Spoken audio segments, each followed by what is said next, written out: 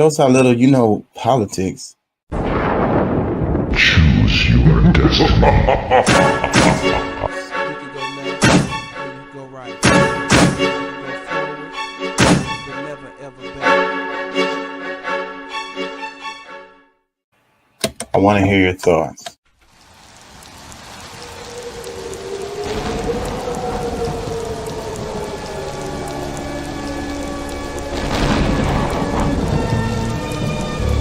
Good evening, my little one. I shall make you psychotic. Mommy, what does psychotic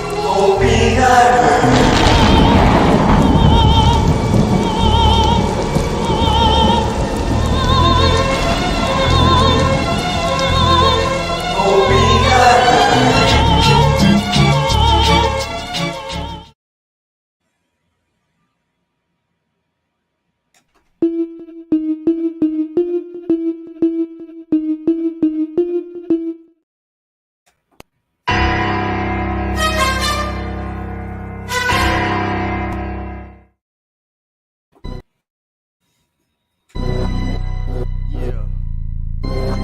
Woke up.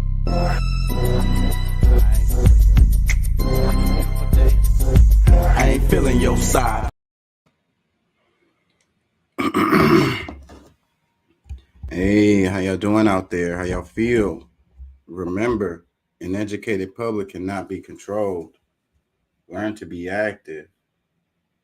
The views and events expressed here are totally whacked, not necessarily the views of anyone. Views and events expressed. Podemos, are you doing those, Mas? Yes, we can, and we should, so we can survive and keep thriving. Anyways, how y'all feel, man? Y'all feel good? I wasn't satisfied with the shows over the weekend, so I feel like I give a special show today so we can cover some stuff. So we're gonna go we're gonna go right into it. Because I feel like excuse me, I didn't do a good job this weekend, so I want to make it up to y'all. Let's play this. Train you. We will take you to Congress. We will celebrate you across our media. You will be our hero. And for example, Facebook did the incredible move where they banned Azov. Across all Azov pages, they had them banned as a hate group. After the invasion began, Facebook announced that they still have Azov listed as a hate group, but they're going to allow posts praising Azov. In other words, yeah, they're a hate group, but, hate groups can do good things too. The good people on both sides. And this is what this war has created. And eventually, Facebook just wound up dropping Azov from its list of hate groups altogether. We're sending a very dangerous message that if you're the right type of neo-Nazis, we will not only work with you, we will celebrate you. The message that we are sending is that if you're the right type of neo-Nazi, we will arm you, we will... It says, Russia's Wagner Group was named after its co-founder, former Russian Special Forces commander and Hitler admirer, who reportedly took his code name from Richard Wagner, Hitler's favorite composer. He has also been known to sign off on Wagner correspondence with Nazi SS symbol. Putin's justification, his excuse for this war, was to what he called denazify Ukraine. The pretense he made for his illegal invasion for the war is that Ukraine has neo-Nazis and Russia is going to invade and they're going to get rid of them. He did this because partly because he didn't have any other excuses, and also partly because he wanted to tap into Russia's memory of World War II and fighting the Nazis back then. The irony is that denazifying Ukraine is being done in large part by the Wagner Group, which is riddled with neo-Nazis. So it shows, first, it shows the hypocrisy of Russia that it's using neo-Nazis to supposedly denazify Ukraine, where instead what they're doing is committing war crimes, committing an illegal invasion on this. Putin's justification. Talk about a snake eating its tail. It says, in Ukraine, the commander of the National Guard's widely heralded Azov battalion has neo-Nazi roots in Kyiv right-wing White Boys Club, and the leader of the paramilitary pro-Ukraine anti-Putin Russian Volunteer Corps is well-known neo-Nazi who has been banned by many members of the EU. Banned by the EU I don't know why they added that, because that doesn't give it credence. Azov is only a tiny part of the Ukrainian military, but they also have. I mean, how many world countries have actual neo-Nazi units? So Azov has used this war to their advantage. They've used it brilliantly, and they are tremendous fighters. And it doesn't help that America and Western media, the same media who spent 7 years tracking Azov and tracking its neo-Nazi nature, suddenly, at the beginning of this invasion, suddenly turned around and said that all of a sudden this organization stopped being far right.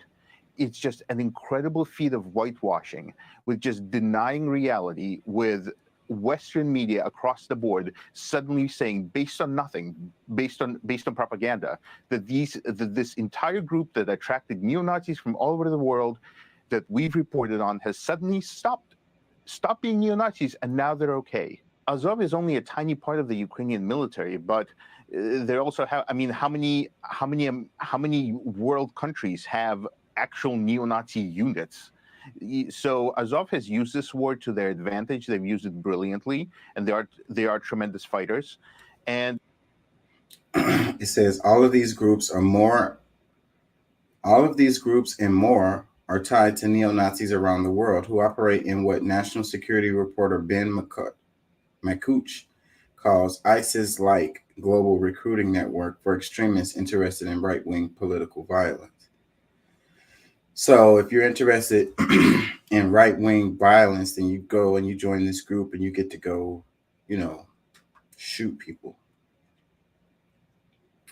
Craig Lang is an American military veteran who joined Ukrainian paramilitary groups fighting Russian separatists in 2015.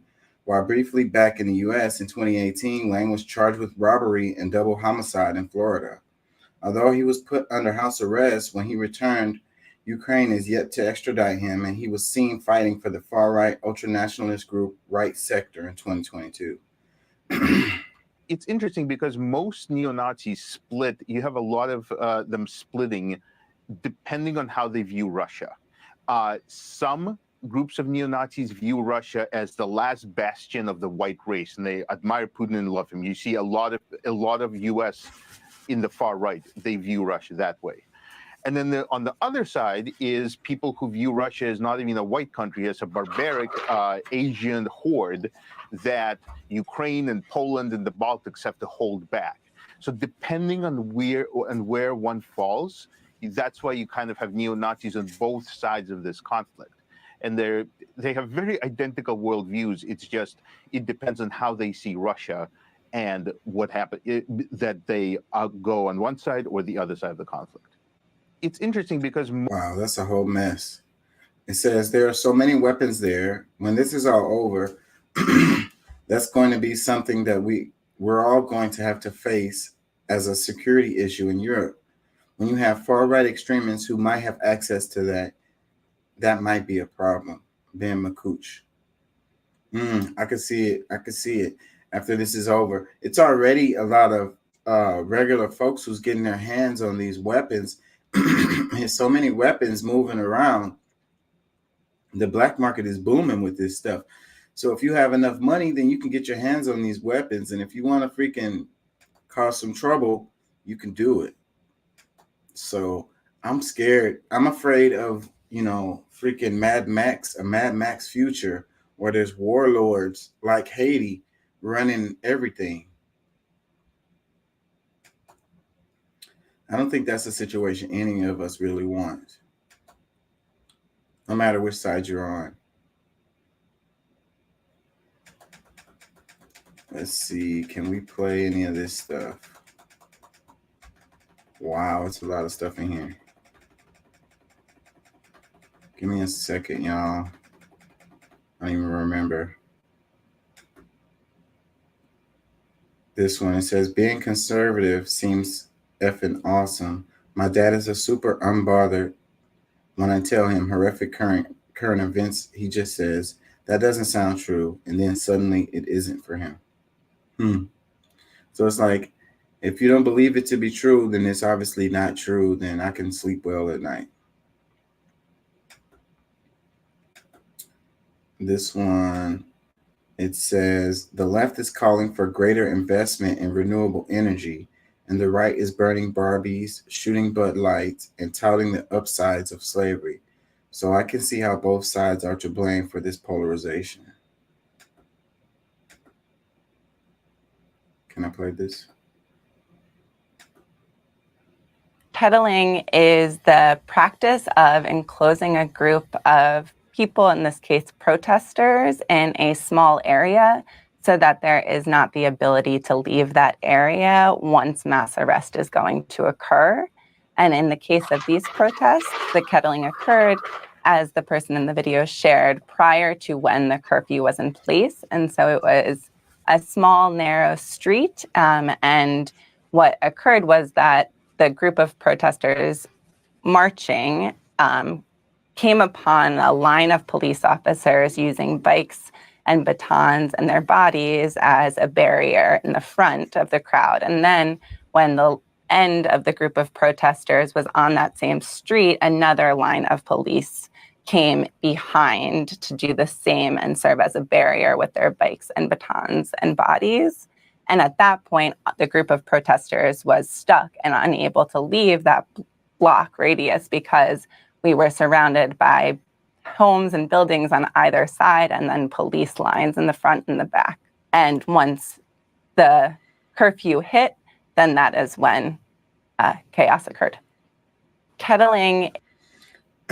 So Democracy Now! Posted this. They said, we speak with Dara Pluchino, a social worker and one of the plaintiffs of Sal versus City of New York, which just secured a landmark $13 million settlement from New York City to pay 1,300 people attacked by the police while protesting the Minnesota police murder of George Floyd in 2020. The suit focused on how police violated protesters' civil and constitutional rights by making mass arrests and using excessive force that included improper use of pepper spray and using a tactic called kettling to trap and arrest protesters before curfew went into effect. So a lot of people are upset about this because they're like, well, why don't they, why can't the city sue the people or whatever? Like, they're mad that these protesters are getting money behind this. But, it had to be some kind of shady tactic if the judge was willing to side with them in this lawsuit, Let me read some comments. It says, actual literal entrapment, as in we physically trapped you and forced you to violate the curfew. Shocking how they can think this is legal, let alone safe. So, yeah, so that's where it comes in. And that's probably why the judge sided with these people. The images show like the Black Lives Matter protests, burning buildings and stuff like that. All of the protests weren't like that, and so, but they have this image. And so whenever people hear about, the protesters getting paid or whatever, then they automatically assume that it's people that was burning buildings, setting stuff on, police on fire and stuff like that. And they're like, what the hell? This is lawless. So, but I don't understand why people don't let their brain think a little bit further, because if they did a suit and then a judge saw it, they had to see all the evidence and come to a conclusion. Why would a judge side with someone who is burning buildings and burning, police vehicles and stuff? I just don't see any judge siding with that. But then they say, okay, New York is dead, or New York is ran by Democrats, so it don't make sense. So it don't have to make sense. It's like the Democrats just want violence and they want, they want a chaotic city or whatever. Another comment, it says, Why doesn't this kettling ever happen to Nazi parading around threatening everyone with violence? Another comment, it says, I was there and the amount of police abuse I saw that day was sickening. The NYPD turned the entire South Bronx into a militarized zone. Officers hiding in apartment buildings and spying from the rooftops. Helicopters flying incredibly low to the ground. A large battalion of cops dressed like RoboCop on bikes and such more. Straight out of a dystopian film, shaking my head. Police state. Let me read another comment. It says, should be the police officer and their personal retirement funds forced to pay. Watch how fast training and tactics will change.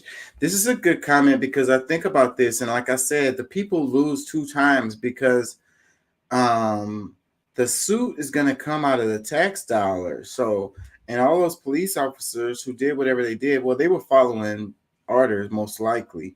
So, who do you hold accountable for this? But at the end of the day, the money's not going to come from the police. It's going to come from out, the taxpayers' pocket to pay the people. So, the people end up losing twice. Another comment says, but they never do this when Proud Boys protest. Instead, they give them free transportation. America, we see you. We always see you. Another comment says, so they basically kidnapped a bunch of people and then forced them to break the curfew. How is a curfew order more profound than the inherent rights outlined in the First Amendment? For my tax dollars, I want public servants who honor the laws and inherent rights, not lawless thugs who abuse their authority and trample on their employer's liberty. Yeah, so if they kettled the people in, then how were they going to go home, by the time the curfew came around? That's probably why they won the suit. Let me read this one. It says, I'm so happy they won, but the problem is that $15 million ends up coming out of the public funds. The Police Officers Association should be paying this. They are the ones financing the defense of killer cops and proposing the militarization of police and qualified immunity. Another comment says, in a democracy, you're allowed to protest. Shit. That's what they say, but when you actually go out there and protest, then you're going to get fire hoses, dogs, and get arrested. It doesn't matter if it's a peaceful protest or not. There's no such thing as a peaceful protest in their eyes because, you're going against the status quo or the narrative. They want you to be controlled, So if you do something out of line, then you have to be punished.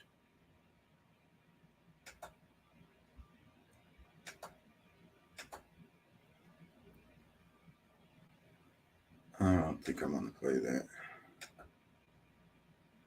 It says, remember, strikes are supposed to be disruptive. If you're angry, be angry at employers who refuse to pay fair wages or who won't give workers air-conditioned vehicles in blazing hot sun. That was a reply to the Vox comment. It says, the 10-day UPS strike will cost the economy more than $7 billion and be the costliest work stoppage in at least a century, according to a new study by Anderson Economic Group, which researches labor disruptions.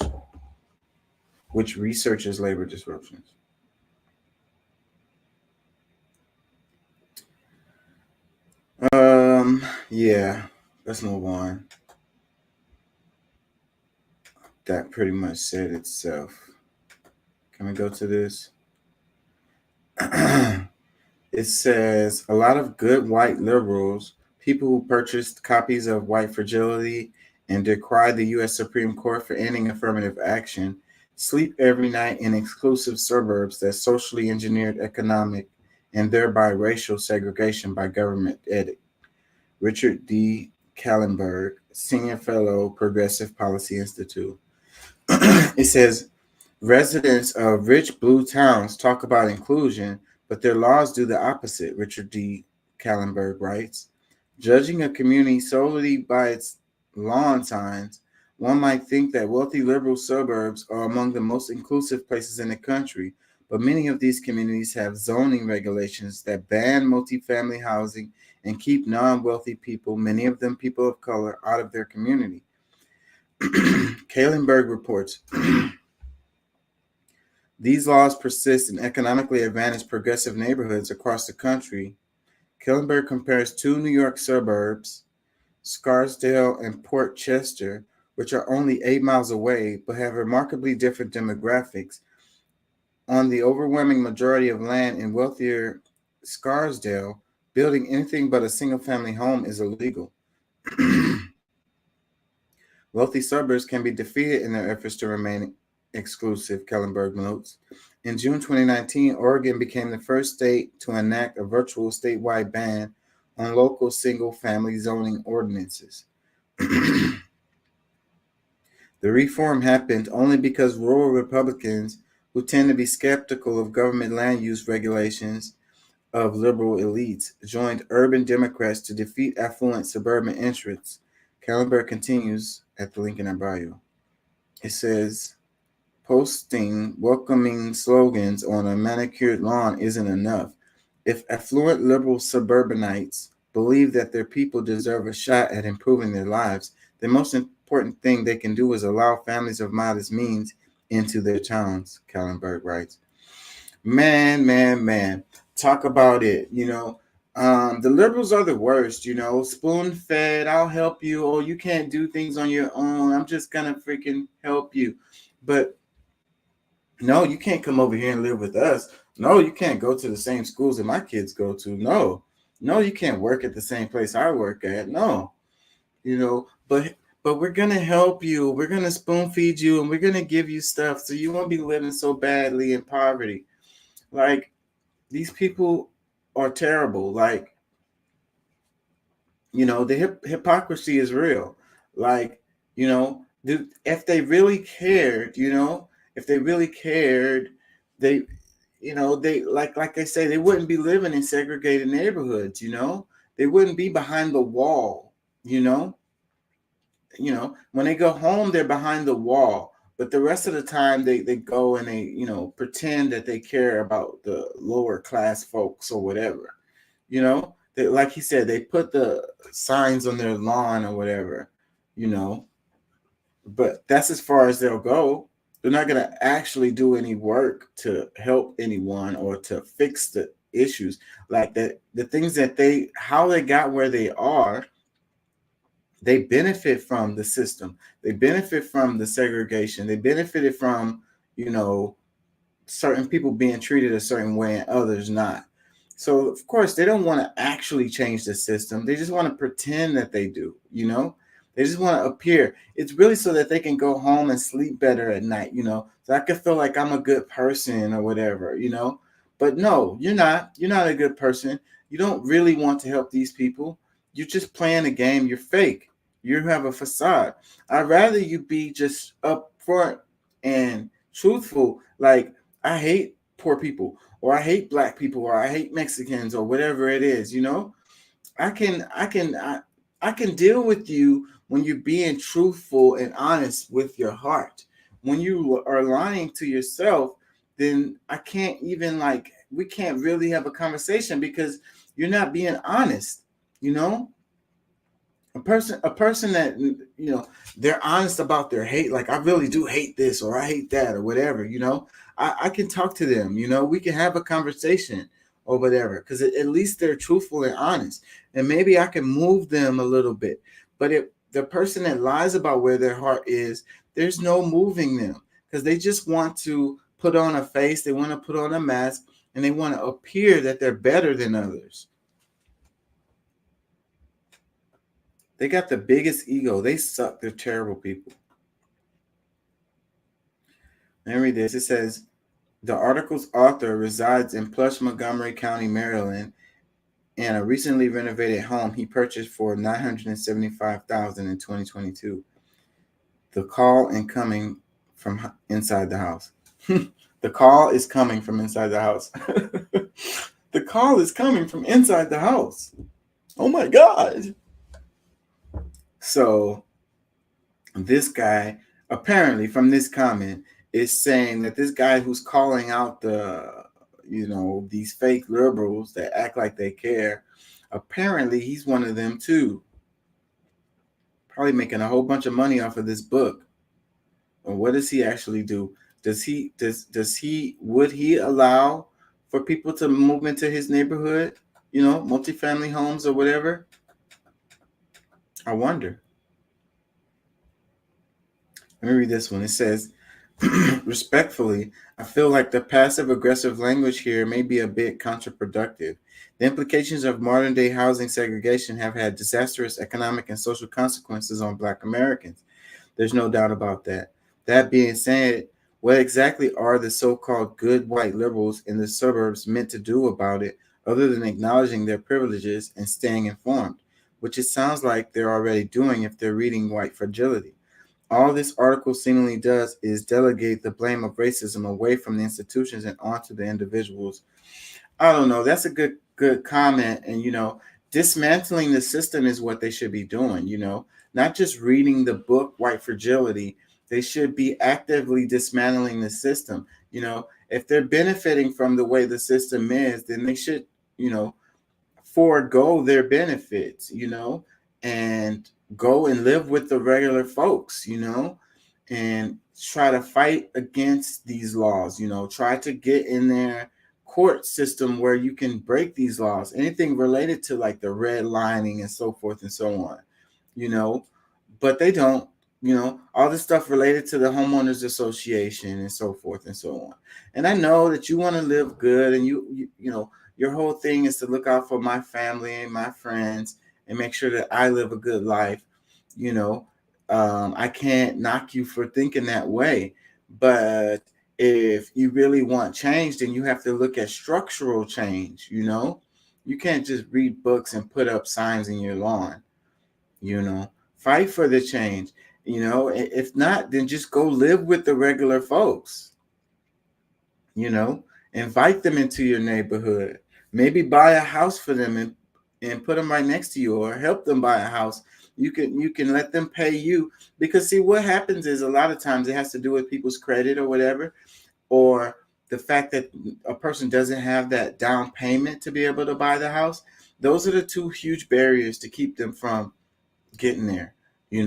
So if you could help them some kind of way, like they have the money. A lot of times these people who are renting are paying more than the person that's in the house that's paying a mortgage, but they can't come up with that down payment, and their credit might be a little shady, So, if you really wanted to help, then, an individual family that really, they're hardworking, they make good money, they got decent jobs or whatever, but they just can't get the credit, they can't get the down payment or whatever, then help them in that way by, they can pay you the money, and then you can pay the money for the down payment or whatever, or get the mortgage or whatever, and then let them pay you. If you trust them, they're a good family, and that's a way for you to do it. You can't save everybody, but you can help one family. I'm sure someone, if you're really one of these white liberals, and you really care about the community, then one family that is a good, hardworking family that you can trust. And, you can help them get that house in your neighborhood. Let me read another comment. It says, Westchester is so guilty of this. Everyone talks a big game about racial equity, but keeps their kids in schools that are 80% white, and they lose their minds when apartments are built. These towns actively try to keep families out of apartments so they can get tax revenue without having kids who live in apartments in the school system. So they benefit from the system. They're faking it. They're pretending the worst. Let me read this one. It says, the zoning ordinance in theory are designed to keep property values from decreasing. Multifamily homes in affluent zip codes will possibly do just that. The issue is based on economics, not just race. That is true, but they use that as a cover, as a hide, they hide behind this economics and the value of their home or whatever, but at the end of the day, it's bullshit. At the end of the day, it's bullshit. It's really just, that's the way it was set up since way back in the days, and it continues to this day, and they use that as an excuse to keep things going the way that they go. Look at the property values in the suburbs now, anyways, because you had the white flight, right? Where they all moved out to the suburbs. They wanted to get away from the city, the inner city where all of the colored folks was. And so, but now they're moving back to the city, and they are gentrifying the city and, moving the colored folks out, and so, but look how the property values are dropping in the suburbs as a result. And these suburb areas haven't changed as far as apartment buildings or whatever. It's just the people that live there has changed. That's why the property values have dropped. So the connection is related to race. The property values is connected to race. Don't lie to yourself. Let me read this. It says, this is a reply to that last comment. It said, right after the civil rights movement made open racism and discrimination taboo or illegal, white people had to come up with a plausible deniability ways to produce the same outcomes without explicitly white supremacist language, and act like that's fooling anyone but white libs. See, that's pretty much what I said, but much more eloquent. This one, it says, the most insidious forms of racism usually are based in economics. Segregationist policies are great for some people's bottom line. It says, I live in Detroit City in a neighborhood with a mix of duplexes and single-family homes.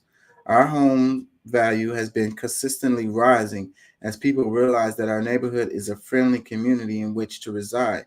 Not all multifamily housing has to be high rises, nor does it need to decrease property values. Duplexes, mother-in-law apartments, and townhomes can be done tastefully.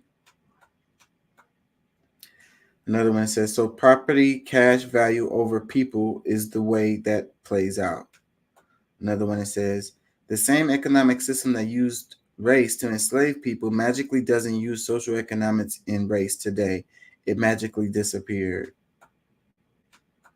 Another comment, it says, immediately proving the author's point, affluent white people, aka here's a zip code, justifying institutionalized racism under the guise of fill in the blank.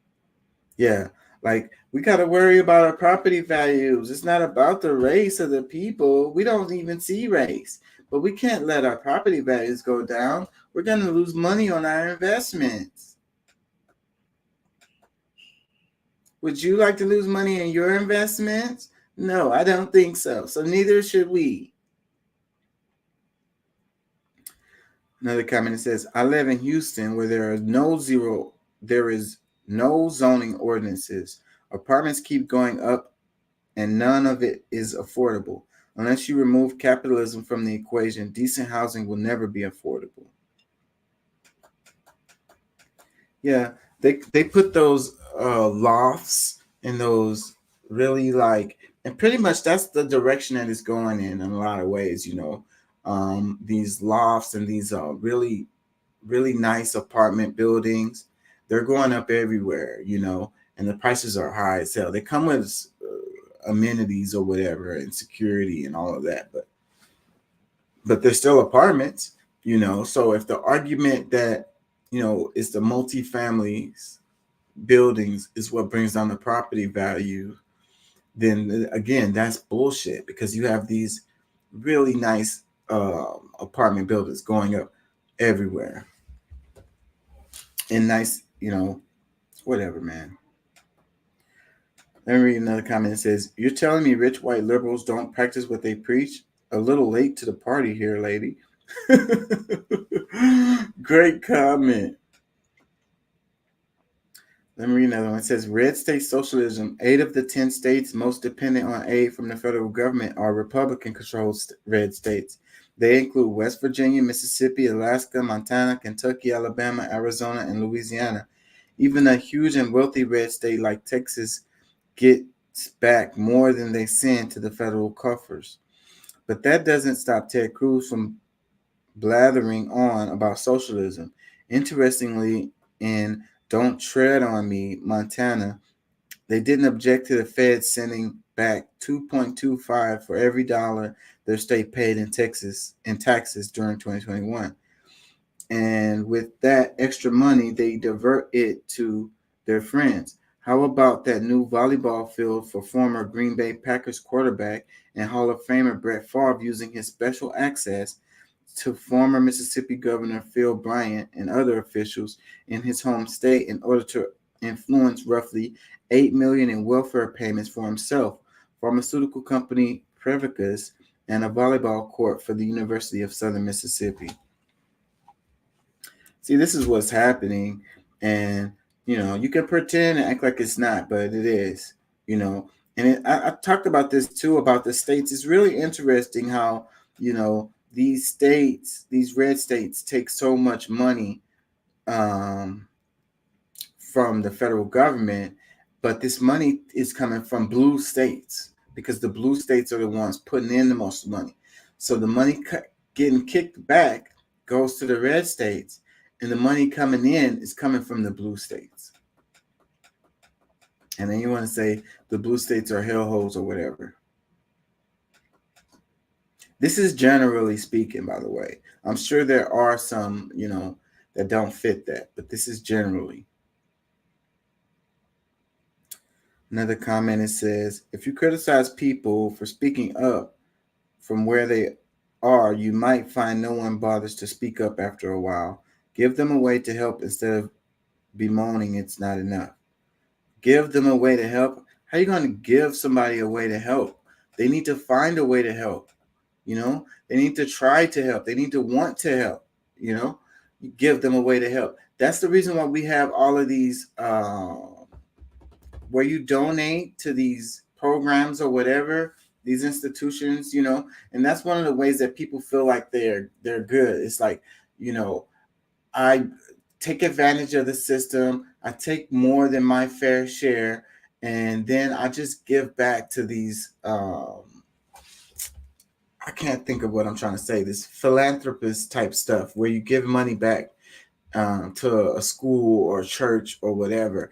And then that justifies your existence of freaking bleeding people. So you bleed people all day or all year, and then you give a little back to one of these, a church or a school or something. Now you're good. I'm a good person. I'm not a bad person. I donate to such and such every year.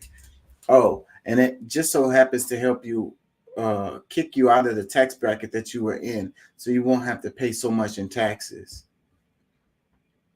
So it's a win-win for you, right?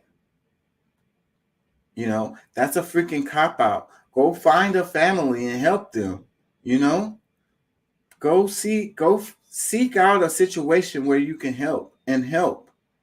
That's actually doing something. A lot of these, like the Red Cross or whatever, like a lot of these places y'all send y'all money to, the money, like a very small percentage of it actually makes it to what you're trying to help. Like, you're trying to help orphans or whatever, some school in Africa or something like that, poverty in Africa or whatever it is you're donating to. The majority of that money does not make it over there to help these people. You're not really doing anything. You're not really helping. You're making some middleman rich is what you're doing. And really, you're just trying to make yourself feel better. So that's what the money is for. You're making yourself feel better. Like, I'm a good person. So that's all you're really doing. So don't kid yourself. Let me read this one. It says, to add to the conversation, I live in San Diego, which, no surprise, has a significant shortage of housing. The city council is currently considering adoption of California SB 10 zoning ordinance that allows for 10-unit dwellings on single-family lots. What is concerning is there is no provisions for infrastructure. These apartment buildings will be built without corresponding increases in the school capacity, emergency fire and police services, road maintenance, and more. Well, you have to do it in the right way. Let me read this. It says, "This is ridiculous YIMBY propaganda funded by the real estate lobby. Trickle-down housing economic models that does not build actually affordable housing and definitely doesn't create home ownership opportunities for Black, Brown, and Asian communities is just another form of urban renewal with extractive purposes for our communities." It is what it is, y'all. Let's move on. Damn fake ass fake ass liberals, like they freaking care. They are the worst. The worst. It's a philosophy quote. It says, "Intimacy is the capacity to be rather weird with someone and finding that that's okay with them." Can y'all hear me? I might go out. And finding that that's okay. Yeah. Rather be weird with someone and finding that that's okay with them. I know I'm weird. I can't help but to be weird. You know, I don't know. Intimacy, I don't know how comfortable I am with intimacy because I always worried about rejection, you know. People want to be fake. So, and I'd rather not be. I'd rather be authentic. And a lot of people aren't just, they're too shallow to be authentic or deal with someone that's authentic. It's too much work for them. Let's look at this. It says, "All public school students in Michigan will soon receive free breakfast and lunch after Governor Gretchen Whitmer signed a school funding plan, making Michigan the 7th state with universal school meals." This is awesome. And, you know, I always hear like people, you know, the right talks bad about Michigan and Governor Gretchen. And it was like, you know, Trump said some things about Whitmer. And it led to some dudes going to jail because they were outside of her home, or it was like a fake like kidnapping plot that happened or whatever. But then you got the FBI who kind of like eggs these situations on and even like provides the resources for these people just so they can catch a case, you know. But you know, it is what it is, you know. These sentiments are real. So anyways, the lady does good things. So I don't know. Y'all talking about socialism. So if the kids get free breakfast, then we living in a socialist country all of a sudden. It's communism. It's a communism state because the kids get free breakfast. It's like, so you don't want the kids to get breakfast? Like, what is your problem with the kids having breakfast? Like, what's your problem with it? It says the budget also expands state-funded preschool to thousands of families. You know, and preschool is a big deal because families spend a lot of money on daycare. You know, a lot of money. Why does it cost so much? I don't know. That is so ridiculous. It's so ridiculous that it costs so much for daycare. Like, why? I don't know. What the F? How did we get here? But so, anyways, preschool helps a lot of these families. They don't have to spend so much money on daycare if they can get their kid in preschool. And not only that, it gets the kids to start going down the direction of learning, you know. It gives them like a head start or whatever, you know, because the kid that doesn't go to school until first grade or something, or even kindergarten, you know, it's a lot of stuff they haven't learned. Like you could say, oh, well, the parents should be teaching them at home. Yeah, the parents should be teaching them at home. That's true. But at the same time, as a community, we can make sure that people aren't getting left behind, you know, regardless of who their parents are, you know, and we can have more people in our society who are, you know, educated. You know what I mean? Why would you want people around you who aren't? And then you can blame the individual. Well, whatever, blame their parents. But when you riding down the freeway and this dumbass is fucking on the road next to you, then now it matters. It says Michigan's education plan also increases the state's per pupil spending by 5% to a record high 9,608, and devotes hundreds of millions to economic relief to attract and retain teachers, including increased pay and reduced tuition costs. That sounds great.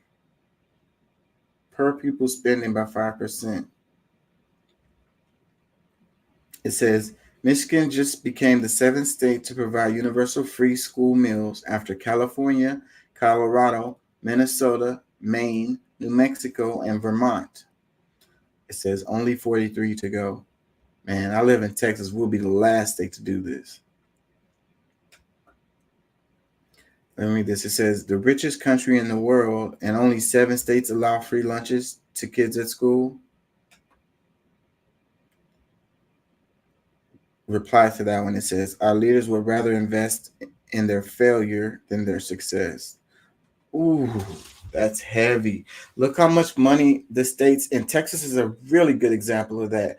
How much money is spent on these prisons. They build new prisons every freaking day. It's like, when was the last time they built, compared to the schools or universities being built, it's prisons being built. So this guy said they'd rather invest in the failures rather than their successes. So they make money off of these prisons, keep on building prisons. We don't want to educate them. We want them to be ignorant so they can go out here and rob somebody or something and be poor and hungry, so we can lock them up and make money off of them that way.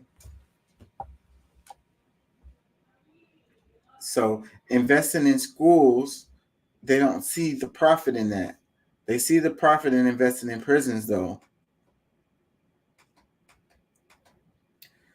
It says, she and other governors like her are incredible bright beacons in the sea of darkness. Maybe all the taker states should take a page out of this book instead of banning it. Another comment, it says, good for Whitmer. It's nice to see someone who actually cares for children instead of the control of uteri. It says, no wonder red states have become such terrible places to live and blue states are at least halfway decent. Another comment says, we don't give a damn for the whole state of Michigan. The whole state of Michigan, the whole state of Michigan. We don't give a damn for the whole state of Michigan. We're from Ohio. Another comment says, Florida could never. I know, Florida, Texas, we'd be the last ones. It says, that's great to hear. Now kids in low-income houses don't have to starve or struggle through school from now malnourished brains. Another comment says, go Michigan. How do we get more states on board with this movement? Another comment says, this will devastate the economy. I hope they're trying to be funny. The kids having free breakfast is going to devastate the economy. Get all the way the F out of here.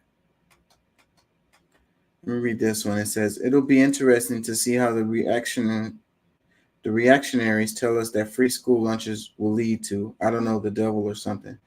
Well, they say that the parents are going to go and buy cigarettes and buy weed and stuff instead of the money that they would have spent on their kids' breakfast. They're going to say that, the parents are just going to be lazy. The parents are lazy. That's the reason why they don't feed their kids breakfast. They're like, I feed my kid breakfast every day, so I don't know why they don't or whatever. Like, it's just an excuse to be ugly. Another comment that says, now make it good food, LOL. That's a good comment, actually, because, what are they feeding them for breakfast? It's a good chance it's going to be not good stuff. Another comment says, originally implemented as a Black Panther program in Oakland, California.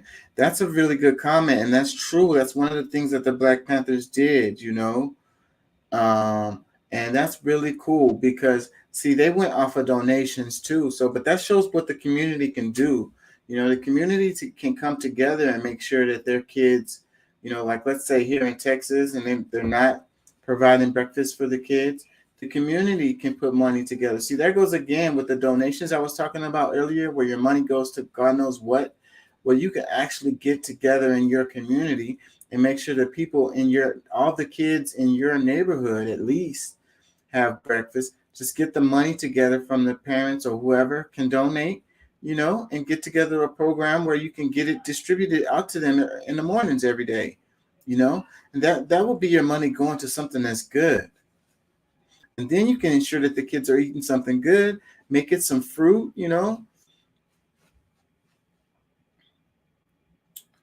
some fruit, some toast. Let me read another comment. It says, Big Gretch rules. Now that Michigan State Congress isn't Republican led and blocking everything she tried to do, the state is moving forward with being an even better place to live. I need to give my voice a break. I'm going to go into this couple of videos here. Let's do this one. First of all, I want to say thank you to everybody that's prayed, man, and sent me messages. I cannot even begin to tell you how far it took me and how it brought me back. I went through something that I thought I would never ever go through. And I know a lot of people were waiting, or wanting to hear updates, but to be honest with you, I just didn't want you to see me like that, man. I want you to see me laughing, having a good time, partying, cracking a joke, doing a movie, television show. I didn't want you to see me with tubes running out of me and trying to figure out if I was gonna make it through. And to be honest with you, my sister Deidre Dixon, my daughter Corinne Marie saved my life. So to them, to God, to a lot of great medical people, I'm able to leave you this video. I cannot tell you how great it feels to have your family kick in such a way. And y'all know they kept it airtight. They didn't let nothing out. They protected me. And that's what I hope that everyone could have in moments like these. Now, by being quiet, sometimes things, get out of hand. People saying what I got. Some people said I was blind, but as you can see, the eyes are working. Eyes are working just fine. Said I was paralyzed. I'm not paralyzed, but I did go through. I went to hell and back, and my road to recovery had some potholes as well. But I'm coming back, and I'm able to work. So I want to thank the people that let me work, and I just want to say that I love everybody, and I love all of the love that I got. And man, I know they talk about people crying on videos. You can do take two, but I'm not gonna do a take two. It is what it is, and if you see me out from now on and every once in a while I just burst into tears, is because it's been tough, man. I was sick, man, but now I got my legs under me, so you're gonna see me out. But like I said, I just want you to remember me for the jokes that I crack, the movies that I make. Some of them good, some of them ain't. I think I got a good one out. The songs that I sing, man. And then, some people were talking about I'm clone. Well, check this out. Just kidding. Not clone, man, but I'm here on earth because of some great people. I'm here on earth because of God, man. So I love all y'all. I just wanted to jump on here and let you know that I'm on my way back in love. Good to see, Jamie Foxx is okay. It was a lot of speculation going on about him or whatever, and then like he said, the people talking about he's cloned. It's like, they were saying that he's all light-skinned or whatever. Like, I don't know if people, what the hell is wrong with people? Like, it's so many things I could say that, like, for one, like if you're going to clone something, it has to grow up. You can't clone and it just be an adult. Like, it doesn't work like that. Learn more about the science. Like, there's, that's not a thing. Okay. First off. Second off, people, if skin tone changes a bit. You know, when you're inside, if you're inside a lot, you're gonna get pale. Like it happens for everyone. You know, the more you're outside and in the sun, then you get a little browner. You know, you get tanned. You know, so they were saying that he's all light skinned or whatever. You know, it's like, well, he probably was inside a lot. You know, and that's probably why. You know, and then like the different colors. And it has to do with like the images that you have of them when they're in movies and stuff like that. It depends on the lighting. It depends on the makeup maybe that they had on or whatever. Like, come on, you guys. Use your brain. Stop freaking going down these damn crazy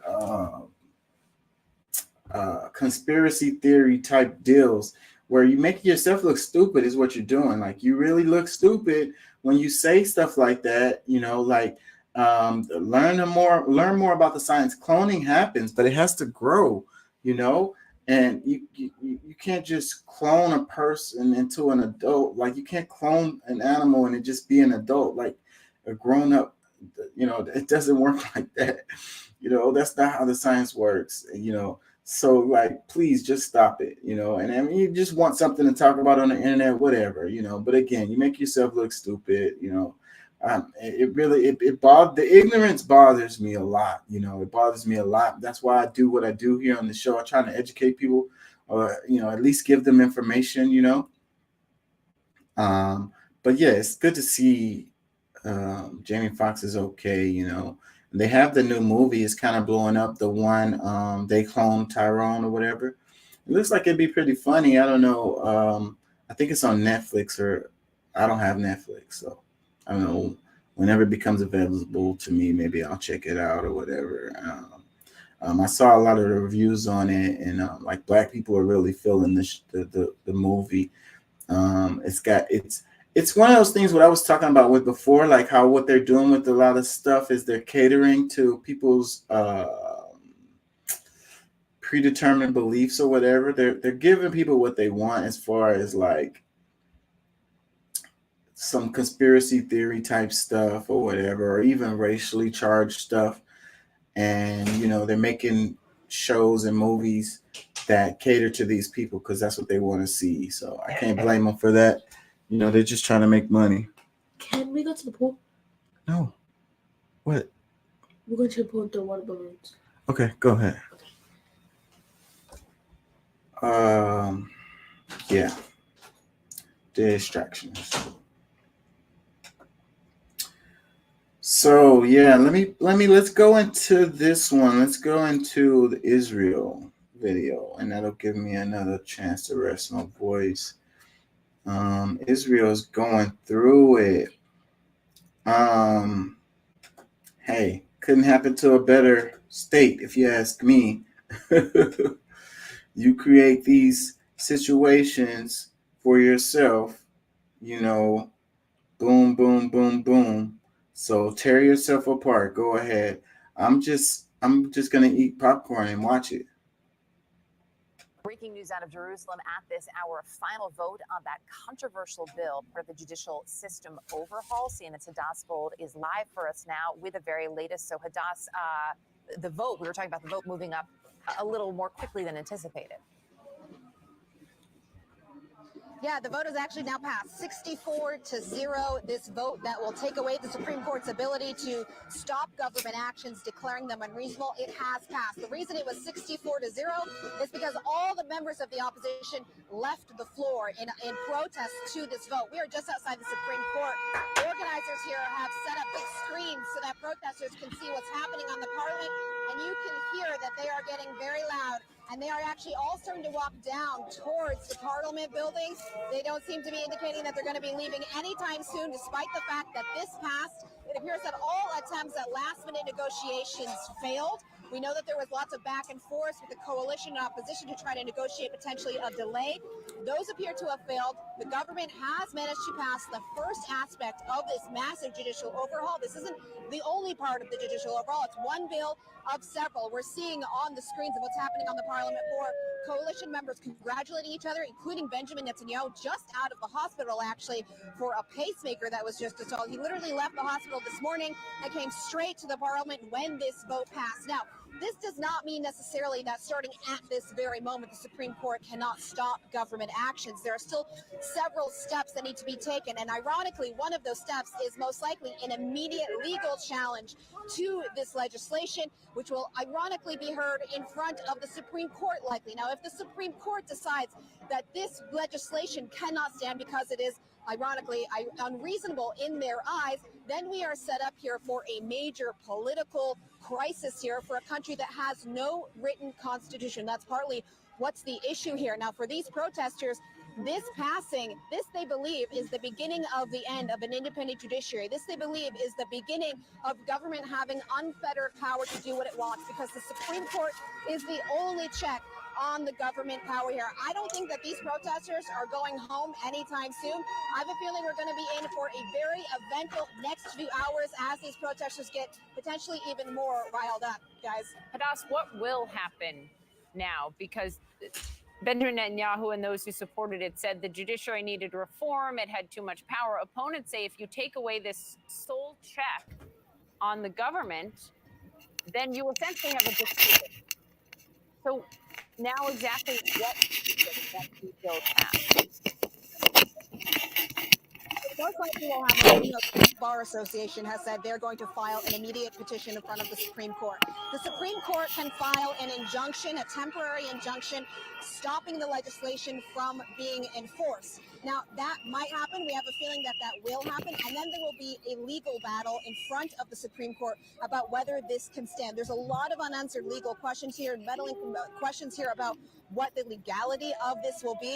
And I think also in the more immediate will be, keep in mind, thousands of military reservists have said they will not heed the call to serve if this legislation passes. This legislation has now passed. So now we're going to see whether they're going to live up to that pledge, whether if they get called up for service, if something happens on the north with Lebanon, if something happens with Gaza, if something happens even with Iran, will they call up, will they heed the call to get into their jets, to get into their tanks and serve as per their military reserve duty? And if they don't, will they be arrested? Will there be legal ramifications for them? These are all the questions now on the table because this legislation has now passed. All right. Watching it very closely, Israel, of course, one of this country's closest allies. President Biden, of course, was very direct in where he stands on this and what he thinks should happen. Those words may have been heard, but it didn't certainly change anything he does. No, it didn't. And we've heard from President Biden now twice in the past week, urging Netanyahu, urging Israeli leaders, take a step back, take time to come to a consensus. There's no need to rush this, have a negotiation. But clearly that pressure didn't seem to have much an effect. Now, remember, Benjamin Netanyahu has not yet been invited to the White House, not been yet invited officially for that big White House visit. This judicial overhaul was one of those potential reasons why. Now, we did hear from President Biden saying that they do, from the White House saying that they do expect Netanyahu and Biden to meet sometime in the U.S. soon. Now the question will be, this legislation has passed. There was no compromise negotiation. Will that invitation still stand? Yeah. How will this affect U.S.-Israel relationships? The Israelis have been saying for the longest time, this is our own internal debate. This has nothing to do with the United States. Our partnership with the United States is strong, especially when it comes to security issues. There's a lot of questions, though, now hanging, especially with all these military reservists saying that they will not serve. We have yet to hear, of course, from the White House on this legislation passing, since this has just happened in the last few minutes. But it could very easily affect U.S.-Israeli relations right now with all of this legal, political questions going on. Absolutely. Hadassah. This is a whole mess, and, from my point of view, it seems like Netanyahu wants to be a dictator from jump. And this is what happens when you get in trouble and you dodge the bullets. Like, he's gotten in trouble over and over again, and he came back to power and come back to power and come back to power, and he's back in power again. And so, you have the different branches of government so that you can have checks and balances, so that one branch of the government doesn't get too crazy, doesn't get too powerful or whatever. So with this, what's happening is, they're talking about the Supreme Court not having power, and then the government can basically do whatever they want, without a check, and then you've got a person like Netanyahu in charge of the government, and ain't no telling what the hell this guy is going to do. He's an extreme guy, so he's liable to pull all kinds of moves. And then you got the issue with the people, because see, in Israel, the regular folks are the ones who serve in the military. Everybody has to serve in the military if you're a citizen there, you know, and they move them in and out. So, but you got people that's saying that they're not willing to fight, you know, because they're not with this particular vote. So if something does pop off, you know, tensions with Gaza, you know, with the Palestinians erupt again, you might have a situation where a lot of the people decide not to fight, you know, and then that could cause, you know, things to get really, really crazy. What's up, Doc? What you were saying? I would say male or female, you have a 2-year term. You have mandatory term for if you live in Israel. Mandatory 2-year term to be in the military. Yeah. So, so in a lot of they're protesting this vote or whatever that passed, and part of their protest is saying that they're not going to fight. Some of the people are saying that. Let's read some comments. It says, "This is purely about power and being able to do all kinds of bad things without having to answer for them. It's disgusting to witness this." Another comment, it says, "Having a Supreme Court without a constitution and or a Bill of Rights is like having a body of wizards in robes just guessing what is and isn't kosher. For anything to be a court, it needs rules. For anything to be a Supreme Court, it needs supreme rules." You know, and Israel, they kind of like built themselves in the reflection of the United States. They're like a baby United States. I say this all the time, but yeah, you would think. I thought that they had a constitution. Go ahead. They did pretty well, but I'm telling you, this last 20, 30 years, you know, they're getting more and more militant. They're getting less forgiving. They're getting more, you know, we have the power now and we're going to use it instead of we use our power to defend ourselves. Which I will generally almost always lean on the side of Israel because, you know, I mean, within years of being formed, they got attacked from every single country around them. I mean, their next door neighbor, I mean, up till 2-3 years ago, the motto of the people in charge was death to all Jews. I mean, so I tend to lean toward their side, but I can only lean so far when they start pulling crap like this.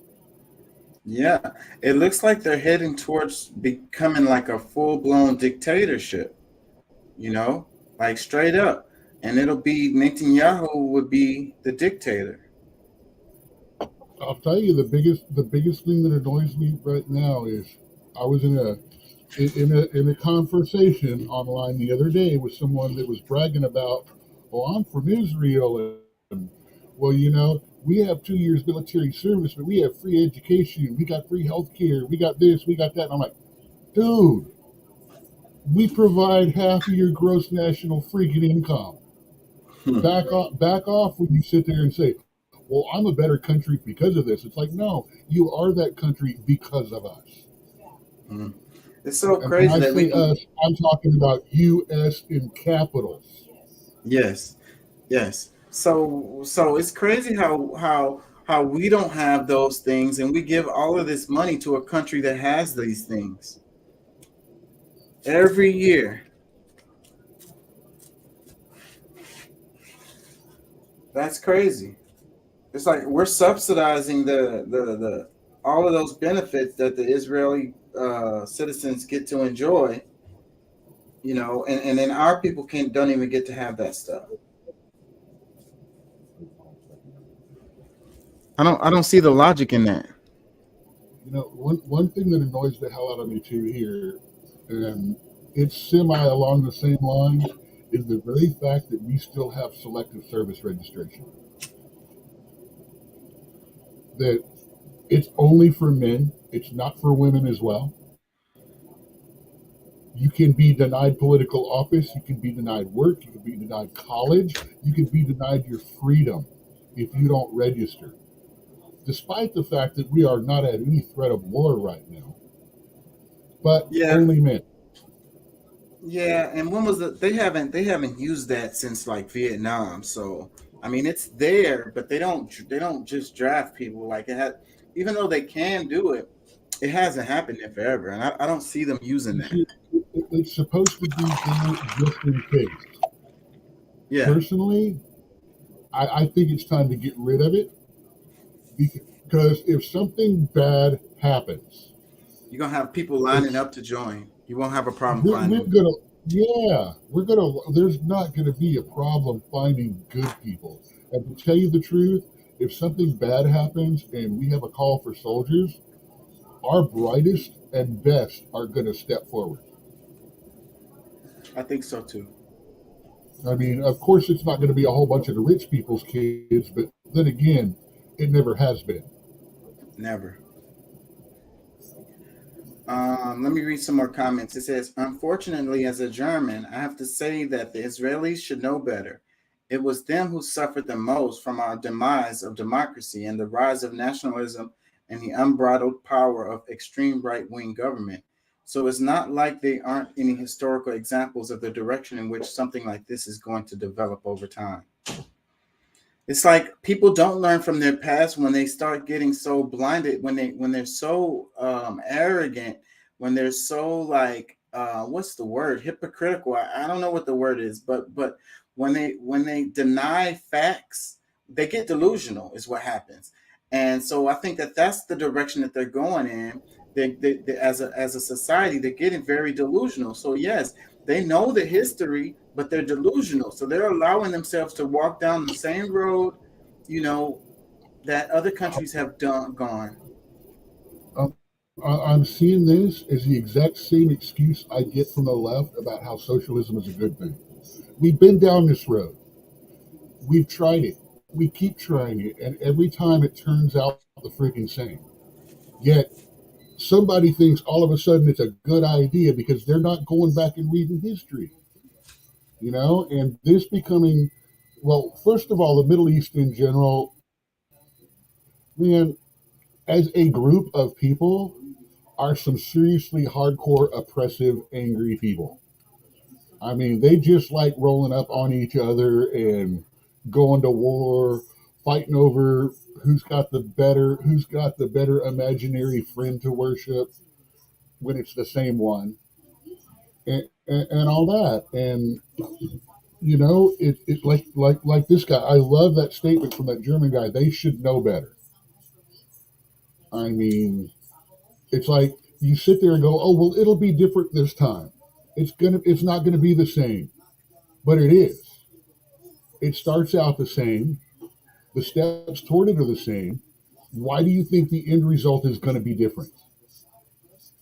You are not stronger than a political ideology, and that political ideology will take you over and roll you under because, like you always say, individuals aren't as important as the whole revolution.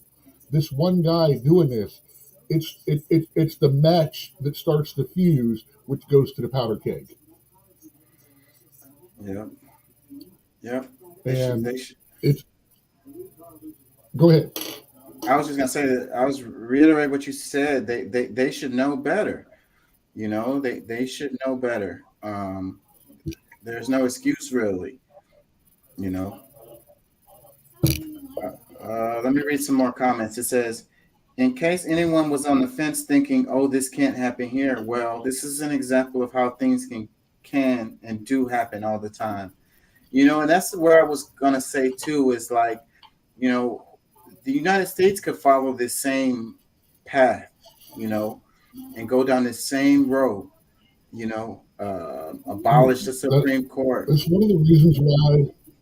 It's one of the reasons why I say Sanders is broken, Trump is broken, Biden is broken, Hillary is broken, DeSantis broken. None of these people are a good idea because they actually believe the way they think things should be is more important than the way America thinks things should be. They have failed multiple times for a reason, and they need to get over it. They need to step back and let qualified people come forward. Be a mentor, be an advisor, give it what you want. Tweet the hell out of everything, but stop telling us your way of thinking is the best.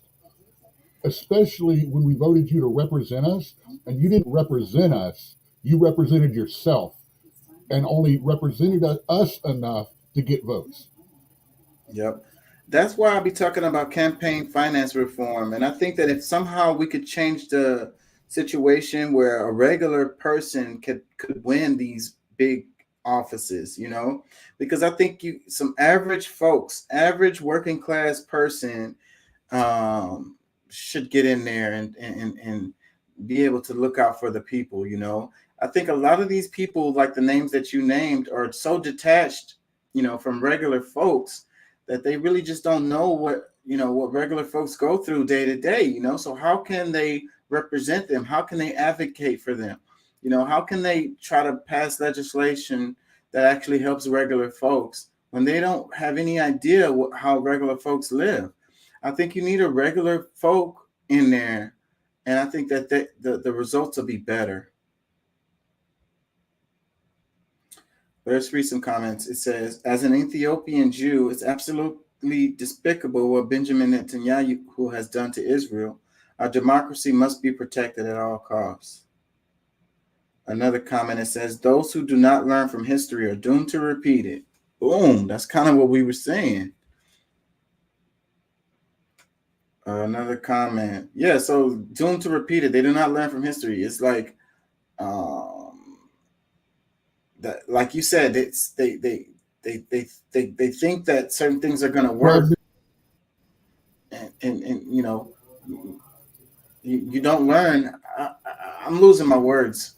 I'm trying to say my brain is going too fast for my mouth here, but yeah. Anyways, that was a great comment. Those who do not learn from history are doomed to repeat it, and that's what seems to be happening here in Israel, and could happen here. A couple more comments. It says, protest does little to change. Happening here all the time. It says, protest does little to change when the rich and powerful want something. Another comment, it says, the problem with the Supreme Court in a country without a constitution is that it's hard to see what the grounds of the rulings are based on. Time for a constitution with a Bill of Rights. Another comment says, sometimes democracy is 3 wolves and 1 sheep voting on lunch. Courts act as the waiter, letting the diners know what's on the menu. Another comment says, based on my countless reading of history, showed me any leader who increases his own power is always bad news. I have some Twitter turned to X or whatever now. I have some stuff on Twitter on this, some clips of protests. It says, Israelis blocked Tel Aviv's main highway after lawmakers ratified the first bill of judicial overhaul. Police used water cannon to push protesters, and several people were dragged away by officers.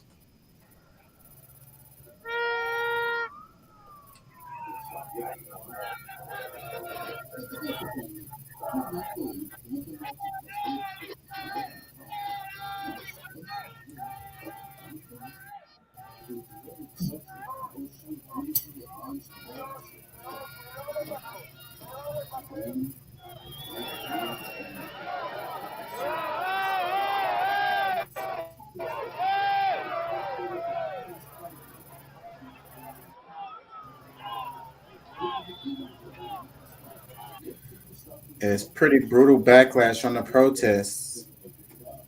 I had a clip where they used the water cannon to shoot this dude off of a ledge. Let me see. Do I have that? It's pretty hardcore. I don't see it. It might have been on Instagram. I know I got some Well, more clips. remember, they're not as gentle with protesters over there as we are here. Yeah, not at all. Like they killed that lady. She had press on her freaking jacket clearly, and they popped that lady.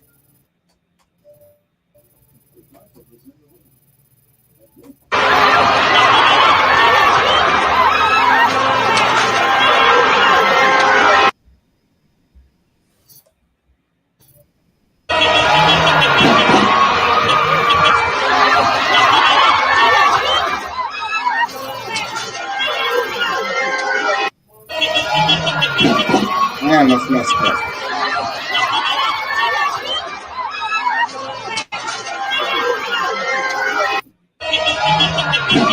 Damn, that's messed up. It says a car runs over settlers in Jaffa as chaos and protests continue in the occupied territories. There's another angle for that one. Let me see. Where is it? Here it is.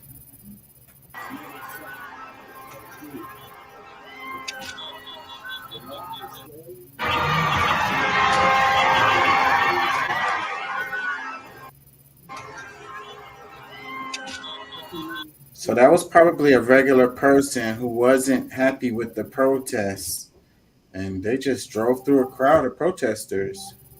And it's weird because these are their own people. Like, it doesn't surprise me when Israel is hardcore on the Palestinians, but when they're hardcore on each other, that's pretty surprising to me.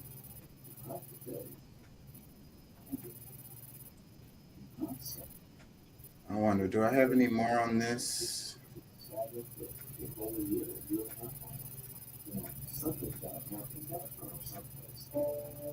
I don't think I have any more on this. It says a night of mass protests in Israel shut down major roadways after the passage of a Well, I know the last couple of days they've dumped a whole lot of stuff for all those people trying to pay attention to things, just all at once. Just literally, it literally was like quicksand. All the stuff was coming out. Yeah.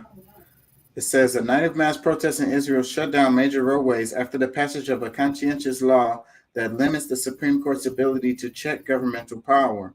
The nation's largest union is weighing a general strike. And what's interesting about this is it's going to go in front of the Supreme Court now. So you think that the Supreme Court's going to uphold this? I'm sure they're going to be like, no, man, get this hell up out of here. It says Israel protests changes to the judiciary deepen split in Israel as opposition's opponents. The law is the first step by Prime Minister Benjamin Netanyahu's government to curb the influence of the judiciary. Let's read some of this. This is New York Times. Let me go to this article. One second. Are they going to let me read this? They might not let me read this. I don't have a subscription. Let's see. Israel protests changes to the judiciary deepen split in Israel as opponents weigh next steps. The law is the first step by Prime Minister Benjamin Netanyahu's government to curb the influence of judges, though its effects may not be fully clear for months. Protests calmed, but thousands of doctors scaled back medical operations to oppose the law. I wonder, does it have that clip of that guy that they mowed that dude off of he was like on a ledge and they used the water hose and it like blowed him like way the hell away. Like you could tell it was a lot of pressure behind the water hose.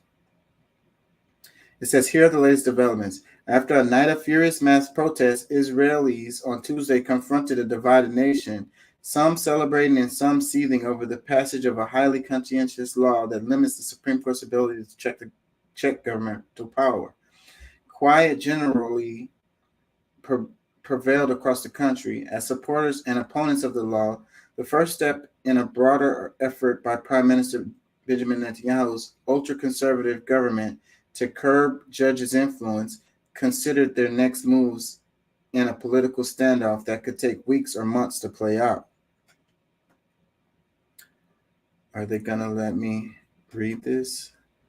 It says, even as most demonstrators who had camped outside of Parliament left after an eviction order, leaders of the protest movement, which was held mass rallies for 29 consecutive weeks, have vowed to fight on.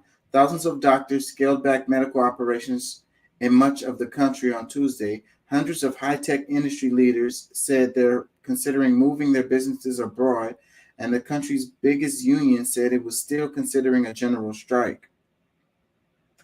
Mr. Netanyahu's governing coalition also appeared to be digging in, with some hardline members pushing to fire the attorney general, a key gatekeeper appointed by the previous government. It's also possible that the government might now attempt to reinstate Ari Deri, the ultra-Orthodox lawmaker who's appointed to Mr. Netanyahu's cabinet, was blocked by the Supreme Court earlier this year. How the deeper political crisis might be resolved remains unclear. Opposition activists said they had already asked Israel Supreme Court to review the law limiting its powers. A decision could take months, but the case will set up a crisis among the branches of the Israeli government. Here's what else to know. The Israel Medical Association, which represents 97% of Israel's doctors, declared a strike in much of the country for Tuesday, saying its members outside of Jerusalem, the capital, will handle only emergencies and critical care needs. Israel Nationalist Right celebrated the law's passage.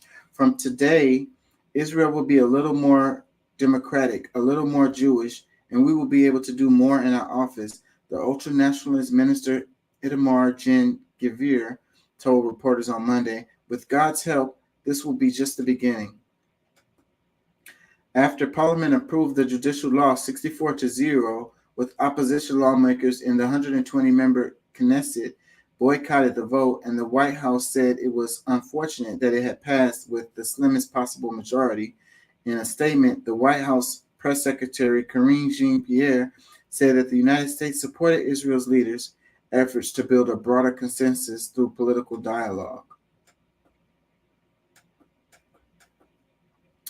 So it says, here are the details of Israel's new judicial law and Netanyahu's further plans. Israel's right-wing government, led by Prime Minister Benjamin Netanyahu, just enacted the first part of a sweeping plan to weaken the country's judiciary, prompting mass protests and deepening an ongoing political crisis. Here's what you need to know about the law and what's next. What is the law? The law curbs the court's ability to overrule government decisions. Based on whether judges think the decisions are reasonable, Mr. Netanyahu and his allies say the doctrine is subjective and enables activist judges to impose their personal opinions on elected leaders. Opponents say the legislation removes one of Israel's few checks on executive power. It bars the court from exercising the so-called reasonableness doctrine on decisions by the prime minister, the cabinet, and individual ministers. Reasonableness is a legal standard used by many judicial systems, including Australia, Britain, and Canada. A decision is deemed unreasonable, legal experts say, if a court rules that it was made without considering all relevant factors, or without giving relevant weight to each factor, or by giving irrelevant factors too much weight. It says, what change could it bring? The new law amends one of Israel's basic laws, which holds quasi-constitutional status. The reasonableness principle had drawn fury among figures on the right, with some accusing the courts of meddling in government policy. The justice minister in the governing coalition, Yariv Levin, has long accused judges of taking power from elected officials in effect tying their hands. In the past, judges have used the doctrine to bar a prominent ultra-Orthodox politician from serving in Mr. Netanyahu's government because of his recent conviction for tax fraud, to compel a municipal council to build a ritual bath for a local Jewish religious community, and to order Israel's defense minister to permit some Palestinians to enter Israel to attend a joint Israeli-Palestinian memorial ceremony. With the court stripped of a tool to contest government decisions, Mr. Netanyahu's government will likely find it easier to make controversial appointments to senior positions. the courts will still be able to strike down decisions or limit their scope on other grounds, such as if they were passed by lawmakers with conflicts of interest. Next steps. The law is one part of a broader overhaul of the judiciary envisioned by Mr. Netanyahu. Coalition leaders have vowed to continue to press onward with more changes in the months to come. After Parliament's extended summer recess that runs from Wednesday to mid-October, one proposal would allow the governing coalition to dominate the committee with picks Israel judges, including Supreme Court justices. Another would sharply curb the court's ability to strike down laws by Parliament. Still another would turn the country's independent legal advisors, including the Attorney General, into political appointees. Critics argue that the combined effect of the proposals would, in essence, demolish the independence of Israel's courts, cementing power in the hands of the coalition in power and pushing Israel towards authoritarianism. The Israel political opposition and the country's bar association, among others, have petitioned the Supreme Court to review the law passed on Monday, petitionally heralding a protected legal battle. Okay, I need a break. What do you think, Doc?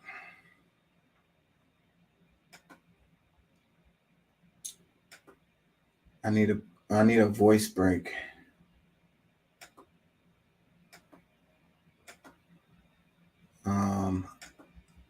That situation is just crazy.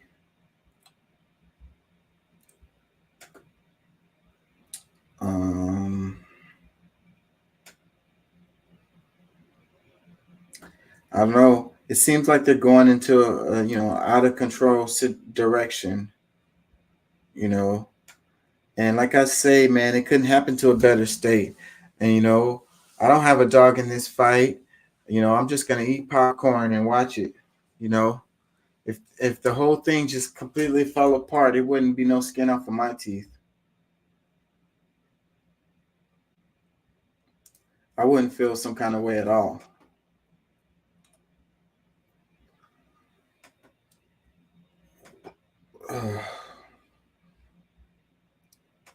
I need a break. Let me see if I have something here.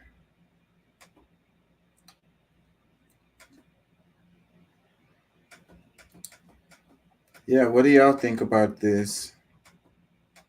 Israel turning into a dictatorship. At least that's what it looks like. Well, before I go that route and say, oh, it's turning into a dictatorship, I do need to learn a little more about what's going on. I mean, the same thing was said when, our Supreme Court got voted in or got put in, oh, it's going toward dictatorship. I hear that slung around by people who want to say the worst about a lot of things. But yeah, this is not good for the general people. The question is, were the courts interfering with government control by using the reasonableness doctrine? I mean, were they undermining government decisions, or were they actually acting upon what was reasonable? See, I don't know enough. I'd like to find out more about what other people think and feel. Obviously, the people are not 100% happy about this. Clearly. I mean, they seem to be a little angry. But I would like to know more before I sit there and go, oh, well, they're going full dictatorship. Oh, they're acting. I like the guy. I like what the quote from Germany, the German guy. They should know better than heading this direction. So, democratic, nationalistic kind of direction, enough that people from other countries are going, hey, we did that shit and it fucked up. Yeah. Just like when someone from Cuba or Venezuela comes here and tells us, hey guys, I just came from a country where they did that shit. It's fucked up. Yeah. You know, we need to listen, and we need to see, and we need to bring it. We need to listen. We need to see. Yeah. We can't get better until we start doing better. Yeah. We can't do better until we identify what we've been doing wrong and what we're continuing to do wrong. And I'm sorry, this whole one world order, all these governments, all of a sudden in the last few years, have turned into autocratic, people hating, you know, totalitarian shifts in their government. I'm beginning to think that it's happening too much for it to actually be true. Yeah. I'm beginning to think it's an exaggeration of a lot of the way some of the states are doing, that they're starting to take a small decision of conservatism toward totalitarian government. Yet I'm also worried about, on the other side of this, laws being passed where, you know, misgendering someone can get you put in jail. Because that is just as far out in cuckoo land as some of the other stuff that we're dealing with. Let's check this out. Surveillance video of a shoplifter at the Kroger store on West 43rd. You can see that man attempting to run out of the store with several steaks under his arm, but he was stopped by employees there. Even when he was confronted and stripped of the products, the thief tried to steal them back. He eventually gave up and left. But if you recognize this guy, you're asked to call Crime Stoppers at 713-222-TIPS. Well, in Northwest Houston, surveillance video of a shoplifter at the Kroger store on West 43rd. You can see that man attempting to run out of the store with several steaks under his arm, but he was stopped by employees there. Even when he was confronted and stripped of the products, the thief tried to steal them back. He eventually gave up and left. But if you recognize... Yeah, I don't condone like shoplifting, stealing, and breaking the law, whatever. But if somebody's stealing steaks, they're probably hungry, you know? I mean, I'm not trying to defend this guy or whatever. What I'm saying is, it's like, you know, I don't know, man. Where's the compassion? I mean, I can't blame everybody's just doing their job. The people that work there, they're not supposed to let people steal or whatever. I'm just saying, looking at it from like a society perspective, you know, if you got somebody trying to steal some food, I mean, and then you got the cops looking for him. I mean, I don't know. Can somebody find this guy and give him something to eat? You know, probably most people are gonna turn him in to the police. What do you think, Doc? You there?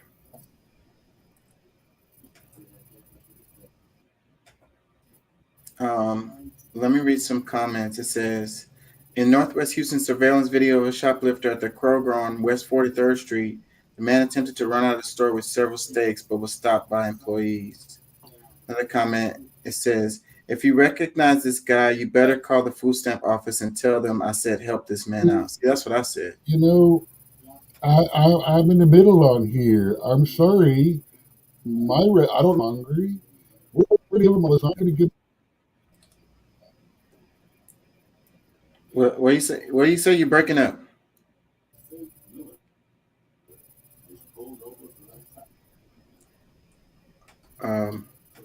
I'm saying I work at a restaurant where if someone walks in and they're hungry, we're going to give them we're going to give them food. Yeah. We're going to give them something to drink. This right here, the guy going in, stealing the double, you know, he's not stealing for hungry. He's stealing for the money. He's stealing money shit right there. If he's walking out with, you know, a loaf of bread and some sandwich meat, he's hungry. He's going for the high dollar special stuff. That doesn't speak to me as someone, I'm stealing because I'm hungry. Yeah. Well, shit. And the restaurant I work at, they're not gonna look at the way he moves and stuff. This is not new to him. Yeah. And he's not homeless because he would have much more of a dark tan. You notice there would be a lot of darker. There would either be a lot lighter or a lot darker on the left. This is just a few. Go ahead.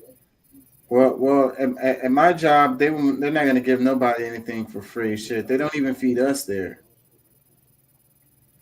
Let me read this. It says, so fucking laggy right now. It says Houston has an unbelievably high rate of violent crime. No one is going to help you look for this hungry man. Another comment, it says, these comments are very different when it's a person of color, LOL. Is this not a thug activity?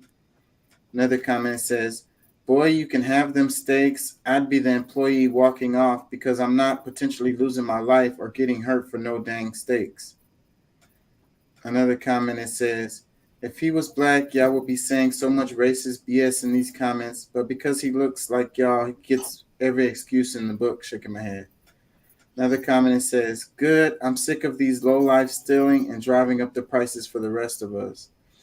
Man, I don't think the prices are up because of people stealing, unless you're thinking of these big corporations stealing. They use that as an excuse, man. They're just price gouging the shit out of us. Let me read this one. It says, I don't get why they stop him. They have insurance policies to cover that, and they don't get paid extra. Another comment, it says, stealing meat, just get caught. I guess the stakes were too high.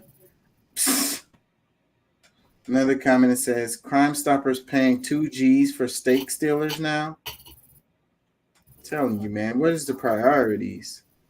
He didn't even try to steal $2,000 worth of stuff, but they willing to give somebody $2,000 to turn him in. Another comment says, couldn't be me as the employee. Yo, fam, you forgot the steak sauce and the side dishes. Another comment says, he showed up to the pool party with no meat. Like, gotta do something, man. I can't be out here like that. Another comment says, homie just trying to feed his kids. Another comment says, probably had to steal it because everything is too expensive for the wages being paid. One more comment and move on. It says, he got what in return for protecting the beef? Probably not a dang thing. Yep. Walk out with those flanks, buddy. I'll turn my back and pretend that I didn't see you. I don't condone theft, but I'm also not going above and beyond my pay grade, nor potentially risking my life. I ain't gonna lie, I wouldn't chase the dude up out of there either. But you know, the security guard's job that's his job. And the manager, that's their job too. So, you know, they're gonna get held accountable if they didn't. So they gotta do their job.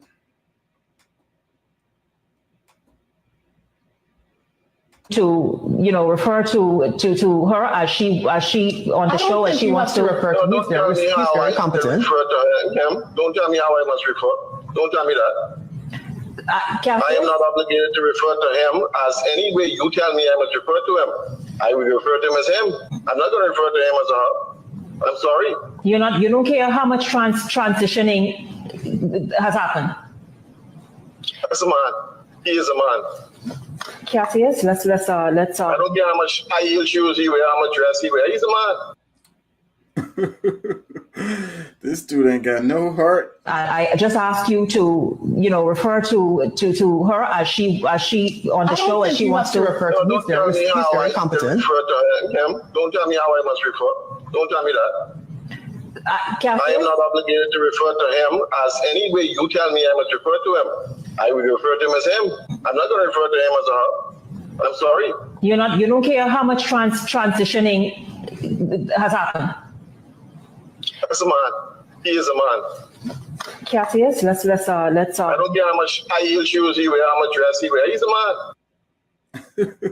man. Wow. So this guy is like, it says news anchor asks man to use preferred pronouns. Let's just say he wasn't having it.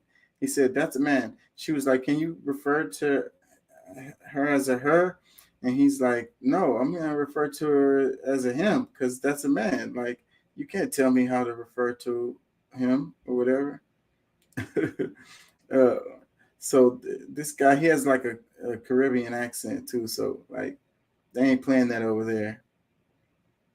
Comments, it says, he wasn't having it. It says, don't try to bring this nonsense to the Caribbean. Another comment, it says, you can't transition biology. Sorry. Another comment says, everyone ain't on that BS. Another comment, it says, basically, he doesn't play in other people's imaginary games. Another comment, it says, if that's not a man, then the sky is not blue. Everybody don't have to follow this agenda they pushing. Another comment, it says, Caribbean people ain't with the shits. Another comment, it says, sitting over there with that strong ass jawline talking about her. Another comment, it says, well done, sir. Another one, it says, sir, you are a man. I won't call you nothing else.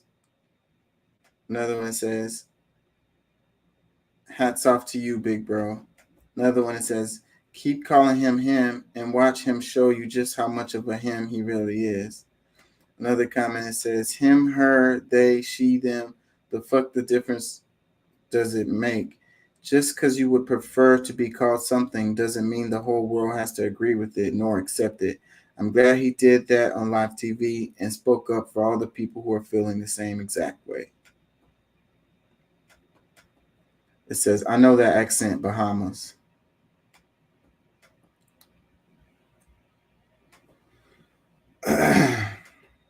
Let's move on.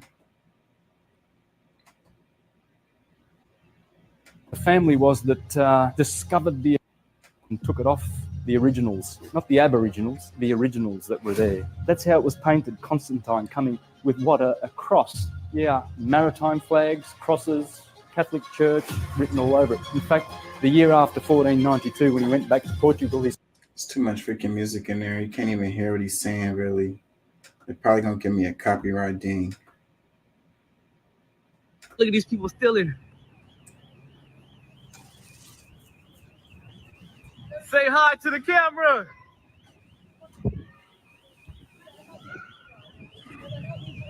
Look at this shit.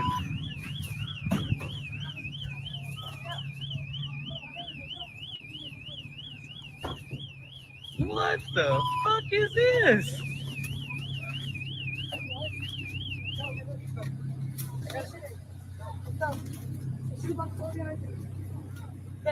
Handicap parking. Let's get the license plate down. What's your name, man? What's your name?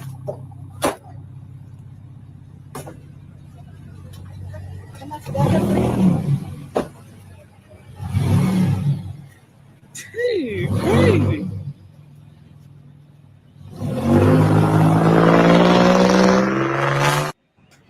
That other guy just had a couple of steaks and he got tackled on his way out the door. These people got baskets full of stuff and they was able to leave out and drive away and everything. Where is this at? Walmart, Target?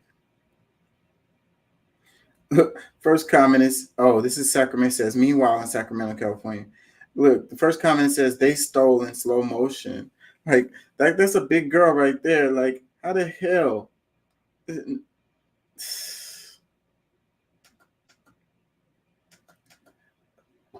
Oh man. It says white privilege. You can casually steal in slow motion and not a single soul will try and stop you. Had that been anything else but white, they would have been tackled, sprayed, shot, arrested, and more. I don't know about that because we just played a video. I guess it depends on where you are because that video was in Houston where the guy couldn't make it out the door with steaks. Well, this California, they came out the door with baskets full of stuff. Another comment says she can barely move and not a security guard tackled her. I guess they were scared. She was like a fullback. You're gonna have a hard time tackling her. This one, it says, can I just point out the fact that it was 3 white women who came out with a basket with the brother sat in the car. Guess he was like, I don't want to be a part of this. Y'all gonna do this. I'm gonna just sit in the car, man. Man, nothing to do with this, man. They forced me to do this, man. I ain't even drive the car. You can't even charge me with getaway driving. None of that. Another comment says, all that weight dragging that charger down. Another comment says, mother, daughter, snatch and grab. I bet you won't see this on the news. Another one says, man, F them stores. I steal every chance I get. This whole country been stolen from us. F it. Another comment says, nothing to see here, just thugs doing thug shit. One more comment says, the brother in the front passenger seat is innocent. It looks as though he's been taken. That's what I said. He's like, man, y'all ain't gonna get me on this. Shoot, they forced me to do this. I ain't. What is this one?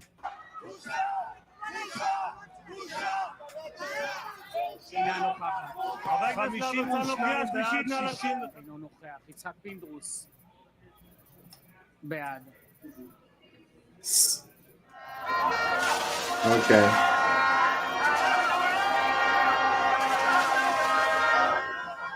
This is more on the Israelis thing. We fear we gone down to a dictatorship. We're here to protect our democracy. We were left with no choice but to go to nonviolent disobedience. And we're here to protect our democracy with our bodies. Shame, shame, shame. That's what they were saying in the courtroom. It says Israeli's prime minister passed a law that limits the Supreme Court's ability to overturn government decisions.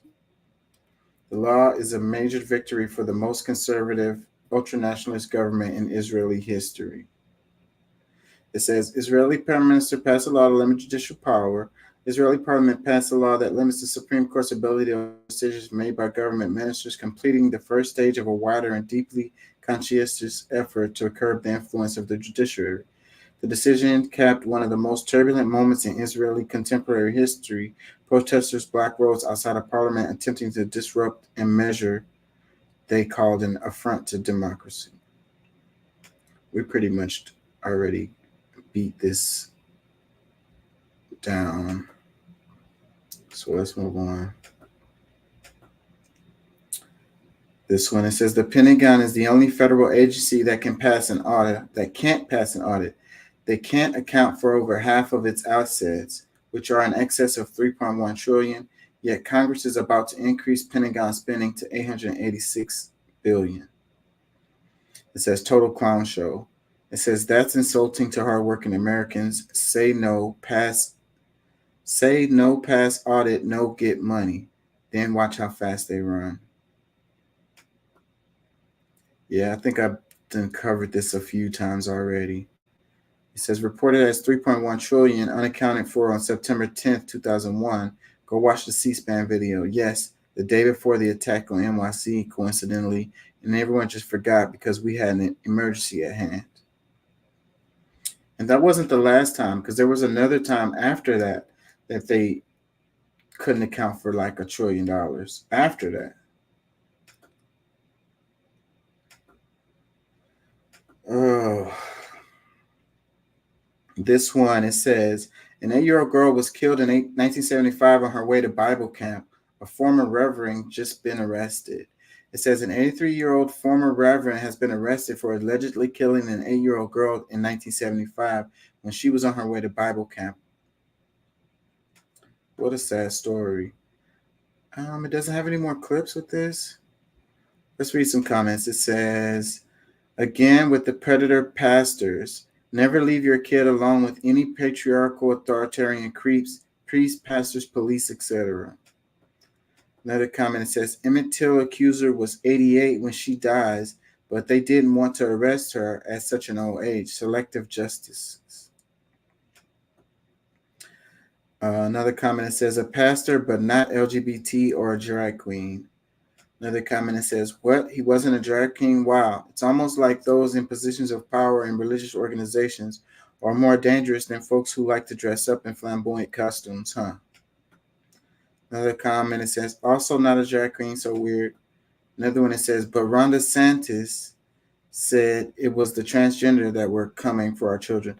They spelled it Rhonda like Rhonda Santis. That's pretty funny. Another comment, it says, records indicate he is a registered Republican. Another comment, what, not a drag queen, a critical race theory? Have I been deceived? It says, but let's worry about drag queens reading books to children. These men of God are sickening. It's another comment. It says, another pastor who was a predator. This is why I don't trust any religion, and heads of religion include the one I grew up in. Another one, it says, damn, these comments are all the same. I thought there was more to this story right here in this clip, because this doesn't really give us very much. It's just like a headline. It said link is in the bio, but that stuff don't ever be true. You go to their damn page and then you can't even find it. So I'm not falling for the okie doke. Y'all not getting me like that again. How come these not loading?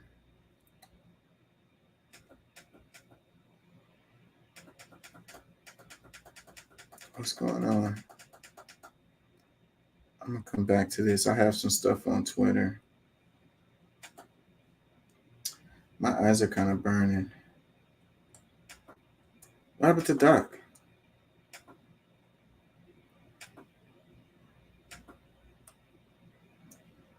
This one, it says, woman's remains found near Florida coast in 3 suitcases at different locations.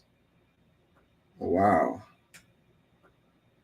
Woman's remains found near coast in 3 suitcases. The body of a woman wearing a floral print shirt was found Friday, dismembered, and in 3 different suitcases near the Florida coast. Fox News posted this. Is there an article? Let's go to this article. 1 second.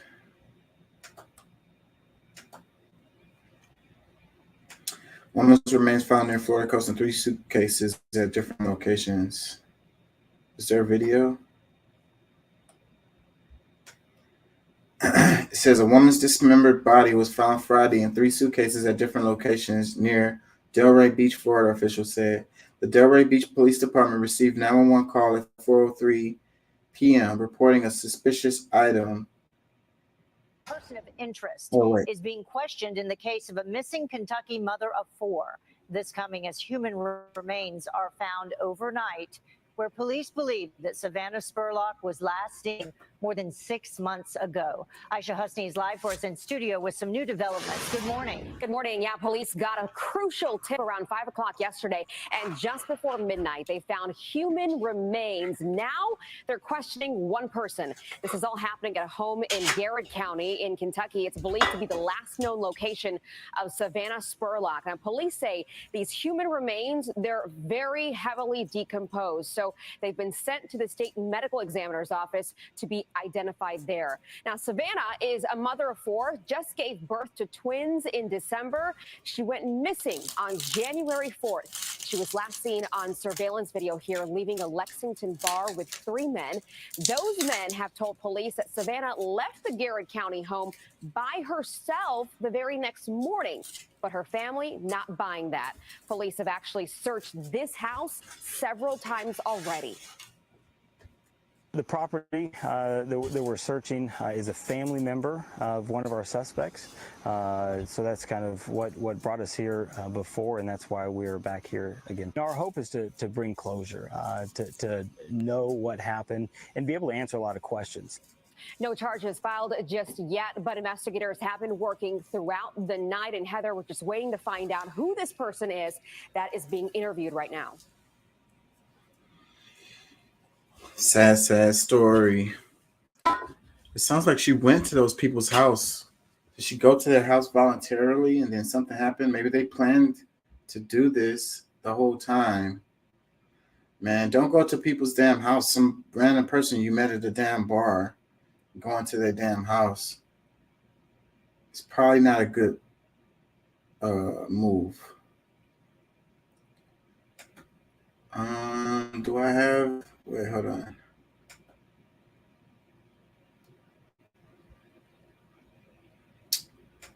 Where is it? Do we know anything more about this? Freaking sad story.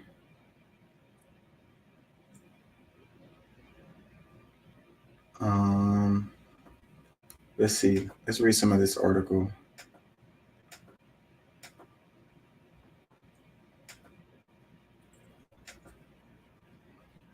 Mother of 4. Why does it go back to that? It says a woman's dismembered body was found Friday in 3 suitcases. Investigators responded near Palm Trail, about 55 miles north of Miami, and found a suitcase with the woman's remains, according to police. Later that same day, 2 more suitcases containing body parts were found nearby and are believed to belong to the same woman. The victim is a white or Hispanic middle-aged woman with brown hair or is approximately 5 feet 4 inches tall. Her eyebrows might be tattooed, and she is wearing a floral tank top with a black undershirt and black shorts. Police are asking for the public's help identifying the unknown woman and for any other information about the crime. Oh, so they don't even know who she is? It says a day prior to the grisly find in Florida, the Bexar County Sheriff's Office in Texas received a 911 call reporting human remains stuffed in a duffel bag dumped at a property in San Antonio metro area. Is this a different case? Because I thought we were Florida. What is the connection with Texas? It says Sheriff Javier Salazar said at a press conference that the bag was spotted by workers who were feeding animals at the location. The property owners were not home, but are cooperating with the probe, Salazar added. There is no indications the 2 cases are related. So it is 2 different cases.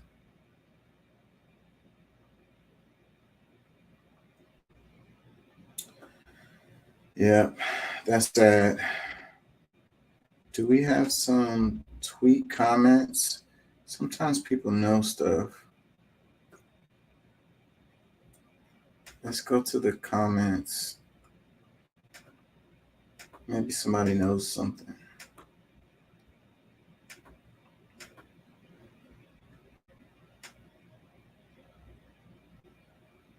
It says, this is beyond creepy. Killing someone is bad, but then cutting them up.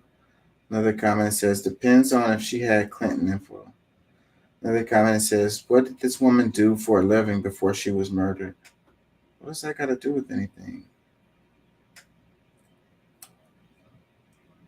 And people are making off jokes.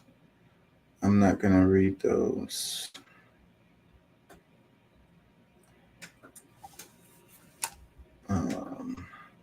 Have some respect for people's life, you know. No longer living. I don't know, if you passed away, would you want people to be making jokes about it?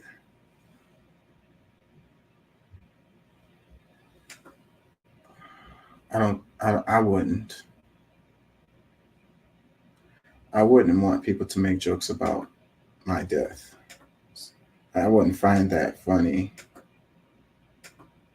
And I'm sure that the immediate family members, like, they don't even know who the lady is. Like, maybe they're still looking for her. Like, they don't know where she is. They may think she's still alive.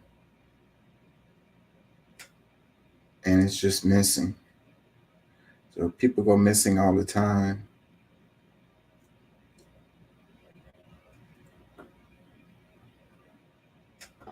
Knowing that it was really because that company wanted access to you. Well, that's not true. You're saying things you do not know what you're talking about. No one said that. Who said that? Don't you think that it's, do you think it was wrong for him to take that position? No. Knowing that it was really because that company wanted access to you. Well, that's not true. You're saying things you do not know what you're talking about. No one said that. Who said that? Don't you think that it's, do you think it was wrong for him to take that position? No. This is an old clip. I don't know how this ended up on my thing, but in 2020, Joe Biden claimed it was not true that Burisma, a Ukrainian natural gas firm, paid Hunter Biden millions of dollars because they wanted access to then VP Biden. I guess it's relevant because they're still talking about this stuff in the news right now. It says last week we learned, this is old though, it says last week we learned of allegations from a highly credible source that this was precisely what Burisma was paying for, and that Joe Biden also received $5 million for getting a Ukrainian prosecutor investigating the company fired. So a lot of people are talking about this, so it is relevant.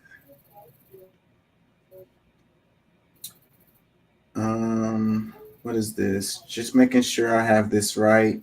You can't believe what Lev Pernas says about the FD 1023 document being full of made-up nonsense because he's a convicted felon but can't be trusted. You can believe what an indicted arms dealer and Chinese spy Gao Luft says about the Bidens. He can be trusted. He says you can believe what ex-Hunter Biden partner and convicted fraudster Devon Archer says about the Bidens. He also can be trusted. Thursday, June 28, 2018, Devon Archer convicted on Manhattan federal court for the fraudulent insurance and sale of more than $60 million of tribal bonds. A unanimous jury swiftly found 3 defendants orchestrated a highly complex scheme to defraud a Native American community and multiple pension funds, all to corruptly bankrupt their own personal and business interests. Here's an interesting article from May 2023 on the possibility that Devon Archer would try and throw Hunter Biden under the bus to avoid prison time. I'm not going to that article. It says, well, since Adhere was such a bad guy, he fits perfectly with the Bidens. The Bidens couldn't partner with any honest guy to do illegal things, could they? Another comment says, but is he really an arms dealer? But is he really a spy? Who says so? Biden, FBI? Where's the paper trail? Another comment says, I don't trust anyone at this point. It says, sadly, we've learned from Dominion Suit that we can't trust Fox News ever.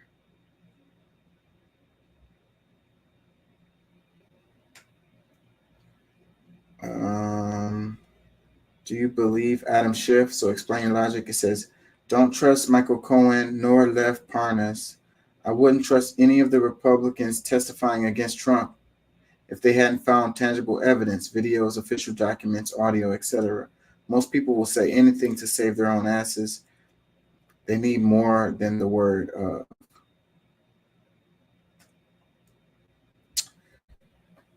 Yeah, I ain't gonna lie. I haven't been following this that much because it's just not that interesting to me. You know, if he's shady, I mean, he probably is shady, but if, you know, he did something illegal against the law or whatever, then hopefully he gets held accountable. And whoever else. You know, I don't think anyone's above the law. Whether you're the president or not. Committee, has evidence that the president in the past communicated directly with foreign business associates of his son Hunter Biden many times.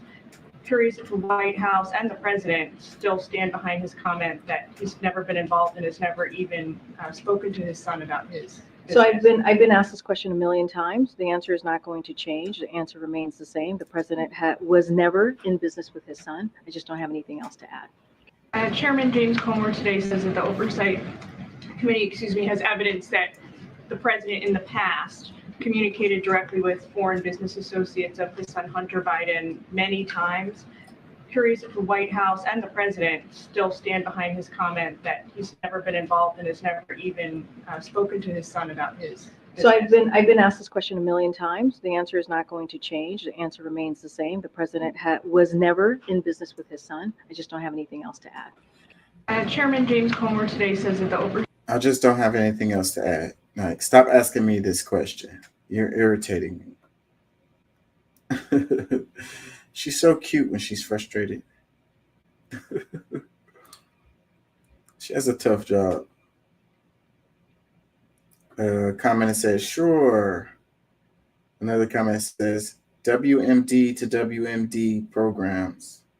Another comment says, at Tom Fitton, the media is changing the word bribe to extortion when they talk about the bribe Biden took from Burisma, and that was on a few different shows on Fox.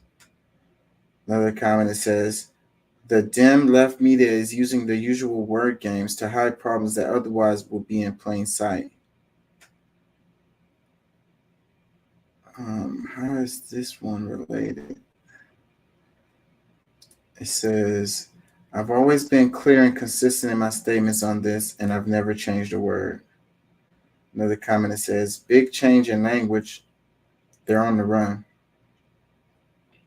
Another one that says, trying to ride the fence when it's covered in ice. Yeah, she's got a tough job.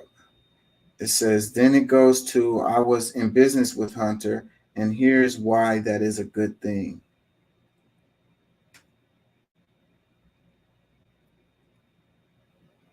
Bullshit meter. It says, the wig looks down in the dumps today.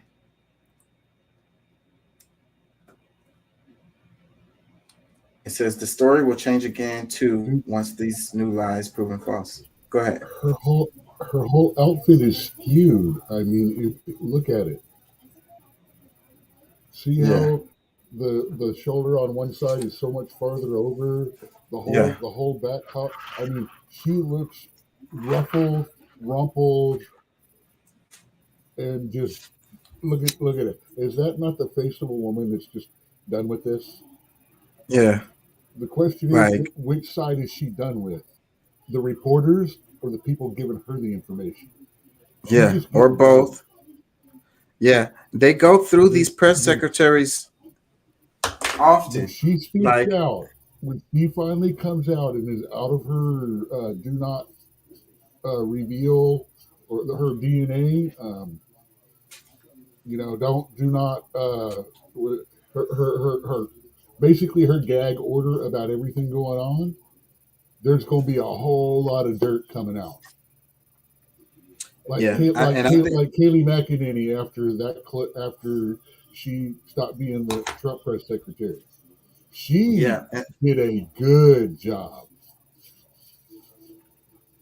I mean, I think her job was harder than hers.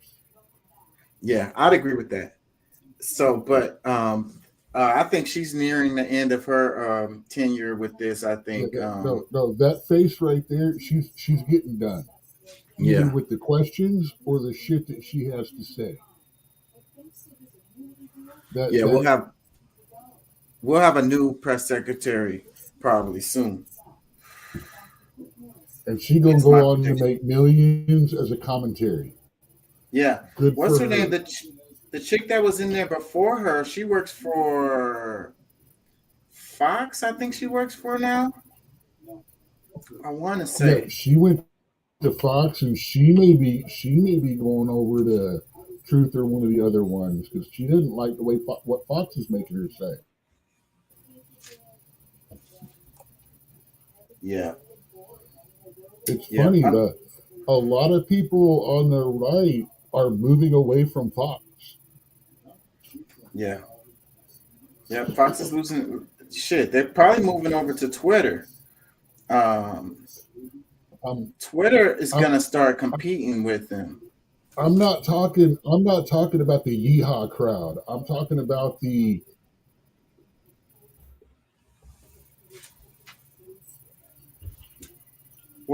I think legacy media is just losing it all the way around. You know, Yeah, name one that isn't. Twitter is pulling people back, but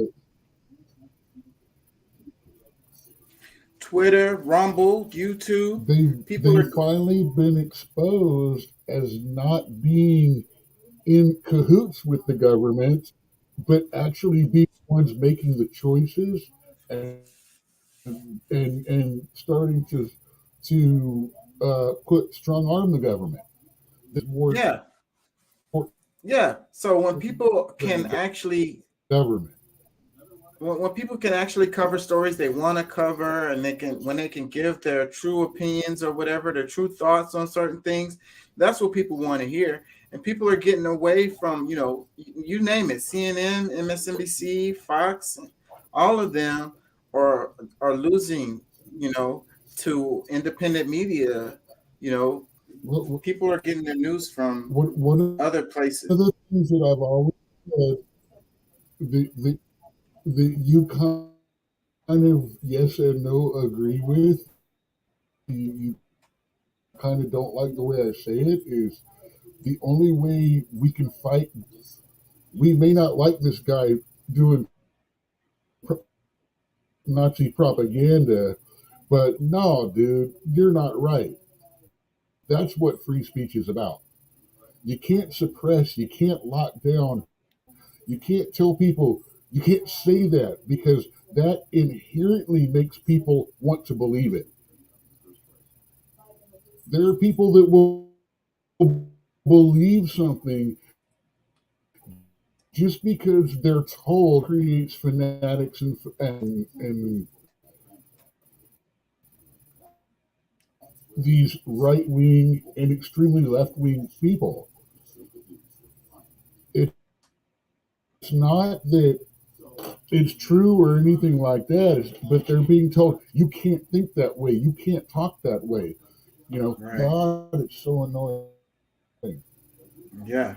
So I agree. But the only way to beat that is to bring out more people to prove that's wrong.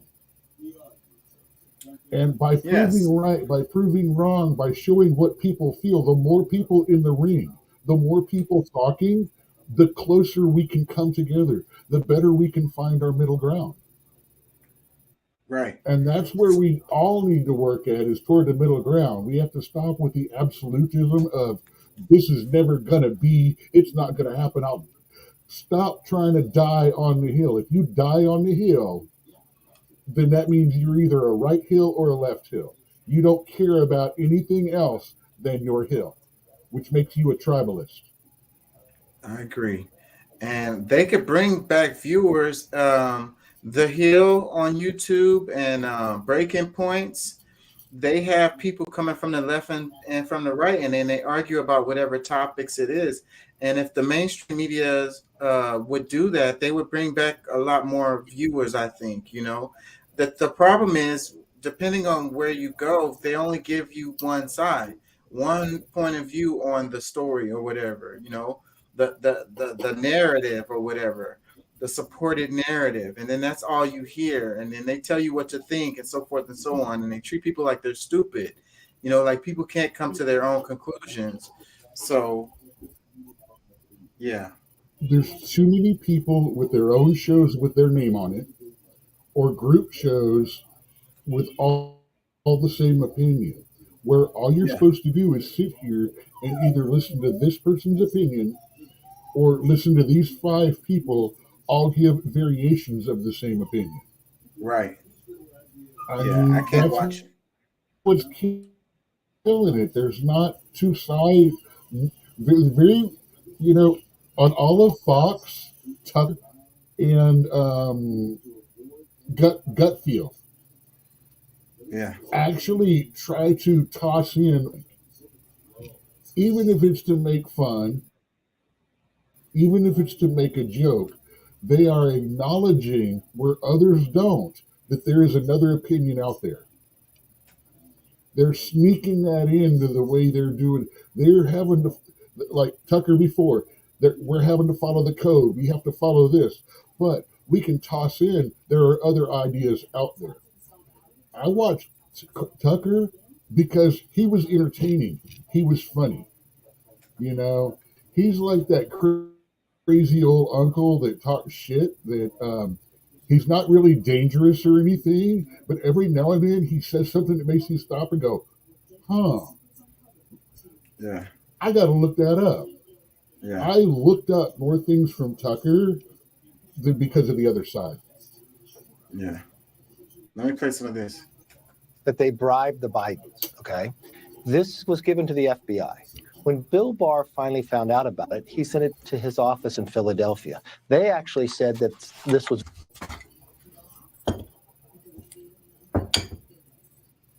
Come on.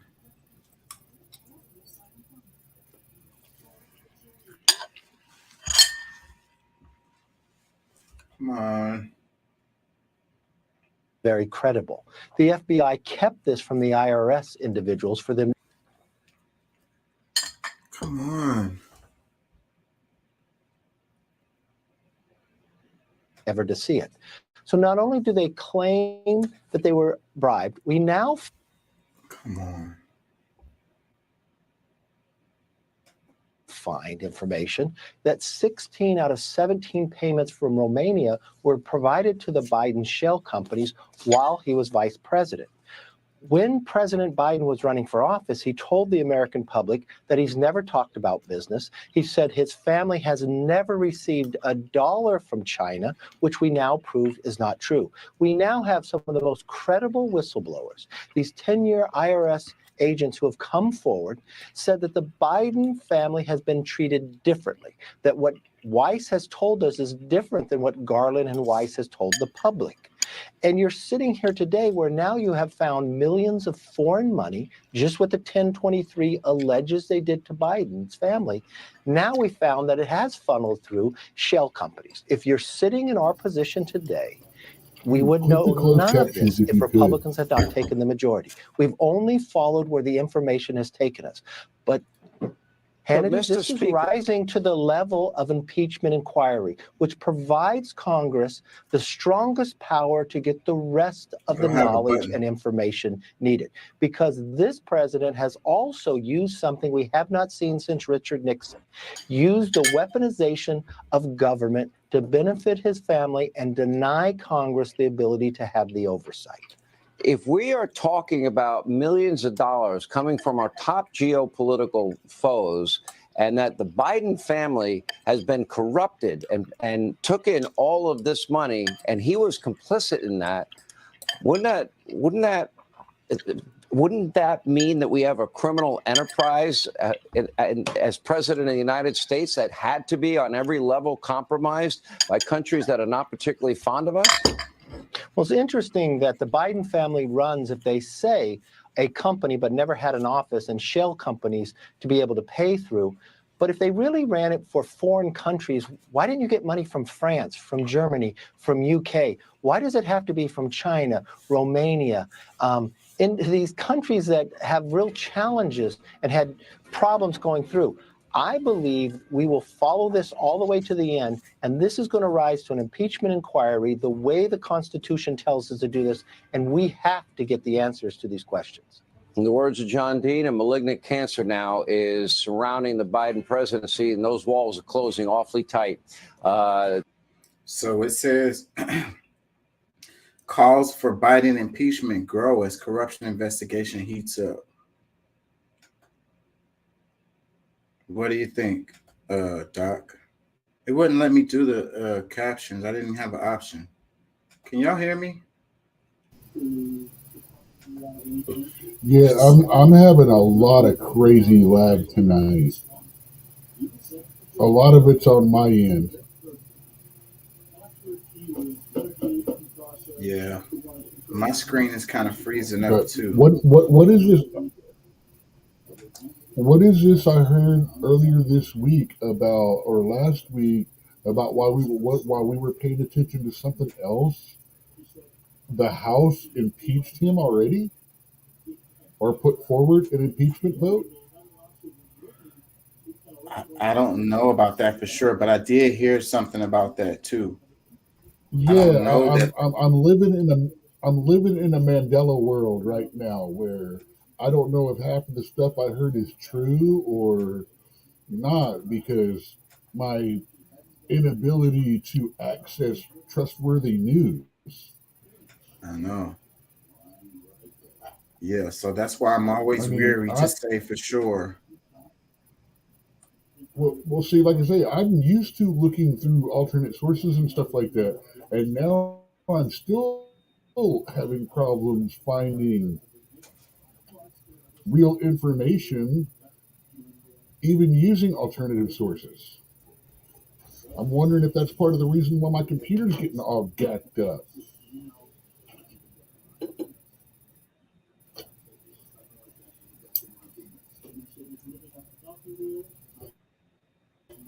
Mm.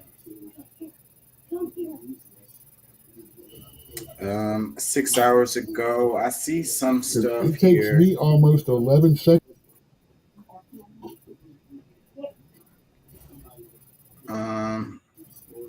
I see something. It says Joe Biden laughs, ignores questions about potential impeachment by House Republicans. Trump rips GOP for not impeaching Biden as president laughs off the idea. So it looks like it hasn't happened, but they're talking about it.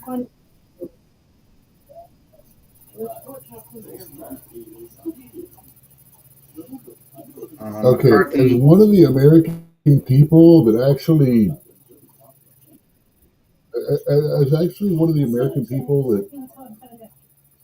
votes and actually gives a shit about this, how about we not spend the millions of dollars that you're going to pull out of Social Security to impeach him? He's got 2 years left. He's not going to be the new guy. Yeah. I don't think he's going to make it. I don't think Trump's going to make it. It's too...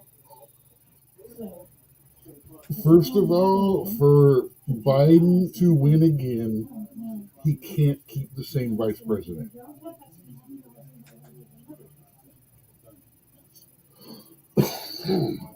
People just don't like her enough.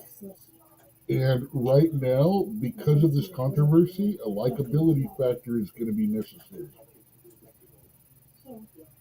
He may be creepy Uncle Joe, but she's not a likable person. Pence screwed Trump. He can't get the full support of his own party. There's no one that Trump could run with except a Democrat that would be enough to pull him in, pull a vote for him. Let me play this. Suggest that they may be close to an impeachment inquiry of President Biden. What's your reaction to that? My reaction is, where's the evidence? There is no evidence of any wrongdoing by the president. And Mr. McCarthy knows that.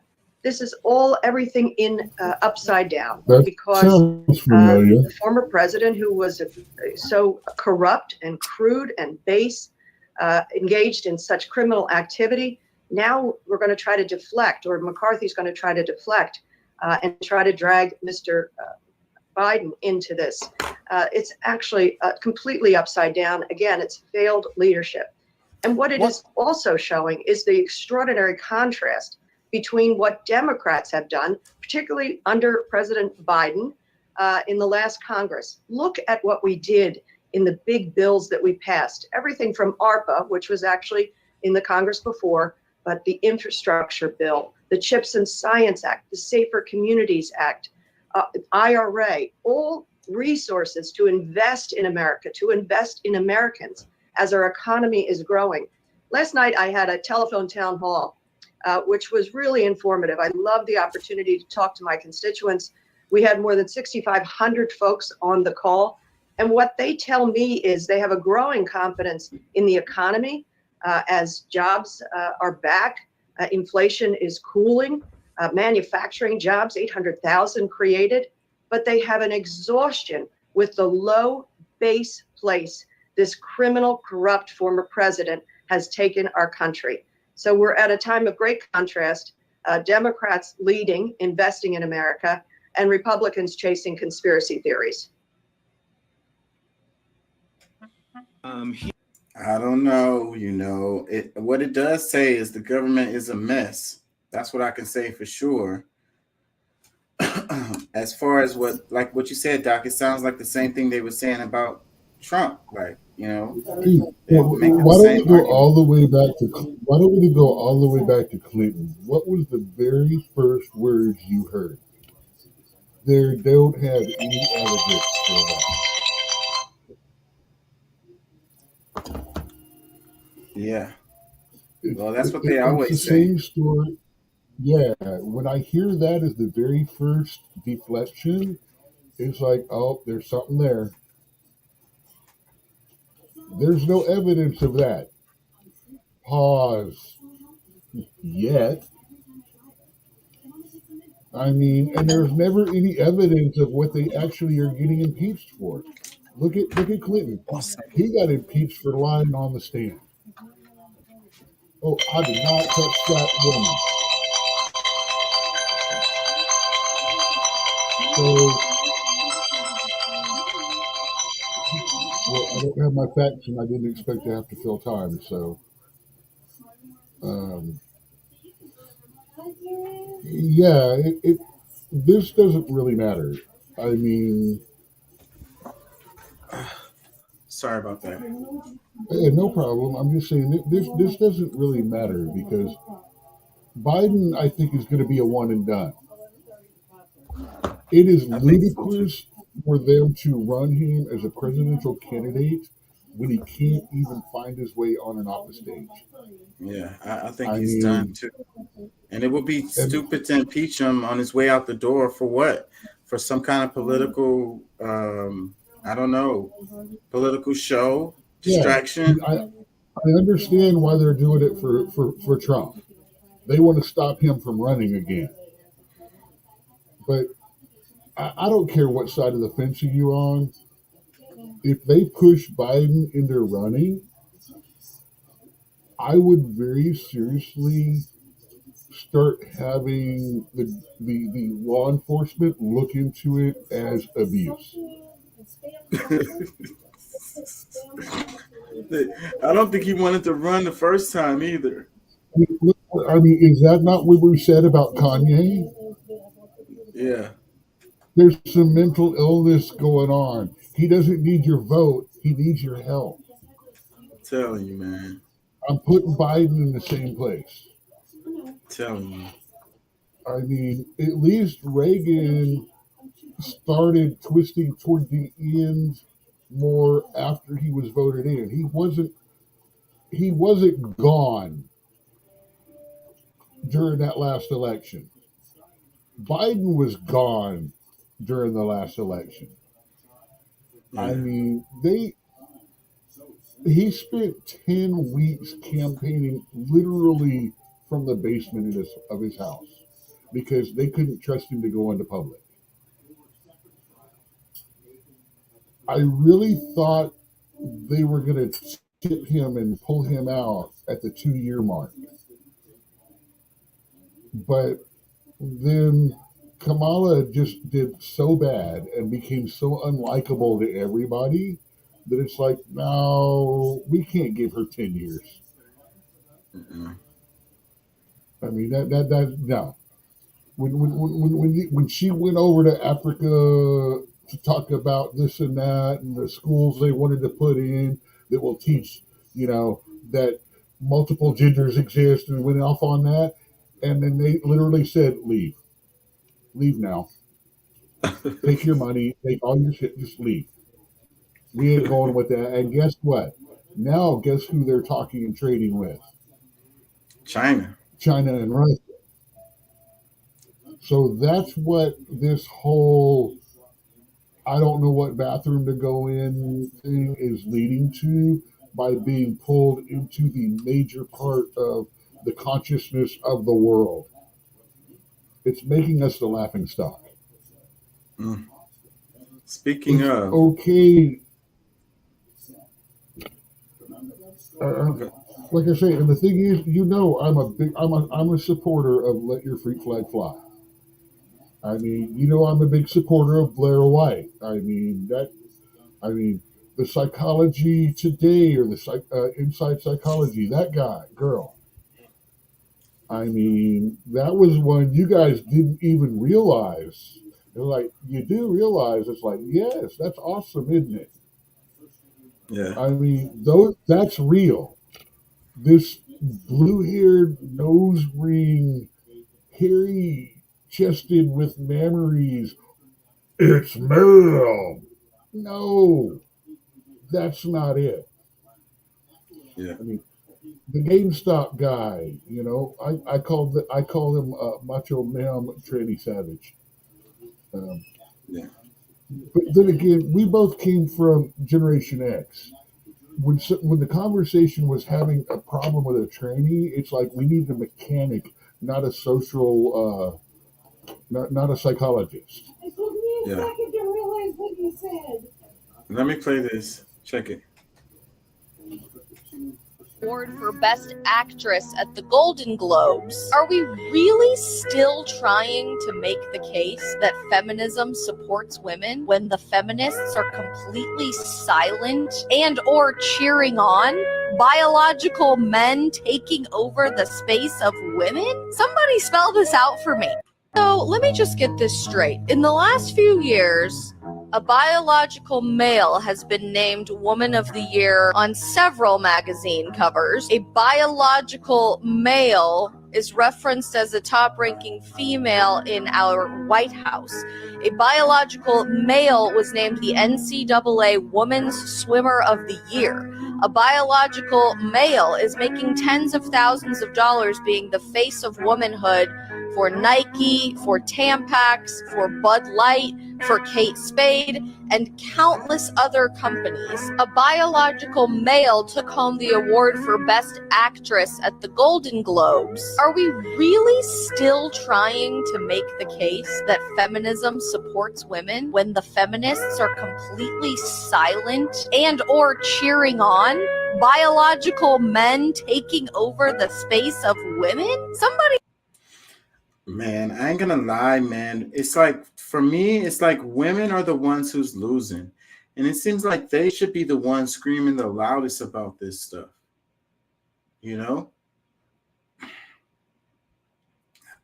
Why aren't they? I wonder. And then talking about feminism or whatever, like, if you're a feminist, then you should be screaming about this.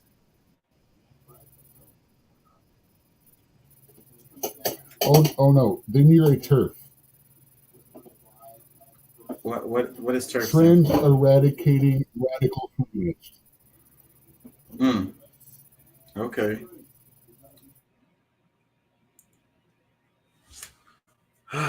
Let's read some comments. It says, men can help you on this one. We didn't allow it to happen.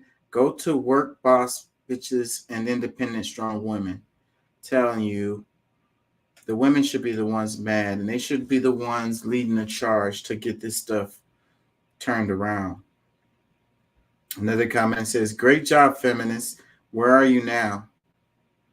Another comment, it says, and in the hospital, you're now called a birthing person. Honey, if you can't carry a child in your belly for 9 months and push the whole thing out, the vag you're born with, please sit the F down and S the F up. Men are not women and women are not men. I wasn't raised this way. This became some new trend in the recent years. Even in like 2010, no one really heard about this stuff. If you can't get pregnant because you're a biological man and cannot give birth to a child, we women are not called birthing people. They need to stop with this nonsense. It's really infuriating. And when I speak my mind, I get bashed. But once again, the land of the free, right? How the tables have turned. Land of the free, but can't even speak my mind without getting cyberbullied and attacked. If you don't like my comments, simply don't reply or skip. I don't mind the trans stuff. Just do it over there and stop forcing it onto us to accept it and forcing it onto our children. Rant over. Another comment that says, so men are better women. Another comment that says, proof we really are better at everything. Another comment that says, we sacrifice those guys to prove a point. Another comment that says, stop the planet I'd like off. Another comment that says, goodbye to women's achievements. One giant leap backwards for women. Another comment that says, you can't call yourself a feminist if you are all right with all these males stealing our space. Males better at being women than us, really? Another comment that says, this phenomenon seems to be the very definition of patriarchy, yet still feminazis who complain about patriarchy remain silent or cheering on the biological males. This is cultural Marxism at its finest. Another comment that says, glad someone said it. Where I live, they put free tampon dispensers in all the men's washrooms in the city community centers. Where have the free tampons been for the women who, you know, actually need them for decades? Another one that says, anyone with a nose can smell agenda from miles away. Another one that says, you brought this on yourself for voting for Biden. You can't give this to Biden, bro. Another one that says, so what's the issue? Another one that says, indirectly, the biological male who pretends to be a female is the colonizers of female space. Why are you so obsessed with being a woman? No matter how much money you have, no matter how great you are, you will not be able to turn yourself into a complete woman. You will not be able to change what God has created in such a way unless you are God himself. But in fact, you are just stubborn beings who impose your will and your obscure ideology on other people's children. Stay away from women's space and our children. Craziness, craziness, craziness. Insanity is what I call it. Craziness.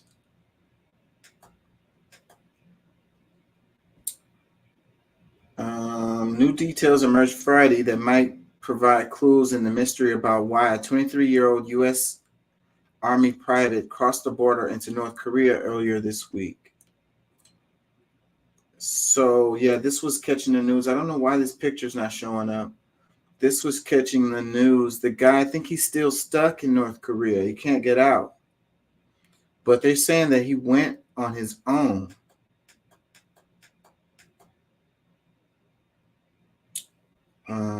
Some comments, it says, but I bet he regretted that decision. Go ahead. From what I understand, he went as a U.S. tourist. But because he's part of the military, it creates a problem with it may be to North Korea, that is a spying situation. That would be like, hey, I'm a sergeant in the military. I go over to South Korea. I'm wearing all civilian clothes. I'm doing all of this. I want to see it because I want to see it.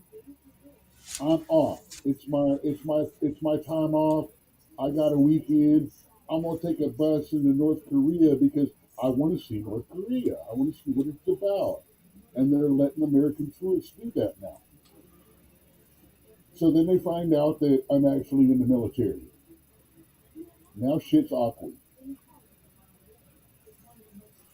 This is one of those this is one of those narrow cases, interpretation cases like Brittany Griner.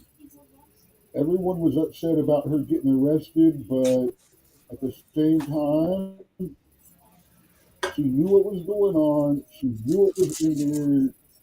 She could have not put herself in that situation. Yeah. I'm thinking this is one of those. I don't think he was in there to spy.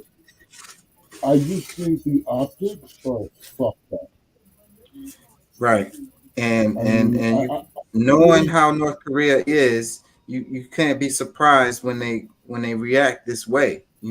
Just the same thing like you said with Brittany Griner, knowing how hardcore they are on drugs and stuff.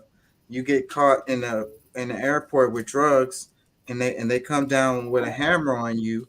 They do the same thing to everybody else. You can't be surprised.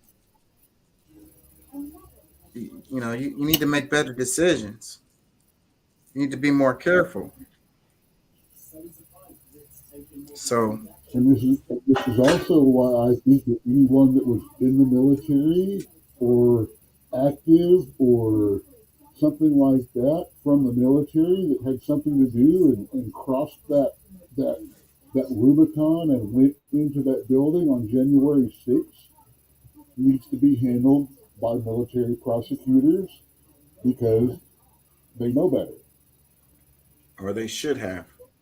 The regular civilians, the ones that were just tourists, let them go. And I'm sorry, the Buffalo Shaman, let him go, man. Let me read a couple comments. It says, but I bet he regretted that decision real quick. I say leave him there. He'll learn that lesson the hard way. Another comment, it says, he was facing charges for assault. Leave him, let him find out. Another comment, it says, I think most people agree it was his choice. We need to pay the consequences of an airhead. All the advantages North Korea is already taking because this person decided to escape his life and think only on himself. Another one, it says, I think he have enough for Biden. Go ahead. What more is going on here? This is not just a guy taking a tour. Was there a video or something going on? Because I just assumed the whole. I thought from all I saw so far, which I haven't looked into it, he went over on a tour bus and they didn't let him out. Now I'm seeing what is this attack? Different right decision? What the? Send criminals? What the heck's going on here? Well, apparently he was in trouble, and they said that he was, from these comments, he was trying to escape some kind of persecution or whatever. And so maybe, he went on his own on purpose to kind of avoid getting in trouble or going to jail. Well, he just lost media on his side.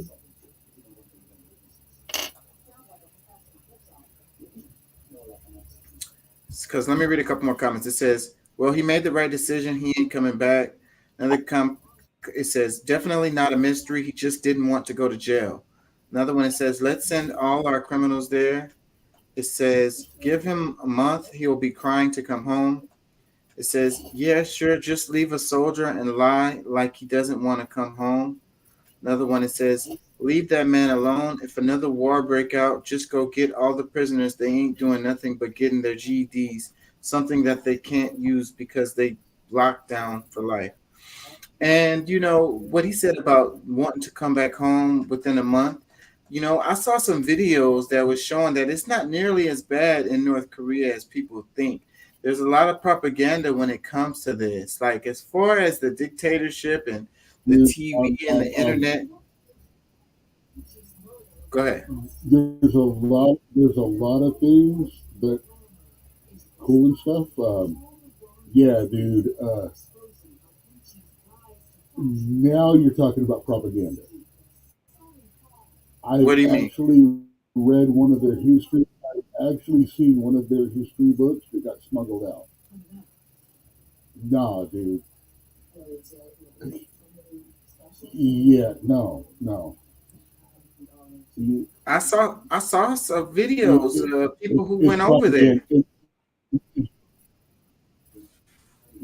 Okay. Yeah, I saw some videos of people who actually went over there, and it's Did they bring the history book out? Did they bring the education books out so people could read them? No. They won't let them out. Yeah, well, some of the stuff is true, but some of the stuff is not true. Yes, and there's a reason for that. And I don't care how nice and pretty and things are. You think our history is staged by the government? You think our history is rewritten by the government? Yeah. You need to read one of those. Yeah, but what does that got to do with how you would live there? Like how things would be with you living there, you know?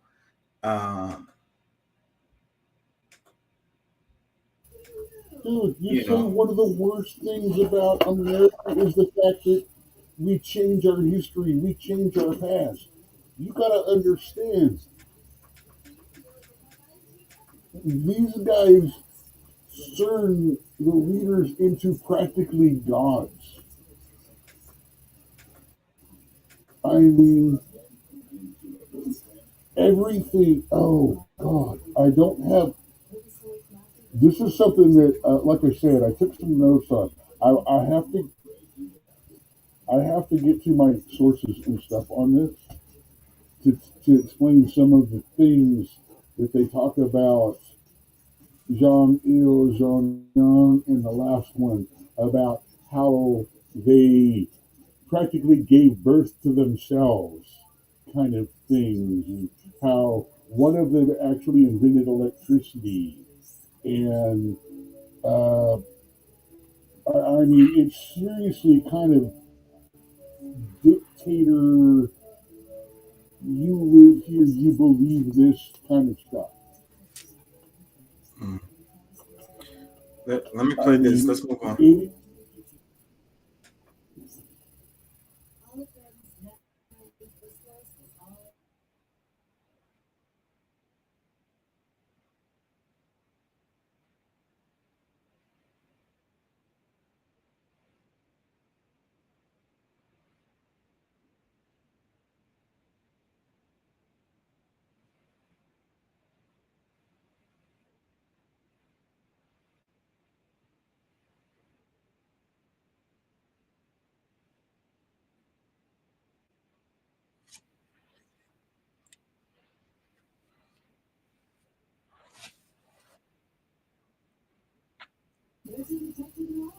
All right, you're not sharing if you're playing something. Wait, hold on.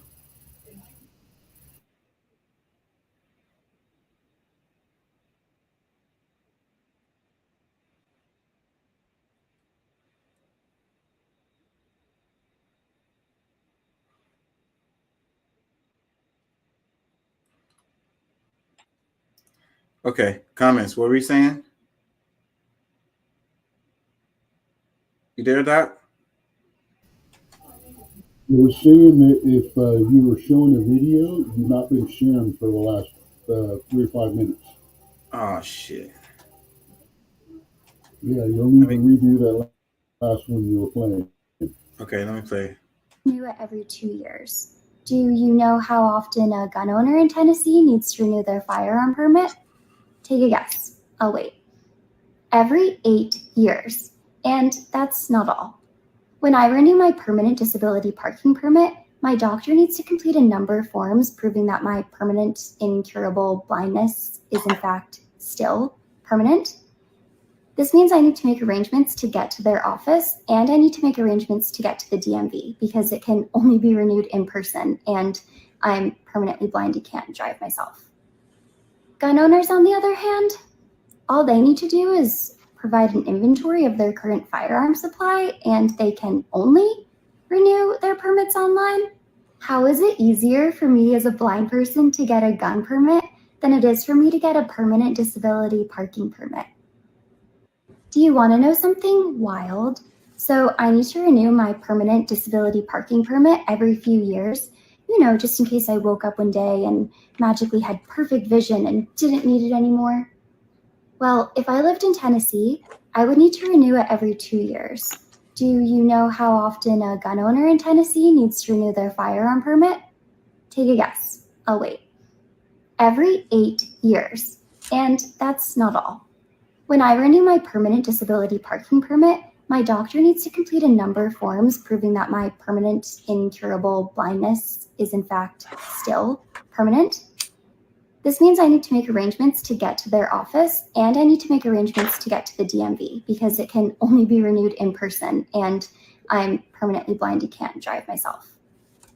Gun owners, on the other hand, all they need to do is provide an inventory of their current firearm supply, and they can only renew their permits online. How is it easier for me as a blind person to get a gun permit than it is for me to get a permanent disability parking permit? It's harder. It's more difficult for her to get her disability permit, parking permit, than it is to get a gun permit. Basically, that's the point. And sending her through all kinds of changes. No. This you here I come up with this is a left-right approach. This is a bullshit approach. This is an anti-gun approach. This should be a why are we treating handicapped people like this? This is not a gun control issue. This is why does someone labeled with a permanent disability have to do anything more than show up every, 16 or 20 years to be able to renew their picture? This is how we treat the handicap issue. This is not a gun problem. I mean, you may want to conflate it to the other, but the real issue is how she's being treated as a handicapped person. That's what this issue is. This is what we need to fix to make things better. Yeah. Let me read some comments. It says, absolutely ridiculous, not shocking because Tennessee, but typically gross. Another comment that says, before some jabroni says blind people shouldn't be driving, the permit allows the person who drives them to appointments or shopping or whatever to park in handicap space. Another comment that says, definitely show up to the shooting range with your legal weapon and see how they feel about your Second Amendment right. Too blind to drive, but not to shoot. Another comment that says, Republicans care more about guns than people's health. Another comment that says, you're absolutely correct. You do need to go get a gun permit yourself to show them how dumb this is. Videotape the whole thing. Don't say shit about being blind and just see how far you can take it. Godspeed. Another comment that says, disability tax. The GOP intentionally makes the lives of disabled more difficult. Another comment that says, as a disabled Tennessean, she is correct. I have to go in every 2 years to renew my handicap tag, but Tennessee passed permitless carry 2 years ago, so permits are no longer required to own a gun here. Don't even get me started. Another comment says, and how is it that people complain about voting by mail, but are okay with gun permit renewals online? She makes a great point. Another comment that says, hey, Tennessee, stop voting for Republicans. Another comment that says, because you live in America, the land of the free, for gun owners and school shootings and paid off Supreme Court. Another comment that says, disability tags should be tied federally to disability benefits. There should be access to that info so disabled people don't have to jump through hoops to get them or renew them. It's ridiculous. Another comment that says, it's the eye roll at the end for me because, yes, girl, the asinine absurdity of it all. Another comment that says, I don't have any words. Our country is beyond backwards. If change doesn't happen now, people won't survive here. Another comment that says, Tennessee is quickly upping the game as armpit of America. It is a close race with Florida and Texas. Another comment that says, California just started a requirement to renew disability parking permits every 2 years. I think there was a lot of abuse of the system with abled people getting permits under false pretenses. But fortunately, all you have to do is go online and click the few radio buttons to attest that you're still disabled. But the whole thing is stupid waste of time because legislatures don't understand the concept of permanent, I guess. So that's cool. Like this person said, California is doing the same thing. So she's making the argument, and a lot of people in the comments was making the argument that it was Republicans and states like Tennessee, Florida, and Texas. But this comment just said that they're doing the same thing in California, and California is definitely not Republican. Let me read this one. It says, it's actually worse than that because Tennessee no longer requires any permits to own firearms. The legislation passed permitless carry in 2021.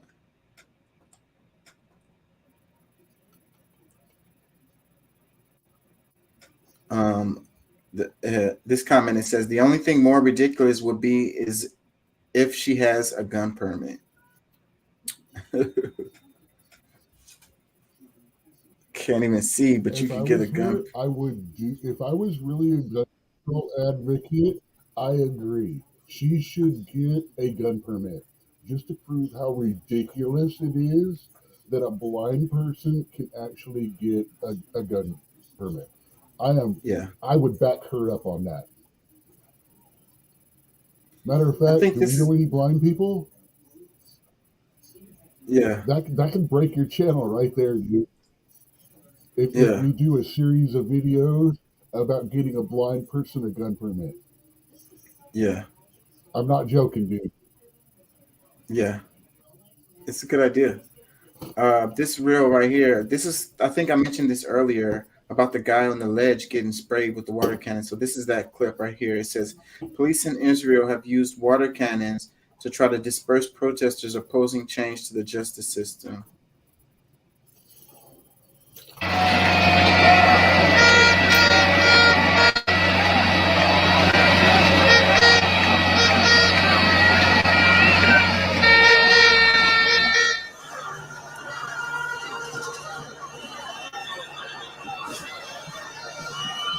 Did you see how they knocked that dude off of the ledge there? I'm gonna let that play one more time because it's like the dude was sitting on the ledge and they hit him with the water cannon. It looked like he flew like 5 feet back. But it was right said Fred, man. As soon as I saw him, I'm like, I'm 250 for my. Sorry, bad joke. Anyway, Humpty Dumpty fell off the wall. Boom! You saw that? Wow! Hit that dude hard. Hey, get off the ledge. The question is, the guys in the water tank, which one won the bet for how many feet he'd fly back? Yeah. Who got the over and under on that one? So this one, it says Hollywood shut down studios want to scan actors to own their likeness forever.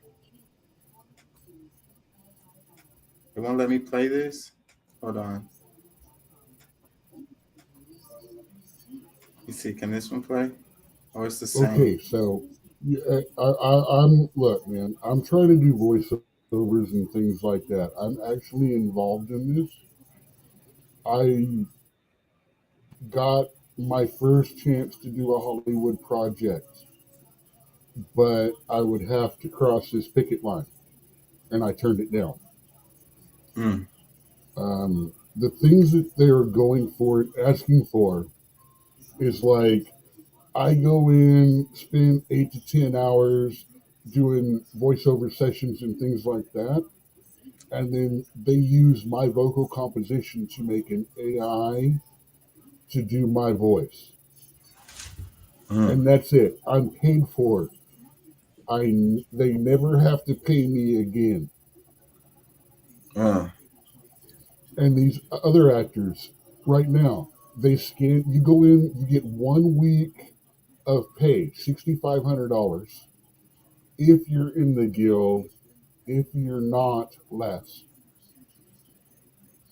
They put all of these things on you, the suit, you get motion scanned, how you walk, how you move, and all of that. And you get that $6,500, and then they own that Tron reproduction forever. They never have to pay you again for anything they use that for. Mm. So They it says never have to Hollywood. pay you again for anything they do that AI voice for, Hmm. It says which Hollywood. means you do Go ahead. AI voice, you get $1,300 once. It doesn't matter how many productions they make. It doesn't matter how many series they're in. It doesn't matter how many times they use your image, your voice, all of that. It's done. They own it. And that's why they're striking. And that's why I won't cross that picket line to do a voiceover job while this is going on. Yeah. Even though it guarantees me work and guarantees me getting in. But even if it did get me in, they'd make sure I never got another job. Mm. Let me read it. I'm on the Says union side in this. This AI stuff, no. Me too. I agree with you. It says AI proposal sparks actor strike. Hollywood actors are striking due to controversial AI proposal from major studios. The proposal suggests scanning background actors' likeness for a one-time payment of $200, granting the studio perpetual rights to use their images without consent or compensation. This move has raised concerns about job displacement by AI. The actors' union SAG-AFTRA is fighting for contracts to protect the identity and talent while demanding higher wages and royalties from streaming services. The studio claimed they offer a fair deal, including using AI in productions. However, the dispute continues, impacting countless industry workers. Yep. This has been heavy in the news. I'm not behind. Okay, crunching every penny of profit that you can get for everything out of stuff in the long run is going to raise prices of subscription services. But to be fair, they're not paying enough for subscription services. For example, the Black Widow movie, the one that made the big shift, the rift between Scarlett Johansson and Marvel, and started all of this, people becoming aware, was she was guaranteed opening day cut as part of her contract. However, due to the pandemic and things, her thing was delayed and was released both on streaming services and in the theaters at the same time. They refused to pay her the money that they made on the streaming services because it was not a movie theater contract. So she lost millions of dollars from her couple of dollar or penny or two or 30 cents off the dollar of those sales. And that's where this started and came from. And I get that. They changed the rules, and they changed the rules to screw the actors. And while I'm not as defensive about her because, you know, she's got all the looks and millions of freaking dollars. I mean, she's on the high end of how all this plays out anyway. Yeah. But everyone's fighting for the little ones that don't get that lucky Marvel contract. Yeah. You know, the ones that just like, we're gonna pay you for one time showing up, but for the next 100 years, we're gonna use your computer image in background scenes as background characters, maybe even as a main character. Because we have your image, we have the rights to use it. People started liking you. It don't matter that it's not you anymore. We're going to sell you anyway, and you have been paid later. Yep.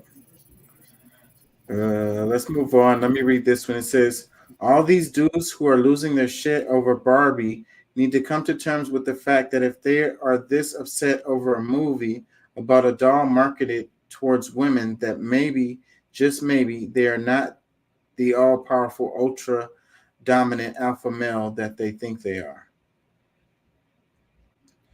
Yeah, it's a lot of backlash over the Barbie movie, and I don't really know why. Let me read some comments. It says, the GOP has nothing to offer to solve any of today's problems, so they jump on that hate Barbie bandwagon. Watch it and you'll understand. Yeah, I haven't seen it. This one, it says, men, I'm a man, F your feelings, also men. The Little Mermaid being black and Barbie's financial and critical success hurts my feelings. Another comment, it says, between Bud Light supporting the LGBTQ, Barbie abortion banning books, whitewashing history in schools, and promoting God, all while the F around their spouses, some are even in their second and third marriage, hate on everyone not white, endorsing a seditious and traitorous confederacy that lost a war by surrendering, etc., the GOP has become the biggest laughingstock in the history of forever. I'm going to move on, but let me read two more comments. It says, if a movie triggers the ignorant Neanderthal, so be it. You don't have to see it. It's called a choice. Those who appreciate love more than hate may enjoy it. Lessons should be learned by now. One more. It says, upset about a movie. I don't get it. I don't want to see a movie about a doll, so I won't watch it. Therefore, I won't be upset. Same with gay marriage, abortion, etc. You don't like it, don't get one. People really need to get their priorities straight, get upset about what's important, inequality, hunger, women's bodily rights, LGBTQ rights, etc., etc. Yeah, I think people are just looking for stuff to be upset about at this point. This one, it says, if gender isn't determined by anatomy, then why are y'all switching anatomies to appear to be the thing you say it doesn't exist in the first place? Blue Pill posted this. Let me read his caption. He says, hope y'all don't take this the wrong way, but Emma Effer's bat is crazy in the world nowadays. And while that's perfectly all right, we do live in a post 9/11, post Trump, post COVID-19 world. The level of crazy is getting out of control. Mental illness has taken over our society and is spilling over into all quarters of existence. Call this shit what it is: psychotropic induced mental illness, dysfunctional delusional disorder. You ever seen a woman when her hormones was thrown off? It's a sight to see. So imagine a man who thinks he's a woman taking hormone pills, which already exasperate the mental cloud he is under, grappling with the psychotic voices in his head telling him he is other than his anatomal assigned suggests. And nobody thought to consult the spiritual nature of a person whose spirit is displaced within his own body, as spiritual as our people allegedly are, and nobody done a reading yet. I'm gonna move on. Hey, I'm considered really upsetting right now because I've gotten to the point where it's like, well, I'm trans, and I'm like, okay, were you diagnosed? I mean, well, no, I just feel it. So you've never been to a psychologist? No. You've never been to a psychiatrist? No. Then shut the fuck up. I don't want to talk to you anymore. Your opinion, you just invalidated your opinion. You think you are, you feel you are. It is a diagnosis. It is not a whim. It is a soul-searching, crushing thing to face. It is not a, well, I'm just feeling cute today kind of situation. Yeah. These people that go, well, yes, I'm trans, but they walk around like a lumberjack with a half shave and stuff like that. No. If you actually really felt you were a woman inside and that your body didn't match, you would do everything you could to make your body match. Because It would abhor you to see yourself that way. You don't want to see yourself as a man. If you're actually really a woman, you're gonna be shaved. You're gonna be made up. Maybe not to the totals all the time, but you will never go out in public without being made up because you don't want the public to see you that way. That is deepness and part about who you are and what you are. When you're trans, you don't have a I don't give a shit day. You don't have a hair curlers, flip-flops, and sweatpants day. I mean, every day is a bustier, tuck, make it up day. Because you don't want anyone to see you as other than what you feel and what you see you. Just a thought there. Men have become so obsessed with women that they want to turn into one. And I find it quite flattering that womanhood seems so great to you guys. Y'all know me. You may not like what I got to say, but I'm going to say it anyways. In recent conversation, there's been a lot of uproar between trans women and real women. In my opinion, I think the most misogynistic thing that a man can do is reject his biology as a man and go into women-dominated spaces telling other women how he's a better woman than them because it's based off of his feelings of how he perceives a woman to be while walking in society emulating what he believes a woman looks like by replicating other women. When we're discussing womanhood, I cannot go to another woman and ask her what it feels like to be a woman because being a woman is not a feeling. However, being a woman, I absolutely am subjected to my reproductive organs that identify me as a woman. And saying that doesn't mean that I'm less than a woman. It just means that that is the beginning of my woman origin and my woman experience. And for the women who can't have a baby, we still recognize those women as women because they do have the reproductive organs to do so. However, we also understand that something is medically wrong with them. I will give credence to the fact that women are not the only people who have a period if we're identifying them that way, because non-binary people or trans men actually can also have a period, but at the basis of it, we call those biological women. However, when you're talking about trans women, we understand that that is something that biologically impossible you cannot do. The power struggle here that comes into play is when there is a very small minority of people imposing onto a larger group of people that are telling them what they would like to be called, how they would like to be treated, how they would like to be pronounced, and how they would like to be identified. But then you're imposing terminology onto them that they have yet to accept. So I must appease your feelings, calling you by the pronouns that you identify with as because you have chose to make this decision about putting on a wig and putting on nails and putting on a dress. However, when I tell you I reject terms like birthing person or breastfeeder or real woman or biological woman or cisgender woman, at this point, then I should just understand and accept it because science says so. But science also says that the basis of your DNA, you are biologically a male. So why are we not listening to science all the way across the board? Seems a little hypocritical to me. And since everyone has such an issue with understanding just hilarious, let me go ahead and put my cape on because I think I can break it down for you. Yep, it's kind of like beating a dead horse at this point. I think that was the one that they let the dog loose on the guy. Let me see. Ohio State Highway Patrol is disturbing, but now under scrutiny after a man was mauled by a police officer's canine. July 4th, Jackson County, Ohio.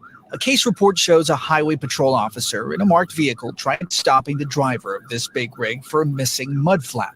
The man behind the wheel, later identified by authorities as 23-year-old Jadarius Rose, drives on, and a chase begins. About 20 minutes into the pursuit, the big rig is seen rolling to a stop. Get out of the truck! But that lasts only a few seconds. The driver continues to flee, and officers stay on him for another 8 minutes. He took off again. We're heading northbound. It wasn't until police used tire deflation devices We're stopped. that the chase came to a slow but dramatic and disturbing stop. That's a Circleville, Ohio Police Department K-9 unit rolling up to the scene. After repeated orders from state troopers, the driver eventually steps out of the rig, his hands in the air as requested. A patrolman is heard asking the K-9 to not be released, though it's unclear if he could be heard by all officers on scene. That's when the K-9 is deployed. Do not release the dog with his hands up. Do not release the dog with his hands up. Do not release the dog. with his hands up. Don't get the dog off of me. After the canine takedown, an officer approaches, then quickly walks away, her hands covering her face as Rose screams in pain. The frustration audible in the voice of another state officer. Was I not loud enough? After the dog is removed, officers move in to arrest Rose and administer first aid. Yeah, you just let a dog bite me. All you had to do was come to me. I was coming, all the guns pointing at me. How do you expect me to respect you? You got a gun pointing at me. It's like 20 of y'all. All you had to do was stop, brother. I did stop. The spokesperson for the Ohio State Highway Patrol tells CNN, as troopers were attempting to gain compliance by providing verbal commands to the suspect, the Circleville Police Department deployed their canine, which resulted in the suspect being bitten. CNN has reached out to the Circleville Police Department for comment. Police say Rose was taken to a local hospital where he was treated and released before being taken to jail. His attorney declined to comment. Comments on this one.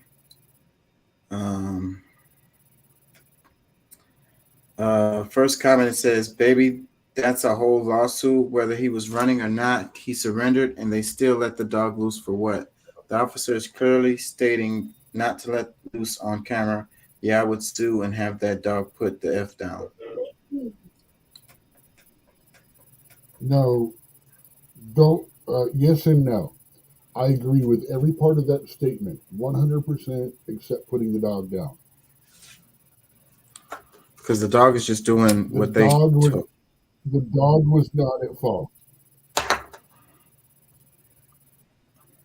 I mean, yeah. See, here's where people are going to argue with me because following orders, blah, blah, blah, things like that. Oh, it's a blooded dog and things like that. No, that 100% is the officer that had control of that dog that heard the command, and you saw him acknowledge, don't let the dog go. Came closer, was easily able to hear that, and still let the dog go while the guy, they said, they were even trying to tell the guy, put your hands down after they released the dog. Put your hands down. I thought I heard that. I might be wrong. But the dog is trained to go after a man that was exactly in the position that he was. Yeah. The officer in control of the canine was not part of their team, but the guy knew canines. He knew their training. He was yelling at him, stand down, stand down, stand down. There's actually a hero cop in there trying to stop it from happening. Yeah. That's unfortunate. But the guy that had control of that canine, I have a problem with him. Yeah. He needs to be held accountable. He literally just, yeah. And this guy right here, he's going to, this is one of those where it's like, okay, you now just got a settlement for $2.5 million. Yeah. I don't think that's where I got a problem. I don't think the suit is the answer. Not to say that the guy shouldn't get paid or whatever. I mean, he was wronged, but what the answer is holding the cop, the police officer accountable, the one that did what he did. I mean, the suit is beside the point. But remember, you have to. Well, here's my idea about $2.5 million. $2.5 million, you could buy yourself a decent vehicle that's going to last a while, brand new. You can buy a $200,000-$300,000 house, and then still have a couple of $1 million in the bank to roll interest over to you for the rest of your life. You were fucked up by the state.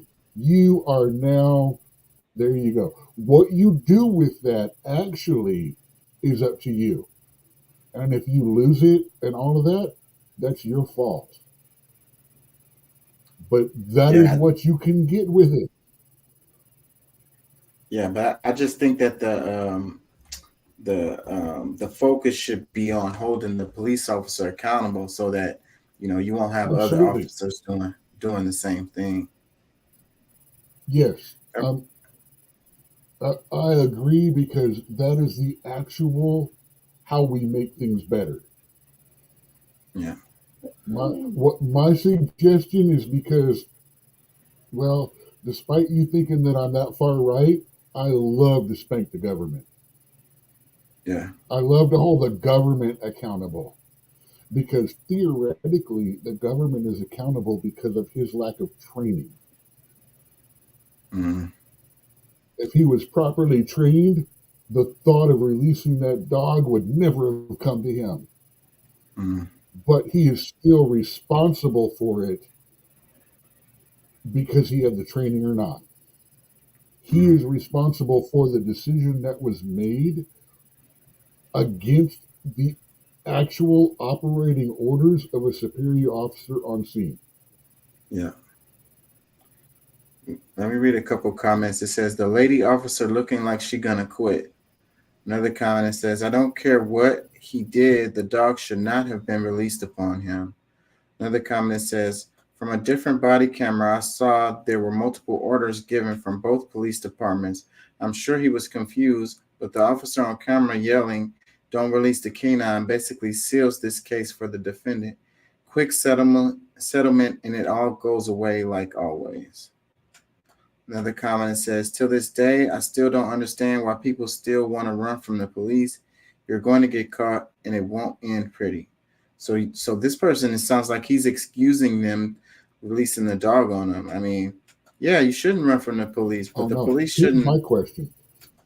If you were going to run, if you knew you were going to run, instead of putting the pedal to the metal on that truck where they ended up in an open area, why didn't he dive out the passenger door and go running through the woods? Well, then that would definitely excuse them sending the dogs out on him if he was in the woods. But Let me the read dog wasn't there until the other police department showed up on the other side of the road. The dog didn't come from the people that were chasing him. The dog came from minutes down the road after they stopped him again. Yeah. There were no dogs, and see, that's what I'm saying. If he had just fucking run out and into the woods, that's a different. I'm sorry. These are the things I look at too, because I'm a writer, and I'm trying to find the story here. But yeah, I don't. But we still also don't know why. Well, I think the way it sounded is he felt scared because there was 20 cops on him when they stopped him. Yeah.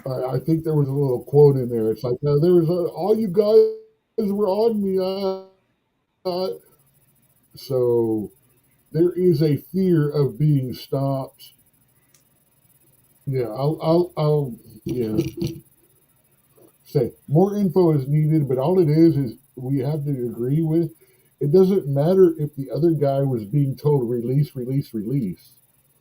because the guy was standing in the middle of nowhere with multiple guns pointed at him, with his hands up. Yeah. Why would you release a dog on a takedown when you can also produce 100 more guns? Every single gun out there could have been pointed at him instead of a dog released at him. Let me read a couple more comments. I'm gonna move on. It says, why did he keep going after he had already stopped? Another comment, it says, as a black man, you just can't do that. Another comment, it says, oh, boo-hoo, if he stopped when he was supposed to, it would have never happened. One more, it says, one thing about them smaller counties in Ohio, they do what they want. Let's hope this man learned a lesson and also knows his rights. The way the actual deputies responded after the bite, he has a lawsuit on his hands. Learned a lesson by getting bit by the dog. This one, it says Uvalde is a small town, Edmond is a small town, Blacksburg is a small town, Sandy Hook is a small town, Sutherland Springs is a small town. And in those towns, real bad guys showed up and no good guys magically took them down. It says it couldn't have been clearer that Republicans couldn't care less about children after Sandy Hook. Instead, they focused on nonsense like keeping them away from trans people in books. It says, and in Uvalde, the good guys hid. So much smoke and mirrors and all this shit. You can go back and say what you want. In something titled, "Why Is..." You know what? I got a good one too. We know exactly what Jason Aldean would do, don't we? Was not his concert one of the sites of one of the biggest mass shootings of the year? Yep, and he ran. Did he not haul his ass off stage? Did he go get security? Did he go bring people to show what would happen when that shit happened? No. He ran. So that's what they do in a small town, apparently. So, no, it's not. And that's the kind of shit that pisses me off, too. It's a great small town country anthem. The video was pretty fucking tactless, you know, because of where it was filmed. But you got to separate the two. I mean, if you start doing that, it's going to go bad for both freaking sides. I mean, no offense, the left just canceled a video and turned the song into a #1 hit. Yeah. You know, the right canceled a fucking ad and the company took a $20 billion hit or a $2 billion hit. I mean, cancel culture needs to freaking stop both ways. It is a cool sound. It is a cool, if you listen to the words, if you actually freaking listen, it is about community. It is about pulling together to look out after each other, to look out for yourself. It's a community song. It's about gathering, feeling pride about being together and being around groups of people. And that's why the left doesn't want you to fucking make it sound good, because they need roots, they need intersection, they need difficulties. You can't come together as a community because what's not happening in the cities right now, they're not coming together as a community. Communities are bad right now. It has to be groups. It has to be sides. You can't have different opinions in a community or in a city. You have to, you know, in a small town community, you can have different ideas and things like that. But when bullshit comes, you stand up to it. But in a city right now, if you have different opinions, it makes you opposition. You can't be a community when you're at each other's throats. I mean, you have to understand, you have to accept, hey, we may not be like each other, but we don't have to hate each other. We don't have to like each other. We don't even have to get along. But we don't have to fuck shit up. Let's go on to this one. It says, why is Joe Biden so unpopular? At this point in his term, about 910 days in, Joe Biden is the second most unpopular president in modern U.S. history. CNN, at this point in his term, Joe Biden is the second most unpopular president in modern U.S. history. Jimmy Carter was the first. Biden is the second most unpopular president in modern U.S. history. Jimmy Carter was the first. Romano cites polling data from 538, where Biden's approval rating 910 days into his term stood at just 39%. In something titled, "Why is Joe Biden so unpopular?" Andrew Romano writes that at this point in his term, Joe Biden is the second most unpopular president in modern U.S. history. Jimmy Carter was the first. So it says, a comment, it says, how on earth is his approval rating so high? That's terrifying to know 39% of the population is that lost. Another comment, it says, so how did he get 81 million votes? If they voted just because they hated Trump, why would they lie about him being a good president?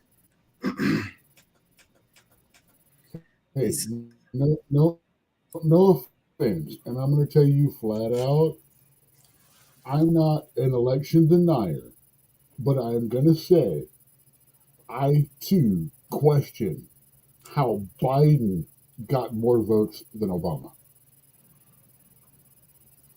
Just saying. I have no problem the way election went and all that. I'm not playing that. Now, one thing people don't, you got to look at this. Carter has been sitting right now several hundred days into the Iranian hostage crisis. And nothing's been done. According to the American people, nothing's been done to try to get these hostages out. I don't know how many days at this, if you compare them to the most, but also there was an attempt to rescue them that went bad because the military didn't plan right, because they didn't know how to function in a desert situation at that time. This is the precursor to everything that came along. Iran, Iraq, all that. The Shah of Iran got kicked out. The Ayatollah Khomeini came in, took hostages, and they've been sitting there for hundreds of days.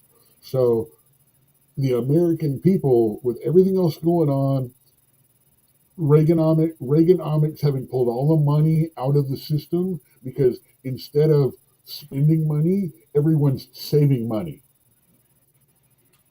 And then the Iranians say, hey, dudes, we're taking your embassy, several hundred people, all on air, and the only thing we care about is you admit the horrible things that you've done.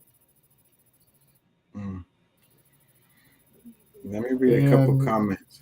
Carter, he tried to get something done.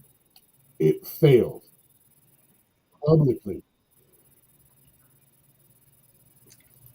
Let me read a couple comments. It says, Carter did not the support of complicit media machine. Imagine how low Biden's approval ratings would actually be if the mainstream media was running cover for his administration. Another comment, it says, he wasn't popular when he was elected. Another one, it says, he was always unpopular, but somehow got 81 million votes. Another comment, it says, the guy doesn't even have a campaign office and has hired 4 people total for his re-election bid. He's not even going to put energy into the campaign because he knows that he isn't going to win again. Hard to beat Dominion technology when we aren't even allowed to ask questions. Jimmy Carter was not a bad man. He was just a bad president because he was horrible at economics. Biden is universally hated globally, except the deep state of his circle. One more comment. It says, it's very curious. Trump, 3 years in was highly popular, and particularly worldwide event came along, seemingly designed to tank everything. Look, all I'm going to say is a lot of people bang on Carter, but no, he was not good economically, which is one of the problems that a lot of people still have today with the Democratic Party, is because they don't know how to spend money well. But Jimmy Carter was actually one of the presidents that gave a damn about the people.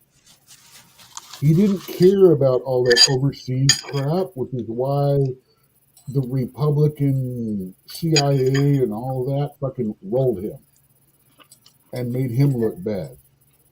The man is 90 something years old and still goes out and puts hammer to nail building houses for homeless people with Habitat for Humanity. He is one of the best men in the last 80 years to have been a president. It doesn't make him a good president, but I will fight anyone that says he was not a good man and did not try to do what he thought was best for the American people.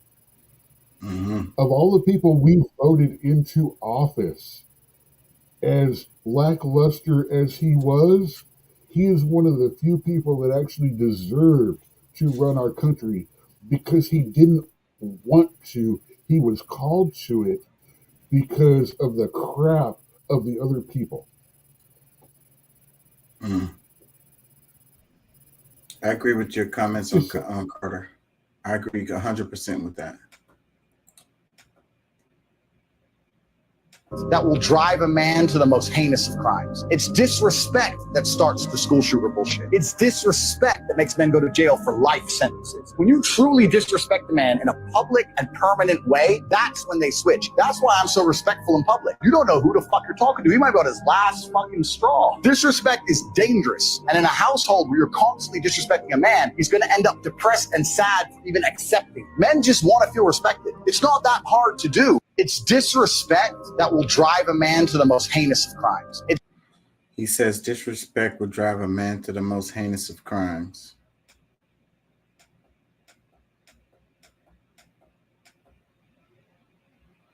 I agree with that. But it's not just men, it's people, humans. Everyone deserves respect.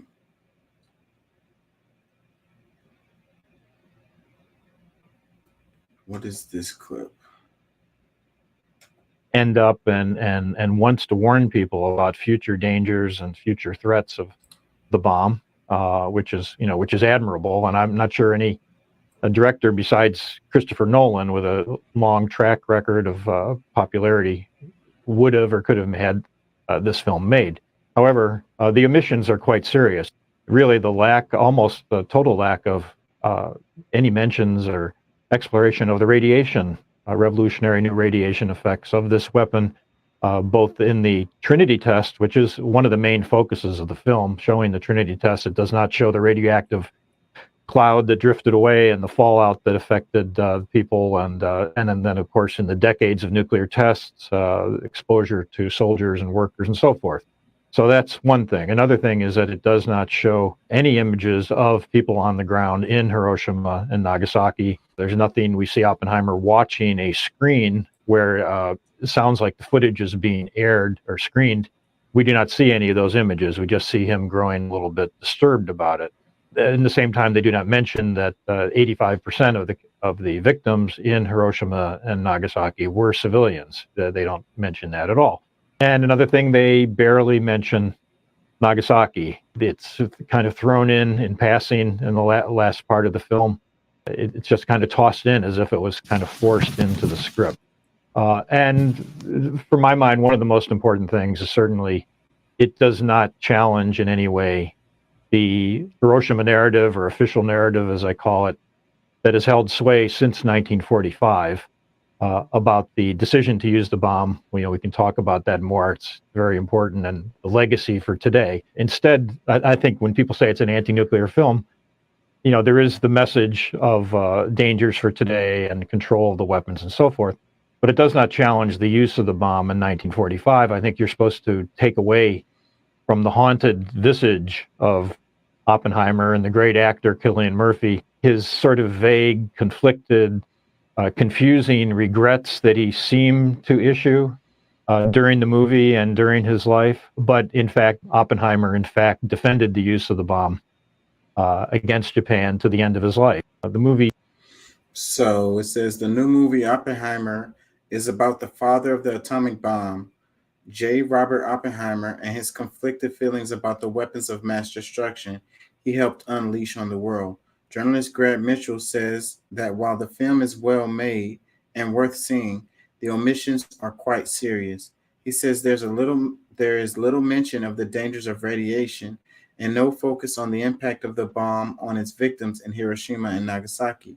The film also does not question the necessity of using the bomb in the first place, upholding the official narrative that has held sway since 1945. Mitchell is a documentary filmmaker and the author of numerous books, including The Beginning of the End, How Hollywood and America Learned to Stop Worrying and Love the Bomb. Yeah, I need to check that movie out. But of course, they're not going to go against that official narrative of questioning why to even use the bomb in the first place. And then they use like the people of Nagasaki and Hiroshima as just like extras or whatever. Like, it's even whenever they talk about this in history, they don't really talk about the people, the people who died, and the people who suffered years and years later. They don't talk about how much it took to rebuild those cities. They were completely destroyed, Dude, you're making opinions about something that you have not experienced. No, I haven't Watch experienced the movie before you decide these things. Well, I'm just going by what this guy is saying, about the film, and whenever they cover, You are making opinions off of someone else's opinions. Okay, that's fair. I'm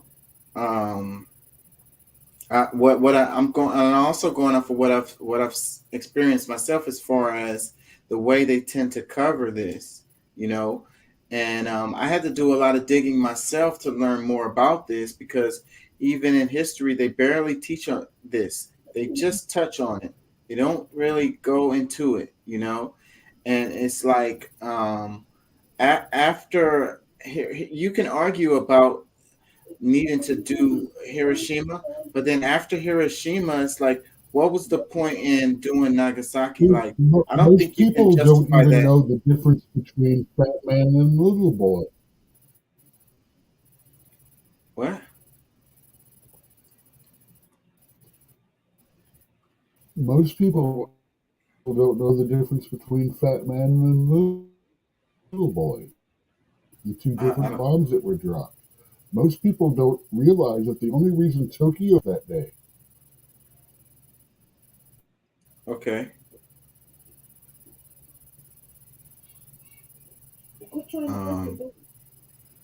Let me read another comment. It says, spoiler alert, totally disagree with the commentator.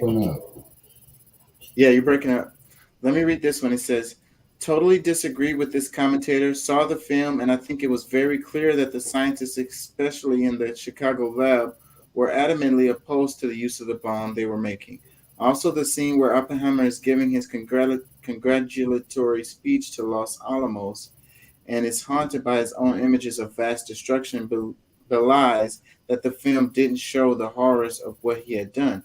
And I think it was so telling when President Truman told Oppenheimer, who had come to say felt he had blood on his hands, to get that crybaby out of office, and further that the people in Nagasaki and Hiroshima didn't know or care who built the bomb, only that the Truman had decided to drop the bomb.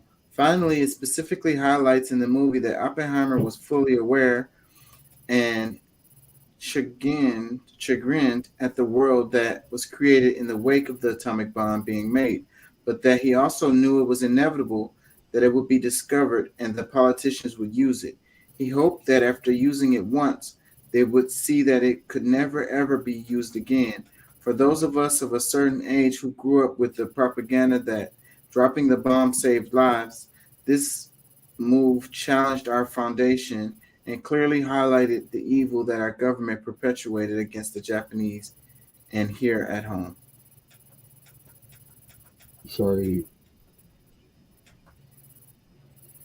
What do you say?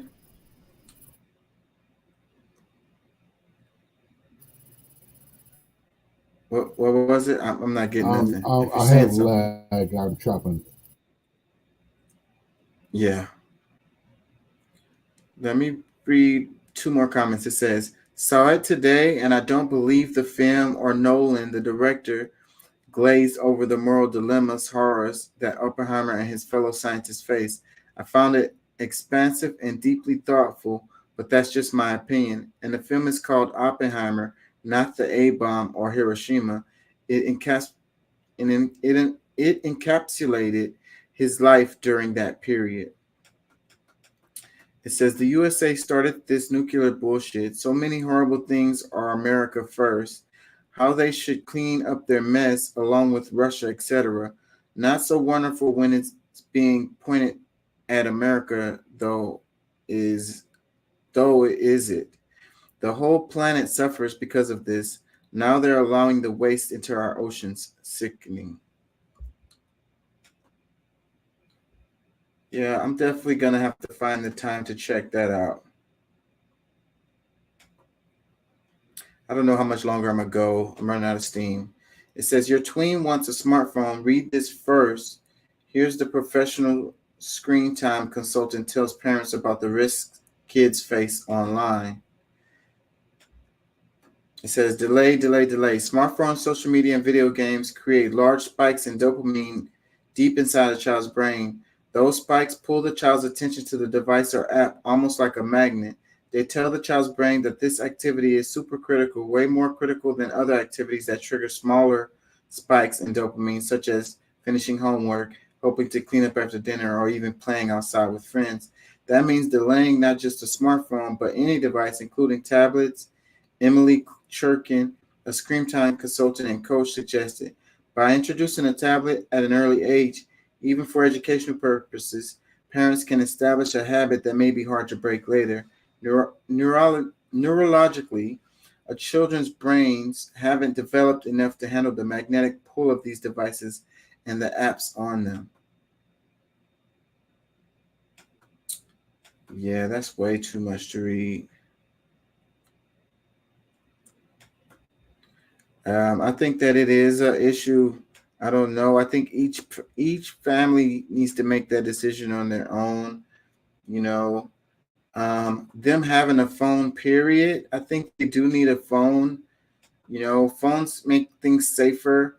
You know, you can communicate with them. They can communicate with you, you know, when y'all are not together.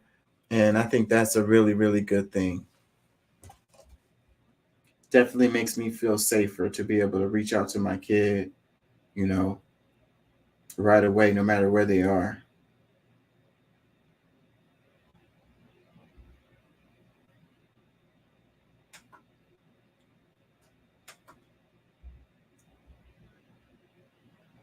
It says secure storage laws prevent mass shootings, yet the NRA and the GOP block these common sense laws. Is this going to play? Gorchis came to school this morning armed with his father's shotgun and .38 revolver. School shooters get their weapons from home more often than you might think. 76% of the time, a firearm used in a mass shooting was obtained either from a student's home or a relative or a friend's home. In nearly half of those school shootings, the gun used was not secured or stored by its owner. I've got in this room actually a 20-gauge single-shot shotgun right here. And I have them sitting here in the room out, exposed. Why? So I can go do what I need to do, kill things, because that's what guns are for. Safety Committee Chair Kevin Payne of Peoria will not give the bill a hearing. There are teenagers, there are people with mental illness who could end up in houses where guns aren't stored properly. Can you see that perspective, and what would you say? If you have a situation like that, deal with it. The NRA thinks this is asking too much of gun owners. New safes open at the speed of a smartphone. Came to school this morning armed with his father's shotgun. I agree with this. It says nearly 80% of Americans support secure storage laws. Why? Because it's common sense. So, yeah, so it says nearly 80% of Americans support secure storage laws, but somehow we don't have them. That's weird. You know, if that number is right, then we should have them, right? Because then that means that the majority of people support it, you know? I think that the people who don't support it are just louder They're loud and they seem like more people than they are, you know. I think it's probably true that most people do support it. I mean, like, who would have a problem with, laws that, force gun owners to keep their guns locked up,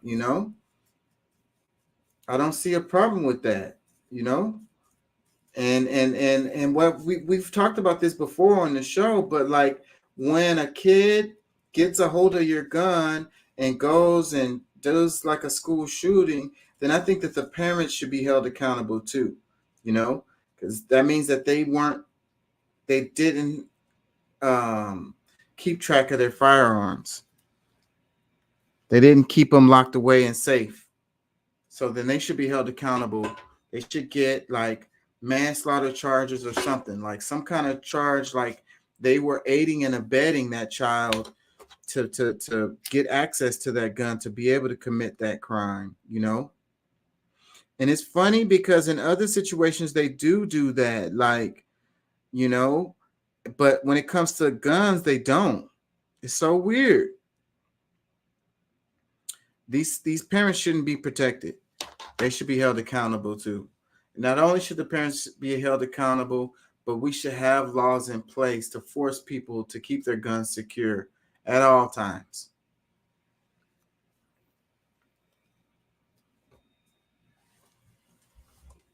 It says, the NRA wants more mass shootings and violence to spread. People who are scared buy more guns. Another comment, it says, if our military is required to have a safe storage unit, then it definitely makes sense that civilians do as well. Another comment, it says, you only need to pass one law. If a kid commits suicide or a crime with their parent's gun, the parents is held responsible. Also, most of the kids killed with guns are from suicide. Maybe it's time to be better parents and teachers.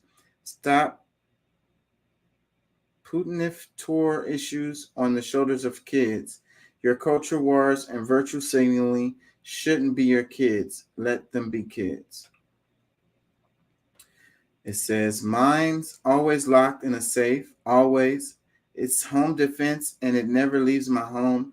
And it's just enough to send an intruder crying into the night, not dead, but needing ER. Your big bore weapons are a testament to weakness, not strength. All my kids grew up with exactly 0 guns in the house. It says, sadly, we the people don't get to decide. It's they, the corporations. Until we make lobbying illegal, they will continue to create their laws. If you think this is a free country, I've got some property I somehow afford to sell you. If you don't believe me, look how long the tobacco industry managed to control the narrative. Another comment says, it's despicable. So guns mean more than kids and people's lives. The pro-life GOP, who do they think they're fooling? Even gun owners want stricter laws. Truth. The Dems and everybody else should come for more relaxed gun laws. As it seems to me, the GOP have no policies whatsoever and always take a contrary position against the Dems. They will pass common sense gun laws just to spite them. Example, Dems, everyone should have clean drinking water. GOP, no. Another comment says, prosecute the parents for not safeguarding their weapons, hold them accountable too. Another one, it says, GOP and common sense is an oxymoron. This one, it says, vote the Republicans out of office. As simple as that. It says, thank you, a lobbyist. Thank a lobbyist. It says, hey, parents, do yourselves a solid and teach your kids how to safely and responsibly use a firearm and keep them safely stored. You're welcome.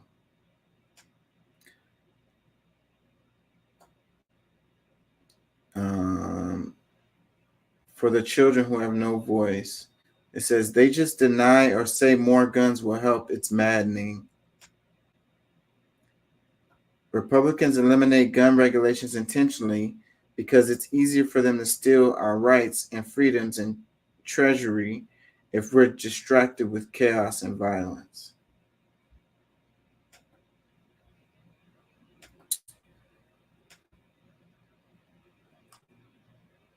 This one, it says, me waiting for people in the land of the free to figure out they're losing all their freedom.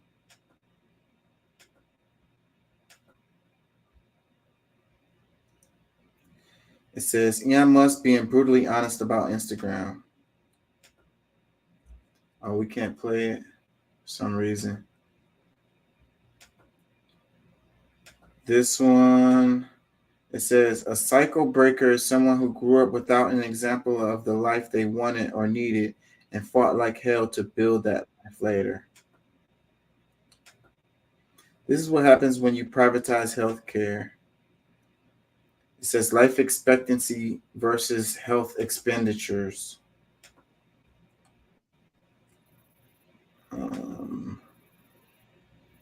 Yeah, you can see this chart right here. USA is the red one. You got Switzerland, Germany, Denmark, UK, Portugal. Israel's really high on this. Spain, Italy, South Korea, Japan, France, Austria, Finland, the Netherlands, Canada, Belgium. All of these are way above the United States, which goes like this. So health expenditure per capita, and then it's got life expectancy on the other side. This is what happens when you privatize healthcare. American exceptionalism. And it says, but there's a wait list just to get an appointment in Canada and Europe. People here wait months for an appointment, and if you don't have the money, you wait indefinitely because everything is profit-driven here. It says the horizontal deviation, the difference between what it is costing versus what it would be costing, is around $7,000 per capita. The U.S. is spending around $7,000 per citizen to ensure that the worst health outcomes are reserved for the poorest and the best health outcomes for the richest. The U.S. could save $7,000 per person if the culture of victim blaming the poor for their own illness and injuries could be undone. It says, thank you for saying it clearly. Privatized public group never works because profit is the only priority. Everything is low on the pole. It says, and make sure that 1 in 6 Americans is taking an antidepressant. It says, this also shows a diminishing relationship between expenditures and life expectancy. We spend more and more money and get less and less care. It says, comments about to be full of experts on Norwegian healthcare system flaws. It says, and when you also make guns almost universally available.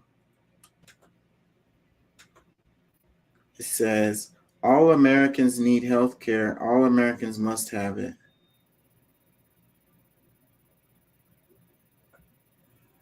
Yeah, this is an argument I've been making forever.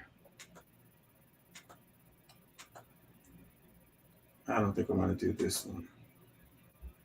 What's his name? Son died. Success. Yeah, great success. And this gentleman, as you know, he's done a great job. Thank you very much. We have had a tremendous success. Yeah, great success. And this gentleman, as you know, he's done a great job. Thank you very much. It says, let's see what the Trump tards got to say about this. I got to repeat myself for the slow ones to understand. The left wing and the right wing belongs to the same bird. Can you say the Great Reset, aka New World Order? It says, I'm not American, but I did my own research on Trump instead of listening to mainstream media, and the guy did more for the country than most other presidents, and the world was in the safer place when he was in power. This one, it says, this isn't the whole video. The moment after this is when the WEF discovered that Trump wasn't on their global warming pockets. If you're going to play the video, play the whole thing. I don't even really know what that is. I ain't gonna lie to y'all. This one, it says, Warren Buffett, I could end the 32 trillion US debt in 5 minutes. It doesn't play the clip. But it says, if you just pass a law that says, hold on, I'm gonna read it. I'm gonna let it start over. 1 second. because it won't let me play this, but I want to read this because this is important right here.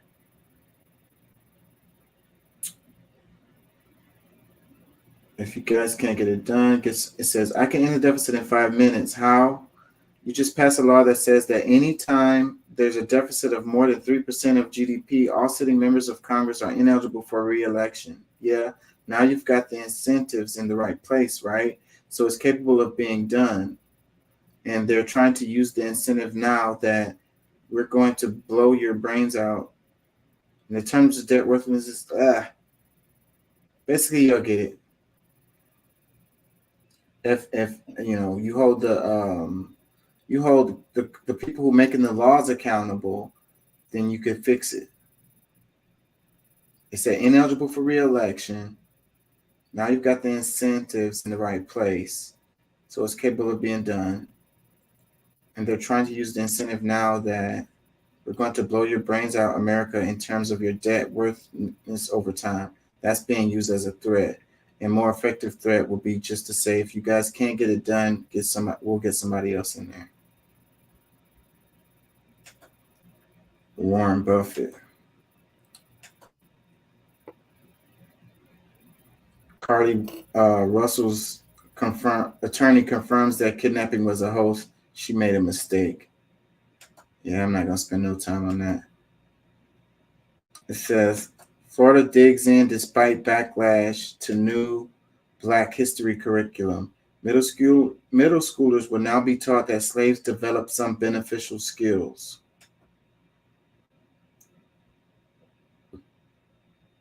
I covered this already. Florida officials are doubling down and defending the state's new standards for teaching Black history, which includes requiring middle schoolers to learn that slaves developed skills, which in some instances could be applied for their personal benefit. Black leaders and Democrats and some Republicans are using the issue to hammer Governor Ron DeSantis and his White House ambitions. Meanwhile, a group of civil and religious leaders are signaling intentions to rally and threatening possible legal action. He's not going to rewrite and redefine Black history, not while we're still alive, Reverend H.B. Holmes Jr. told reporters. Despite the growing backlash, the DeSantis administration is showing no signs of changing the controversial new standards. The Republican governor and 2024 presidential candidate claimed on Friday that he wasn't involved. There were scholars who put that together. It was not anything that was done politically. The conflict over Florida's history standards are similar to what unfolded when state education department officials earlier this year rejected the College Board's AP African American Studies course for addressing queer theory and critical race theory. But in one key difference between the two issues, Florida and DeSantis are now taking heat from other Republicans at a time when his presidential campaign is struggling to gain traction. Yeah, he's not going to make it. This lady said she won the Powerball, but she was lying.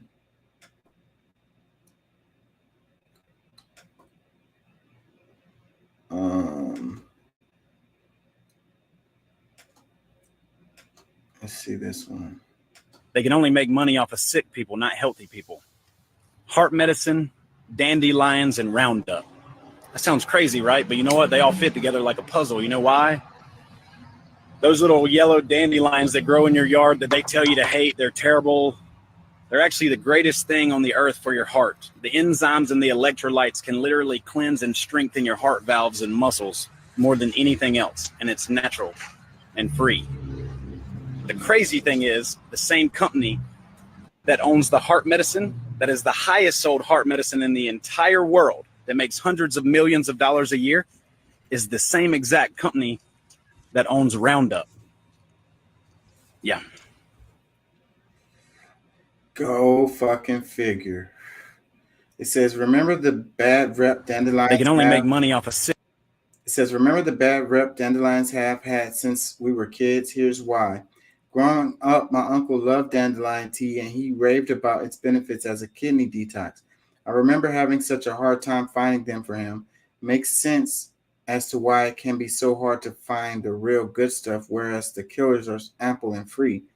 They say the teas are great and some eat the leaves as salads and even make tincture and dandelions. Please share what you know, guys. Yeah, so then they call them weeds, and it's like the damn grass that we plant is the damn weeds because they come from other damn countries, and they a lot of times they're invasive as species that don't fit with the damn the local ecosystems, you know, and they're water drainers, like it's a lot wrong with the damn grass. And then they call the natural plants that grow in your area freaking weeds, and then you go get the Roundup and you spray that on them and try to kill them or whatever, like so that you can keep your grass looking pretty or whatever. Like, we're totally backwards. It's so much wrong. It's so much wrong and backwards.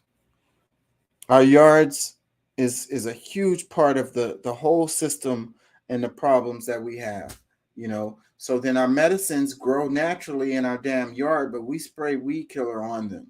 And then we go to the pharmaceutical companies and they give us poison. The damn medicines can be free.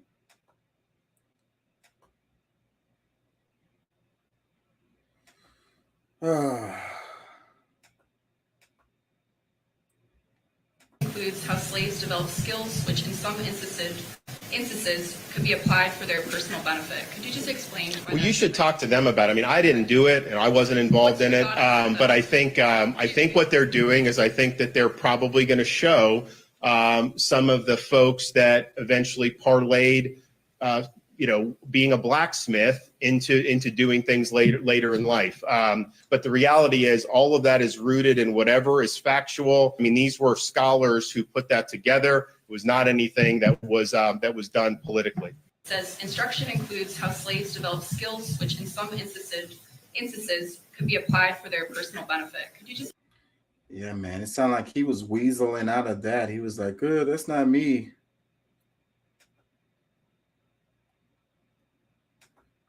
It says even medicated. Was that weaseling out, or was that a good answer?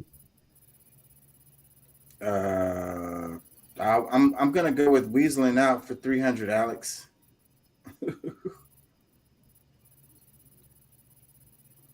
Well, that's because if it is said by the right, the sky is falling.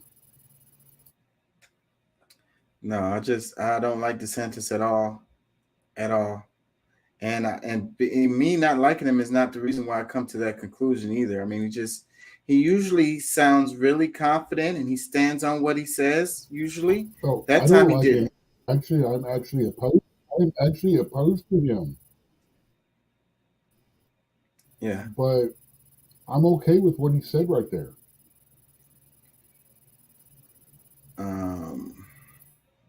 Let me read this. It says, even medicated, having mental illness and neurodivergence is exhausting day in and day out. I can never just be. I'm always over planning, overthinking, and over explaining and over analyzing. And frankly, some days I'm just overly done with it. Yeah, man. That was a good description of me right there.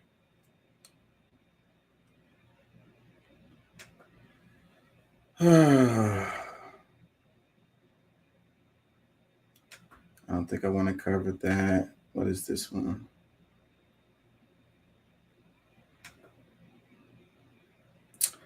Oh, yeah, we talked about this in the show at length. See, it says DOJ sues Texas over floating barrier in the Rio Grande.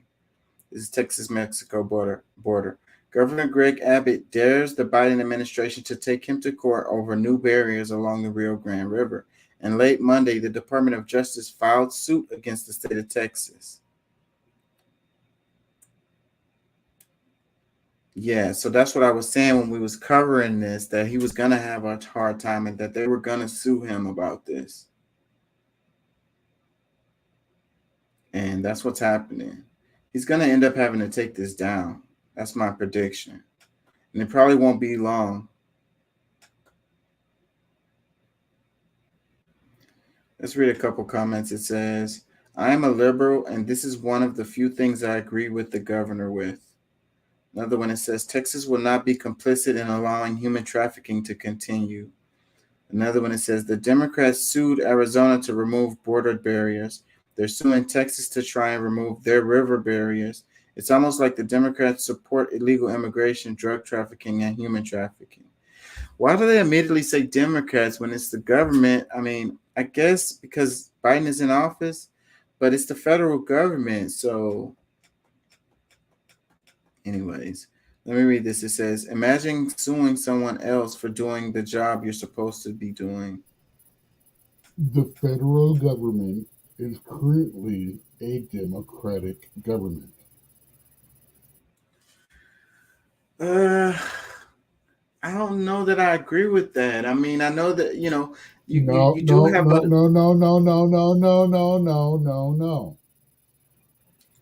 president is Democratic.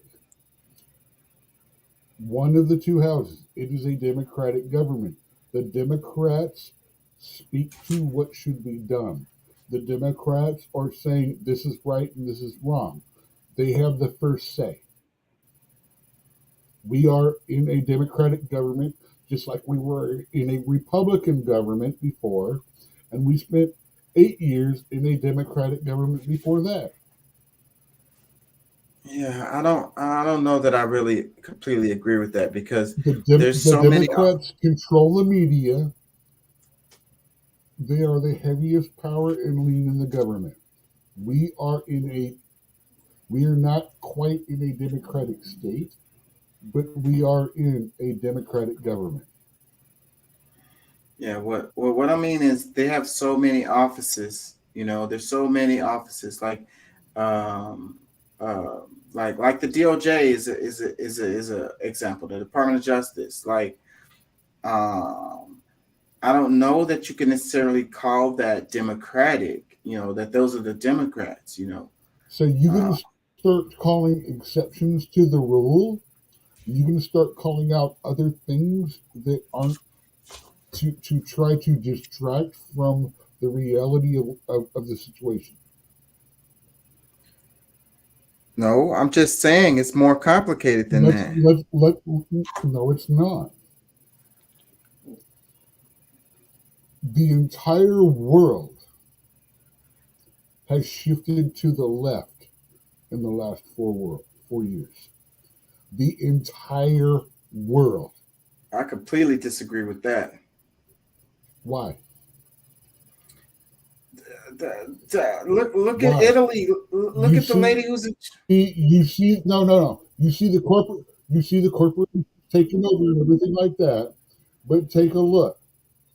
Social issues, specific issues, everything is leaning toward the left. What you're saying, oh, I don't see it shifting, is because you are seeing opposition, fight, and all that. That is what you focus on right now. This is the whole thing I've been seeing about things. You are more focused on the shit that the right is doing than what the left is doing. I would not absolutely say that the whole world is shifting to the left. I absolutely, completely disagree with that. I wouldn't call it. It absolutely is. It absolutely is. It absolutely is throughout my life. I wouldn't call. Have rarely changed. Yet I am getting farther and farther right by mainstream. I wouldn't call Italy's government a left-wing government. I wouldn't call Israel's government a left-wing government. I wouldn't call Ukraine's government. Now we're going to go to specific things where I can counter. Okay, I would very much say France is going left-wing. Most of the Ukrainian countries are actually turning to right-wing because left-wing has served them so badly. I'm watching how left-wing European policies are actually starting to be protested by the norms instead of others. I mean, you are seeing things by you are in an environment of being educated right now. And the UK it doesn't have a left government. I mean, they keep going down the list.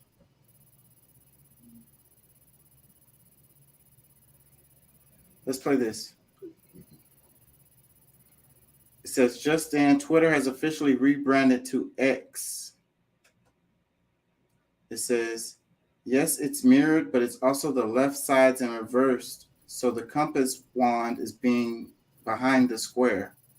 So it's kind of like, No, I don't know. it's not. It's still Twitter. It's just a different logo.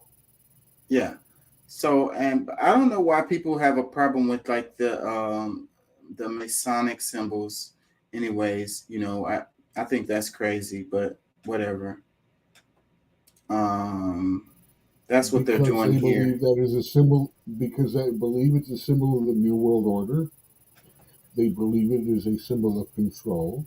They believe it is a symbol of the oligarchy and the hierarchy taking control and showing more superiority over the people. That's why they have a problem with it. Well, I see those symbols as standing for knowledge, you know what I'm saying? Like engineering and stuff, like math. So this post, it says one world currency, religion, government headed by the beast. So that's what they're talking about, like you just said. It says Elon Musk says if done right, X will become half of the global financial system. I wish I could play this damn clip, but it won't let me turn on the sound for this. Okay, so now all these people who are the atheists and all that shit and are going, oh no, now Elon is becoming the beast. What the fuck, man? I'm really getting tired of all these contradictory statements and things. Oh my God, Wakanda forever. What are we gonna do? Yeah. Oh, he's crossing his arms. Hold up. What about Wakanda? Come on, let's see what Wakanda forever looks like. Yeah, it's Come crazy. on, play this game with me. This is this is bullshit. I agree with you completely. You want to say Elon Musk is the Antichrist and all that stuff? It's like, well, didn't you see that coming? I saw that coming. Now they have a way of disassociating him from the right if he gets too powerful. I think that's all craziness. It says the last 20 days have likely been the hottest in 100,000 years. Okay, I want to say something that Elon Musk said flat out. Someone challenged him and said, $6 billion could cure world hunger. It could make sure that everybody got food to where it needed to be and all of that, things like that. You know what he tweeted back?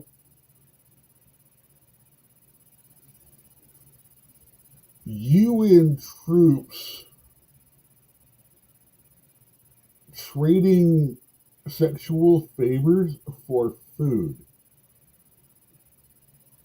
in third world countries. And he said, once you can prove to me that world hunger can be stopped, without this,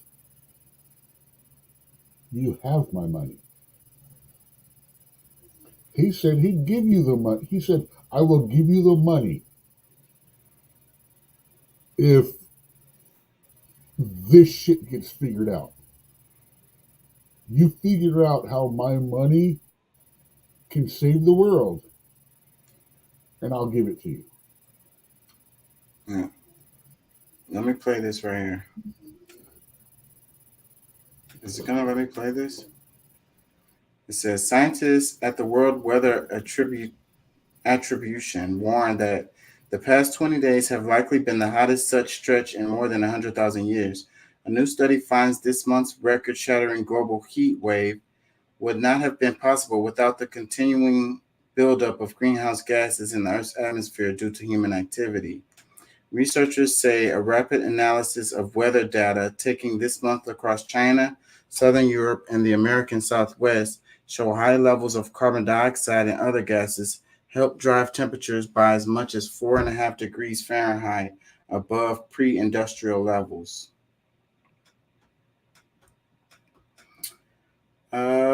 So the last 20 days have likely been the hottest in 100,000 years, according to scientists. I don't know why I don't have any sound for this. Let's see, do I have a couple more before I go? Because I'm tired. This one, it says NYPD robot dog deployed in the inner city. I don't agree with this shit.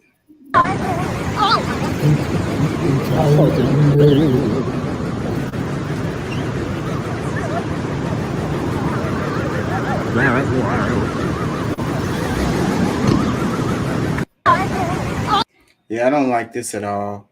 NYPD robot dog deployed in the city. Comment, it says, shit's getting real, people. It won't be long now until the cops will be these robots coming after us, controlled by some bureaucrat behind a desk playing with a joystick. I wouldn't be at all surprised to see a fully armed and weaponized version of these things in the very near future.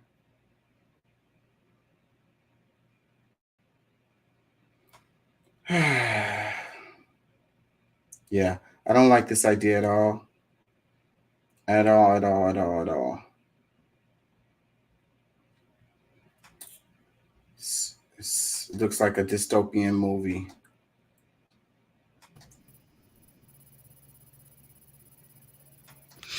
I need y'all to understand that not all child stars are rich. Not all of us are balling. The leads of the cast, they get the big money checks. The supporting cast, like myself, we don't get that. That's why we're striking. Okay? I'm asking for a livable wage.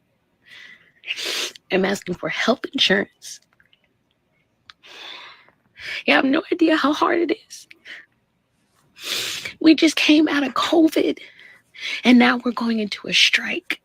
I used my 401k, my nest egg, my savings to survive COVID.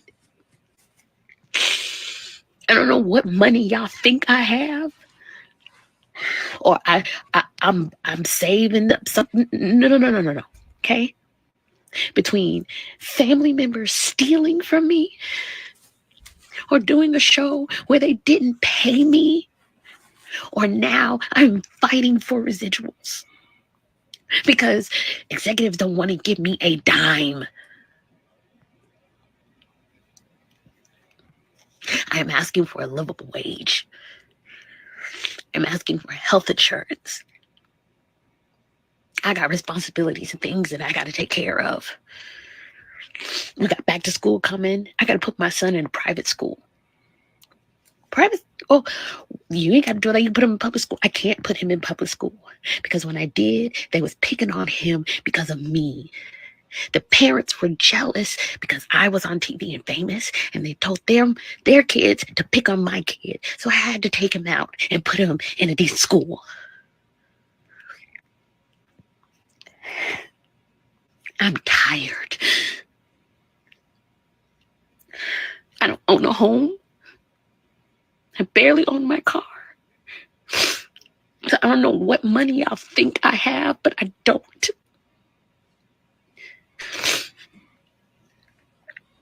I have a job. I got two. So don't sit there and go, oh, well, why don't you just go get a job? I got a job. I got a job. I don't make enough money to qualify for SAG health insurance, but I make too much money to qualify for assistance, but not enough money to pay for whatever procedures I need out of pocket.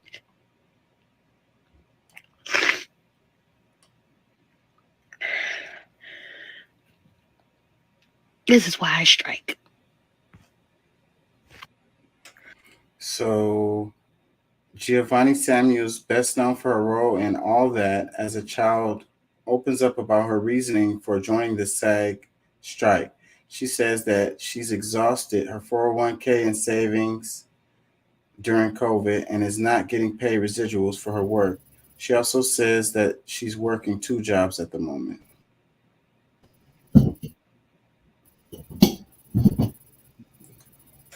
I think her story is the same as a lot of people across the United States. And it's really sad. This story says Putin signs law banning sex change in Russia. Right. Russian. I actually, I want to, again, I want to repeat myself about this strike going on. I was offered the opportunity to do some voiceover work while the strike was going on. It would have been my first credit.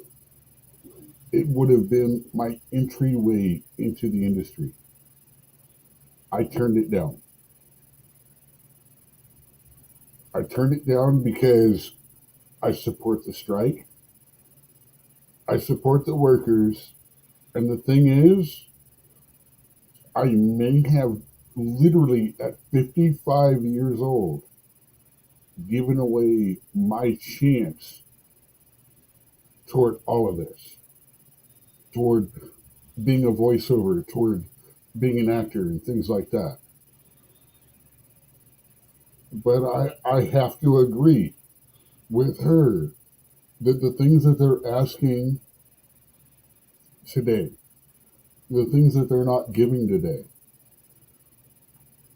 they deserve. And I may never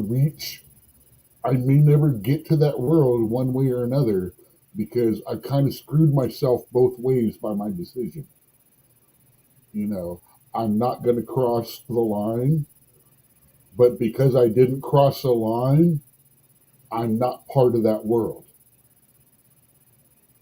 I'm in a catch-22, but I'm okay with giving up my chance to be the next voiceover artist, to be an actor, because I mean, we're talking about people that are making $26,000 a year not being able to qualify for health insurance. And we're in an industry, our backup is food service. We can't qualify for health service for crap. We are actually making half of minimum wage as determined by 1994 laws, $2.13 an hour. If food service individuals were paid what they should at $7.25 an hour, we should be making $3.62 an hour minimum, plus the credit toward our full, plus our tips. And if the world were right, we should be getting that $7.25 an hour plus tips. Because good God, we're freaking worth it. Yeah. And let me cover. I have to support their strike and what's going on. Mm-hmm. Despite I am a creative person. You are a creative person. You have to understand. I don't know where you are on this strike thing and stuff like that. I don't know how informed you are about AI issues and all the other things going on.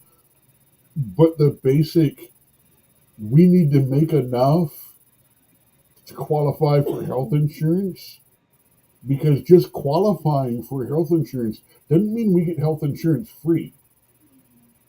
It means we got to pay out of our ass for them to match that and stuff like that. So actually getting the health insurance is going to cost us money, but it is going to make our lives better. And that's what this particular strike is about. It's about making lives better. It's about making sure that people do not get taken advantage of in the new age of advanced identity, AI. I mean, because AI is a big part of this, and people being taken quite about that. People not getting enough to make health insurance despite they're regularly working. Big part of that. I feel the same way. I think food service, if you're going to give us $2.35, if you're going to give us $2.13 an hour, minimum wage is $7.25. Half of that is $3.62. Maybe that $1.50 should go to our health insurance. Things like that. Because if I had $1.50 an hour toward my health insurance, I could afford it. But I can't right now. And I haven't for 20 years. I have not been able to afford health insurance. But that's what we see on our end of the situation. Yeah. And okay, I'm done there. I'll shut up. Yeah, let me cover this right here. It says Putin signs law banning sex change in Russia. Russia President Vladimir Putin has signed a bill into law banning sex reassignment surgeries. In a bid to regulate the transgender industry, legal sex changes and medical transitioning, except for serious medical reasons, are now prohibited. Gender reassignment therapy is only allowed for children with reproductive organ deformities overseen by licensed clinics under the Russian Health Ministry. Individuals can no longer change their sex on official documents, and those who do so cannot adopt children under the new law. Marriages may be declared invalid if one spouse changes their sex. It says State Duma Speaker Vyacheslav Volodin supported the law and blasted the West over what he called the transgender industry. He cited figures from the U.S. where children are increasingly identifying or being identified by their parents as transgender, saying this is the path leading to degradation of a nation. The law received many positive responses from European nations, according to Russian Senator Valentina Matvinko.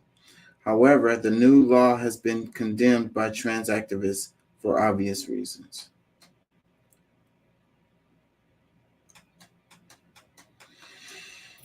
Yeah. Okay. So, Russia just basically, where is it? Did this and says this bullshit is about money. And you know what? You know how I feel about Putin. You know how I feel about Russia. You ready for this? They're right. Mm-hmm. Yeah. You ready for that? Did that just made you sit back a little bit and go, damn, Doc just said that? Nah, it's not surprising because it just makes sense. You know, money being the driver for a lot of things, you know, that we're just talking about healthcare and us not receiving healthcare. The driver for that is, you know, money, you know, being able to extract as much as you can out of people, because what you will pay the most for is to save your life. You know, it's like holding that above your head. It's like, you know, hey, you know, how much is your life worth? Well, then I'm going to put a number on it. And so I need you to raise that for those funds, or you could die. You know, it's your choice. you have a choice. Anyways, I think I'm gonna have to wrap it. I'm freaking tired and I gotta work in the morning.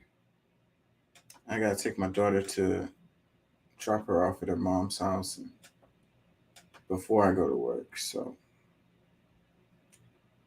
no playing the game or anything tonight. I'm really going to have to climb into bed. Oh, wait, we lost that. It keeps dropping out. I'm finna wrap it anyways, y'all. Peace and love. Thank y'all for joining. Thank y'all for listening.